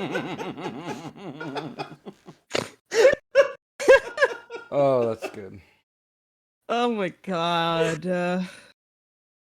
After much lore dump from characters, I need this stupidity. Yeah, you all got your first glimpses into each other's backstories and such. Yeah. And how Charlie and Serial are both equally traumatized as each other. Yeah. Yay! Like one of those like that Ron Johnson, or what's that fucking Anchorman. Recording stops. Yes. Oh, okay. Like that one the Anchorman where he like they jump up and high five each other like that. Like, yeah. Yay, we're both traumatized. Yeah. Yeah. Like, yeah, toxic relationships with father figures. Ooh, what's a healthy relationship? And not them like as people, like our relationship to the concept of a father figure. Yeah.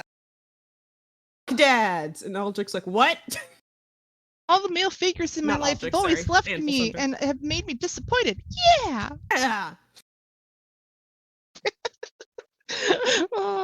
What episode title? Charlie and Cyril have once again conspired to have two dads. We need to have good father figures in our life, damn it. How else are we supposed to learn? How important a father figure is. Meanwhile, Mr. Anvil Thunder. He's over there living his best life. Just exists, and he's just observes you, and you can feel it. He knows, and Look, you know he's watching, judging you. You don't know where he is. You can't see him, but he observes. Santa. He sees you when you're sleeping. We can change it later if something else really sticks. He has the folder's made. Please upload your audio now. He has had two conversations go exactly his way by saying very little. Yeah. I can. God, it's like a judo master. I'm gonna name it. You're not gonna kill me. Not gonna kill me, Dad. That's why Surreal absolutely hated it when he didn't say anything, because she knows what this shit is. It's been used against her before, but she also kind of actually likes Mr. Anvil Thunder, so it's like, fine, I'll give you a little bit. I'll show my hand a little bit, but fuck you.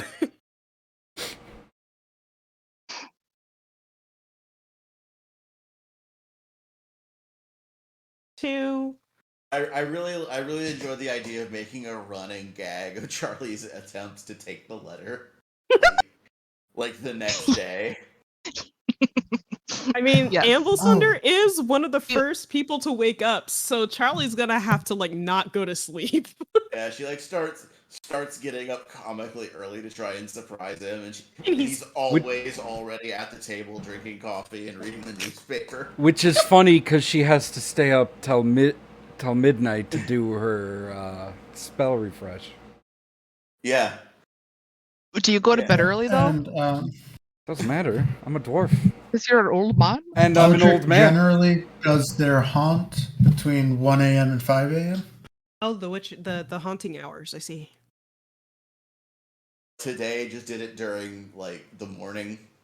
Because it was the only good time. It's the only time he had to himself. I'm gonna write a post-it note and put it on there. I didn't know at the time, but in hindsight, there's a good reason, being the whole werewolf thing. Yeah. Yeah, there's a whole other thing we can do today. I should be up. I should be awake when the moon is out. Yeah. Yeah, it would be okay. Do my best to not be sleepy. Oh, yeah, and you don't know the results of that yet, either. Yeah, you're out in the woods. We're all having these conversations, and we're all walking away in different directions. Did you ever tell them what the rings were for? He did, yeah. Okay. I don't know. Yes, we could check the tape.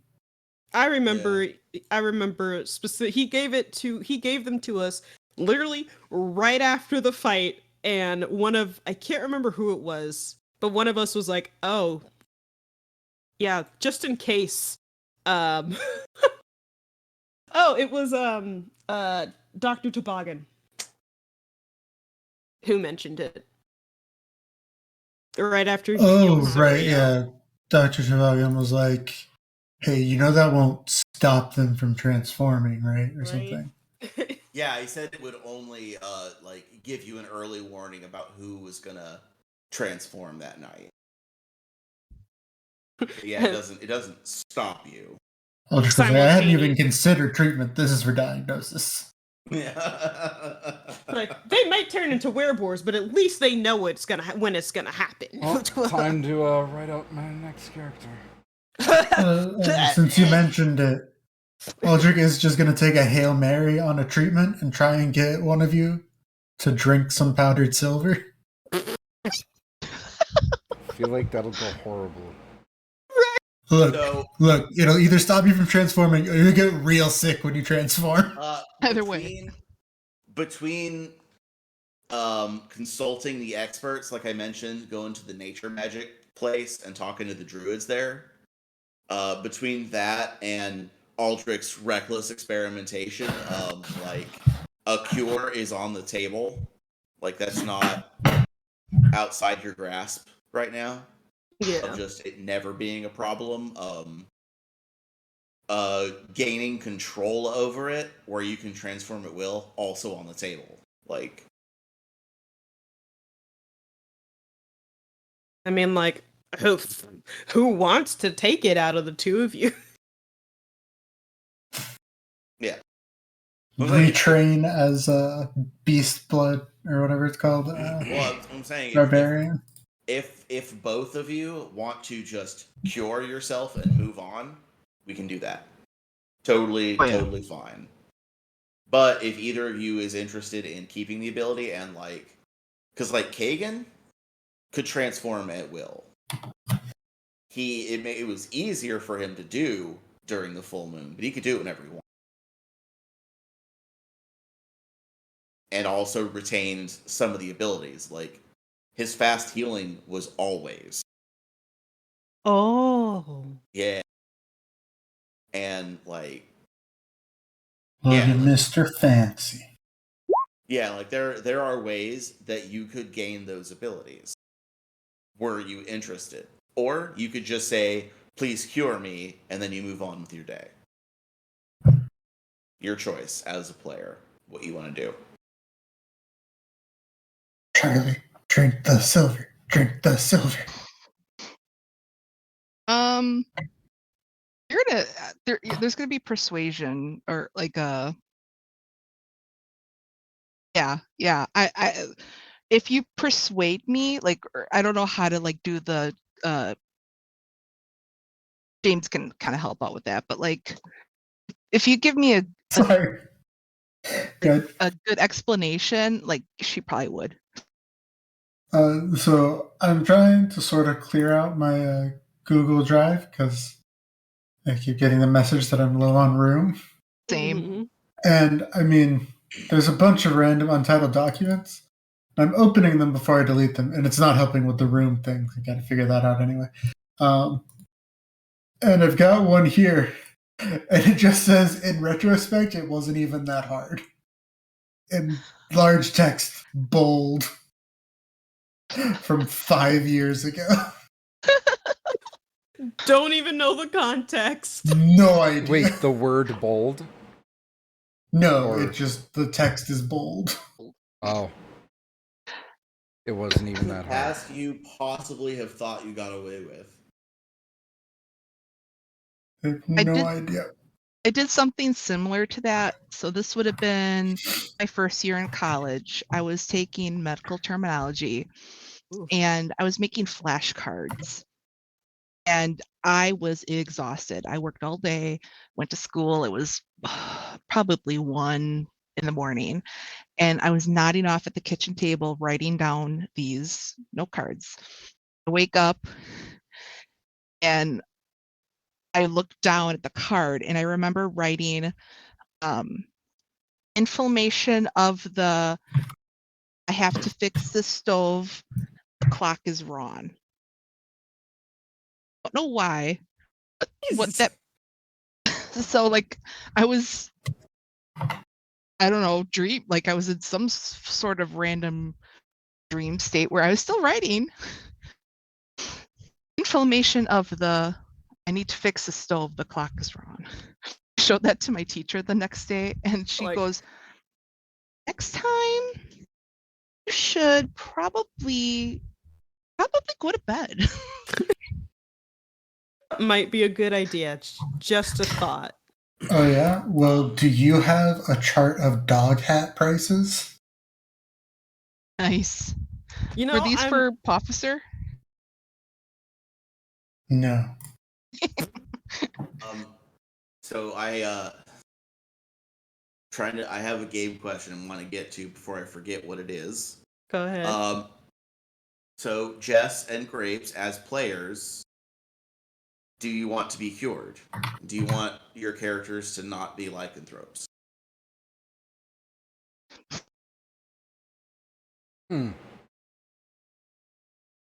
Once Charlie finds out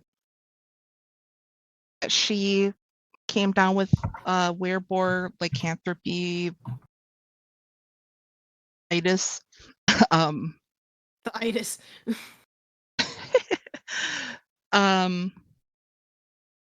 The things that you mentioned about like quick healing and changing at will were intriguing. But is that what Charlie would want? Right now, Charlie. Yeah, no, she'd want to be healed. Yeah. Well, after being told that basically like she really fucked up by giving a no strings attached Well, here's the other thing though, is to somebody who is A, threatened with grievous bodily harm over this favor, and B, has recently embarked upon a lifestyle that involves getting hurt a lot, the fast healing ability might be super appealing. Mm-hmm. Because it does some cool shit. Like whenever your turn starts and you gain the effect, it gives you a new save against any bleed you're being affected by. It, like any other magical healing effect, if it gets you to full, can remove your wounded condition. And during exploration and downtime, you never have to worry about healing in between because it's 1 per round. So you heal 10 hit points per minute. Yeah.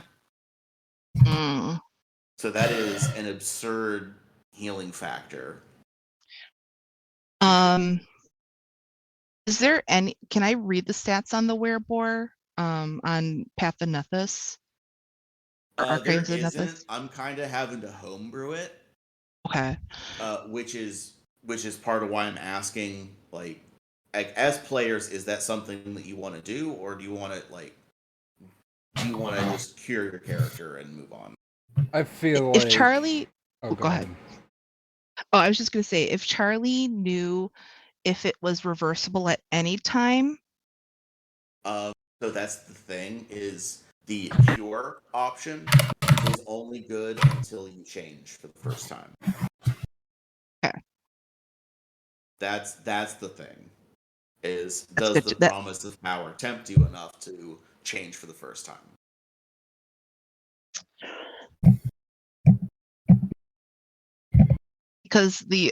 Because Charlie knows she's squishy. I don't have the nuts and bolts nailed down exactly yet, but conceptually, kind of how I want it to function is like, until you have full control, it's kind of like a devil trigger sort of thing. Where it's bang, bang, bang, pull my devil trigger. Well, specifically the mechanic I'm thinking buy me dinner first. Is anytime you are taken below half your hit points, there is a 50-50 chance that you transform. Like automatically. I see. And I'm going to have it kind of function like Barbarian Rage, where there's a cognitive impairment, but it trades off to damage resistance and like that kind of stuff. Mm-hmm. And then obviously the fast healing, and you gain a Jaws unarmed attack with the tusks.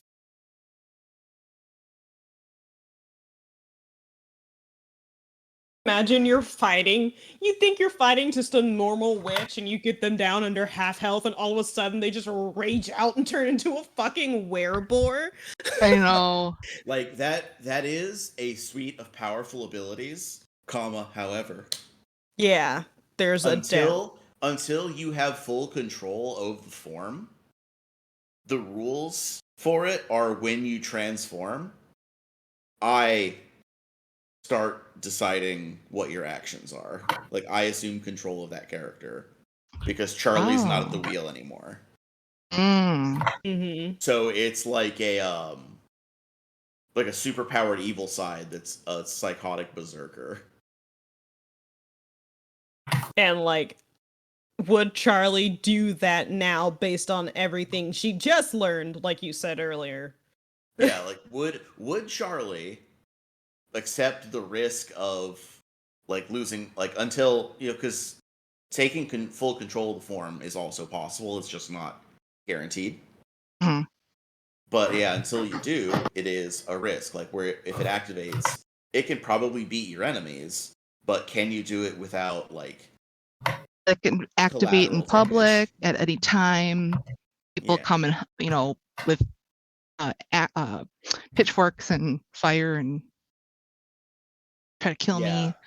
Yeah, because like if you're activating it, you're gonna switch from magic to trying to tear people in half with your big mouth swords. Oh yeah, you'll go on the list. But yeah, if you do want to get cured, like, that's totally on the table. Yeah, I think it's a ritual. It's like part of it involves being stabbed in the heart with a sanctified silver blade, and you like technically die, but then are immediately revived by healing magic. And that is like a loophole around the it's a curse and a disease part. Got it. Yeah, Charlie would die, and then they just cast remove disease on you. I feel like Charlie has enough going on. China on sticks and swirling them around. She's balancing enough as it is right now. Yeah.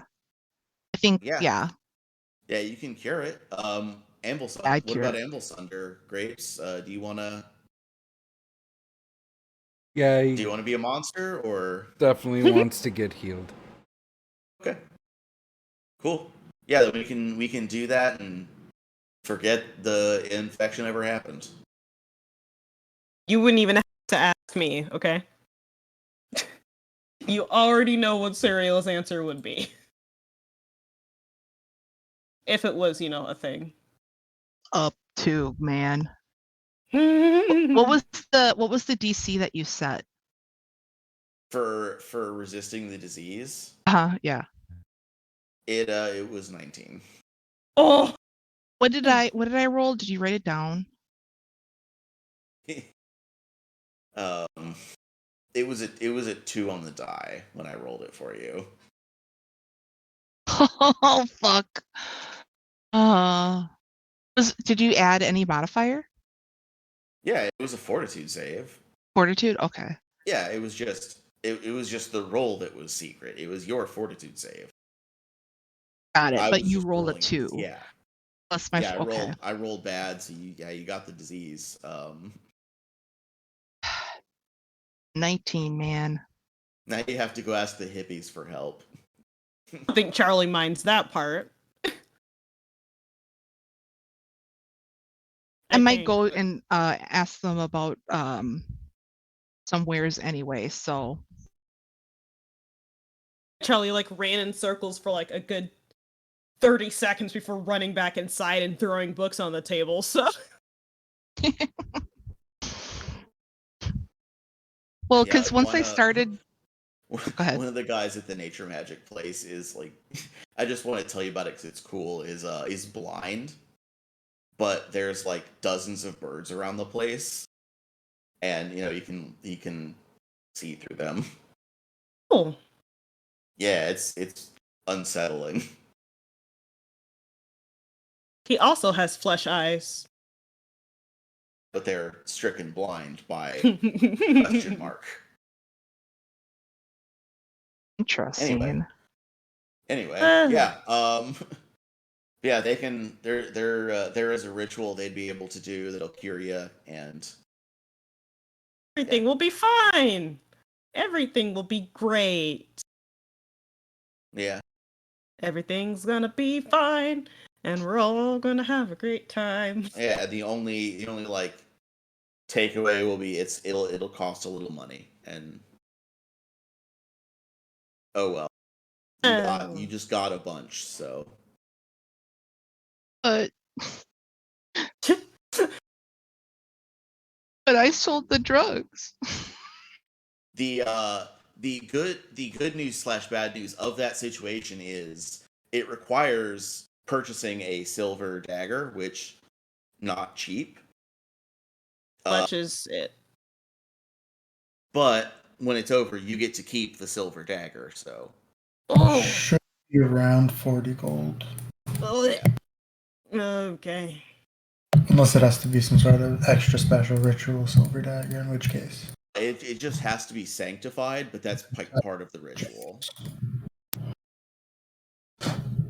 Like the nature magic folks do their primal rituals. I guess like, they're good at with the spirit of Gaia or whatever. So I guess they're good at being healthy and don't use the same blade. Yeah. Well, it's also no, they probably do. Well, it's also it serves an important function in that you're supposed to keep it. Anytime you are reinfected, you can reuse the blade. You are also like kind of giving your word that you will. Okay. And the comma but at the end of that is you are expected to, if you don't make it in time and you turn, you're expected to do it the other way. See.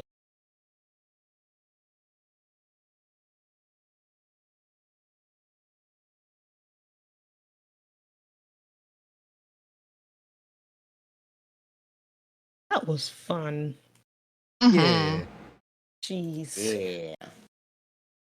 Oh, it is.